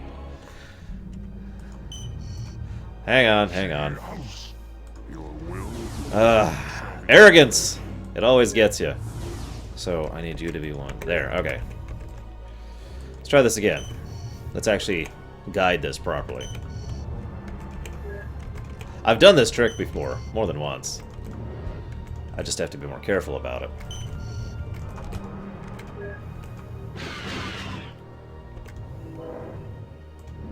Much more careful, because I just lost my illusions.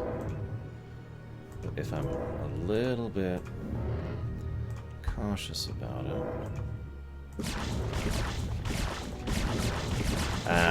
Wrong approach. I need to go more north. And I'm a little surprised that they died. I've actually never screwed up on this mission this many times. Wow. I'm gonna do this. I have actually never died twice doing this strategy before. I probably just don't remember the layout of the map anymore, which is my real problem. I also didn't get enough illusions going, that just occurred to me. Let's try this again. So anyways, words. And here's I was going to show off, too, and then I completely screwed up the strat. Oh, well. What the crap was that? Did you see what just happened? Oh my god! I'm actually in shock. They were like, we're gonna go after the illusions. Wait, Tassadar's on that one! Oh my gosh, that's great. I have never screwed this up this many times.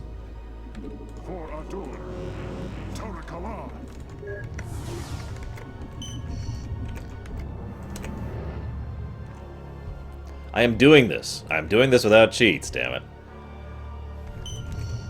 Yeah, this is full-on marathon luck. I have never had this many problems with this strategy before. Whoa, whoa. Ah! Okay. That's... They bullseyed straight for Tassadar! Oh my god. Oh my god. Alright, alright, alright. I'll do it with cheats. Because I don't remember the route, apparently, and that's the problem here. You know what? No, no, I refuse. I am going to do this without cheats. We just need to be a little more careful. They seriously ignored all 4 illusions, just like, you know, I think Tassadar's on that one.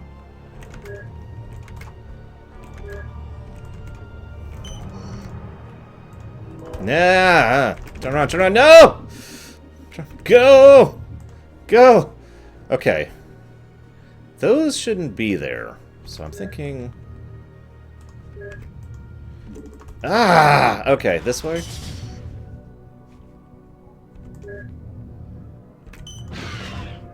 Okay, this way. Oh my god, there's Scourge everywhere. I do not remember there being this much Scourge on this map. I really don't. I'm about out of illusions, too. What? Okay, hang on.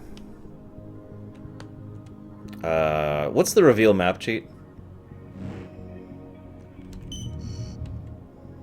Because there's something wrong here, and I'm just missing. Because once upon a time, I could literally just from here move straight down here and do it, but that took me right through these tons of Scourge who are right here, which... And then they just aimed right for this guy and killed them. Okay.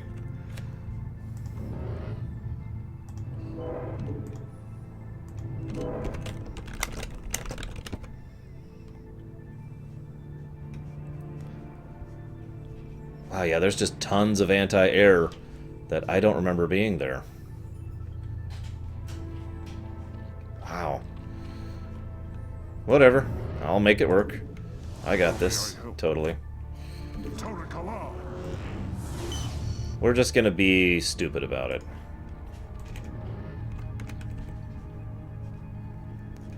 And hope for the best. See, what they're supposed to do is they're supposed to prioritize attacking the illusions, but they're obviously not. They had... This is different. This is different than I remember. Something is up here. Does anybody have any knowledge of why this is not working? I long for combat. Yes, Executor. This... Because I noticed I couldn't do the earlier cheat either, so it's... And this is the, you know, the recent... The BattleNet edition, so they might have actually patched a few things to get rid of some of the cheese strats. Let's just do it like this. It is possible there was just RNG, too.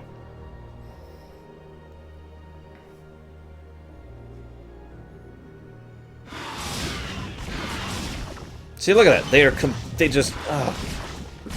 They're just like, yeah, well, we could attack the illusions, but no, let's go after the one with Tassadar on it. Whatever, I give up.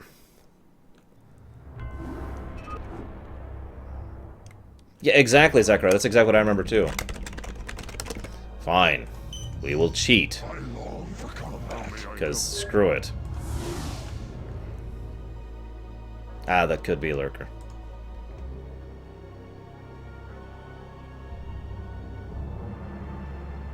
No, Yachaman. Screw it. Screw it, mode engaged.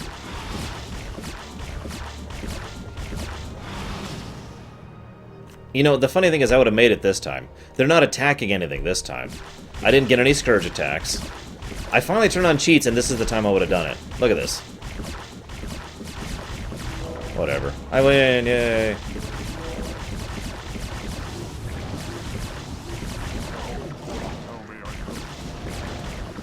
Acknowledge that I've won. No, there you go.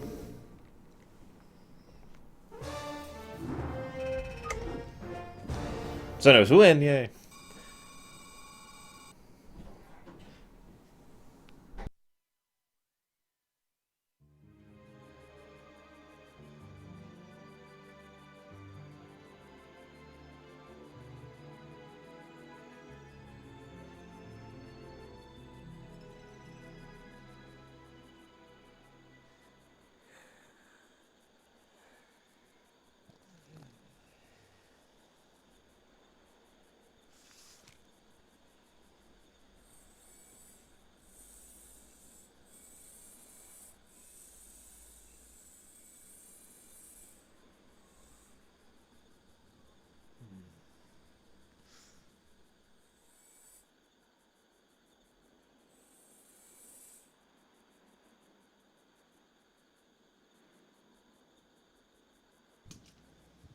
Hey, Sergeant!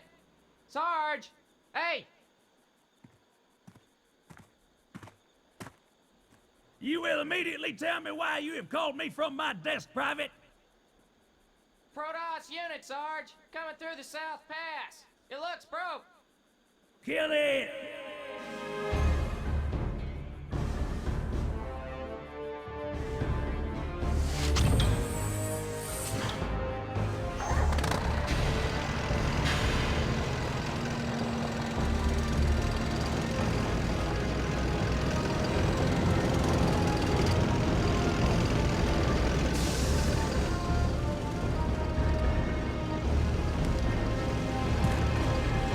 Fire!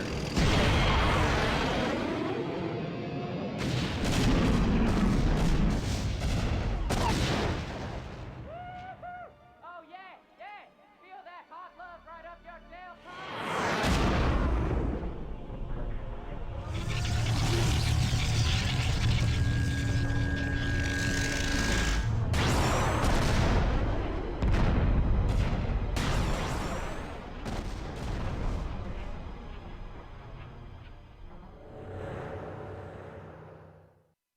I admit I've often wondered why we don't get that vehicle. So that cutscene, other than just there for cool factor, is mainly there to showcase the Arbiter, in case you're wondering what that was all about. We actually see right at the end the Arbiter go flying over like... doo-doo-doo. It's an interesting way to introduce the Arbiter to the player. Anyways, like I said, I'm probably going to go ahead and cut off for the night here-ish. Let me think about this. Oh, by the way, the mission lurker is Mission 5 of Protoss. Choosing Sides is the name of it. And you know what? I can make this work, I swear to God. I'm going to make this work. I think I just need a different angle. So let's try a slightly different angle. Like, say, right about here. Your will shall be done. Of course. I'm going to make this happen. I'm going to beat the mission the super cheesy way.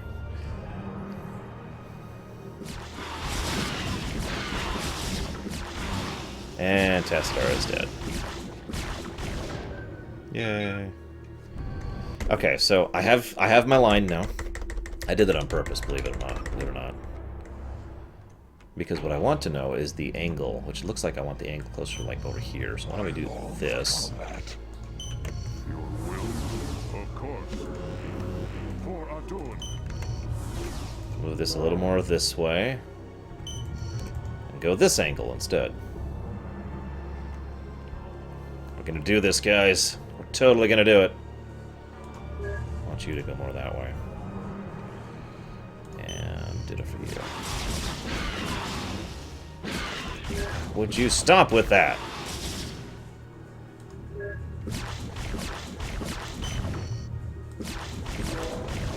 Damn it! If it wasn't for that one Scourge that got through.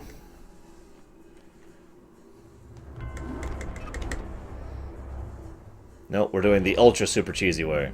So I had a good angle. I just got hit by a single Scourge, which completely wrecked that. How may I help? Of course. Your will? So let's try this slightly differently.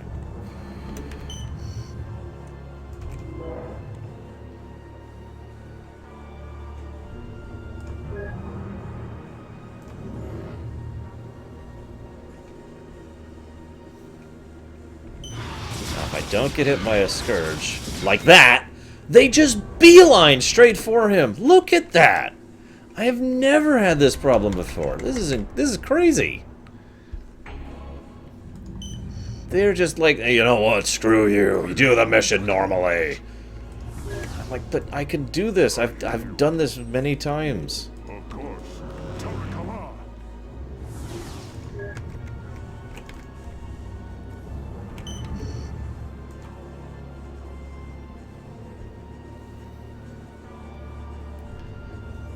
Must do it. Must make it work. Don't hit me. Don't hit me. Oh god, oh god, oh god, oh god, oh god. Total RNG. We made it.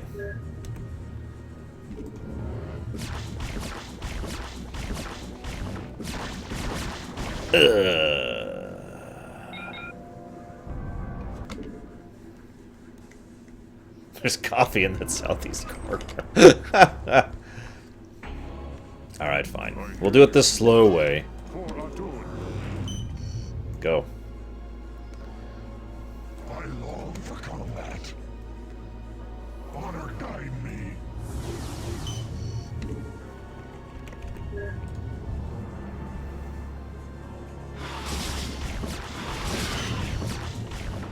Nope, go get rid of the Scourge. God damn it, the Scourge didn't even kill me. Come on, Scourge, do your job. Do your job. Good boy. Okay, Scourge removed. For the moment. How may I help? This is why I didn't want to do this, because now I just sit here.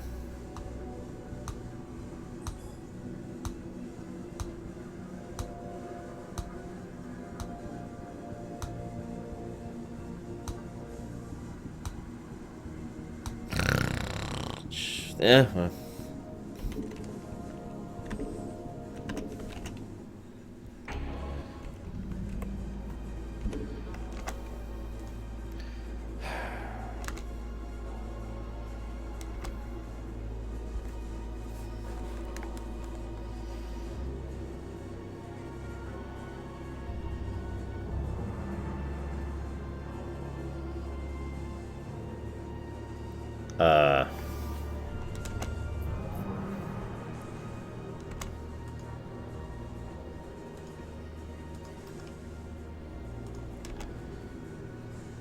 See you around, tracker. Alright, I'm gonna watch how the actual world record guy does it.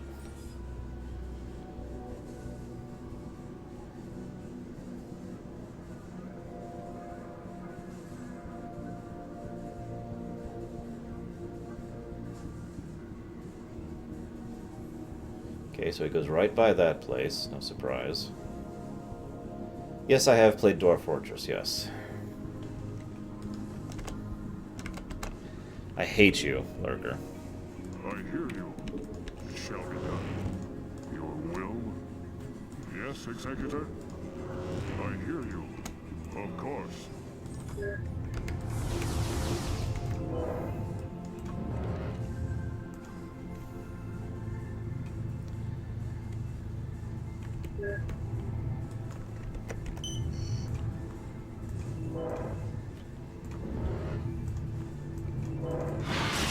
Of course they go for the main one. Oh my god!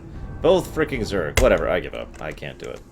I apparently cannot do the cheese method like I used to. I have done it in the past. Whatever. I'm going to bed. See you guys.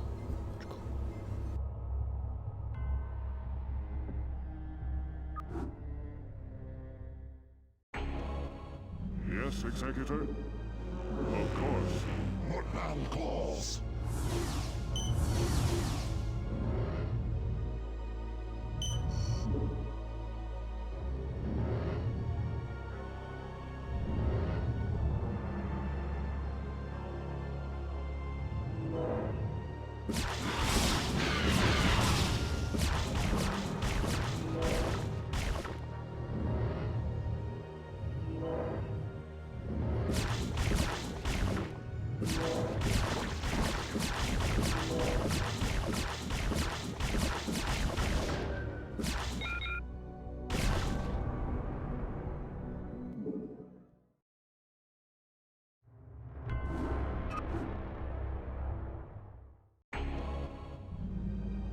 Yes, Executor? Of course.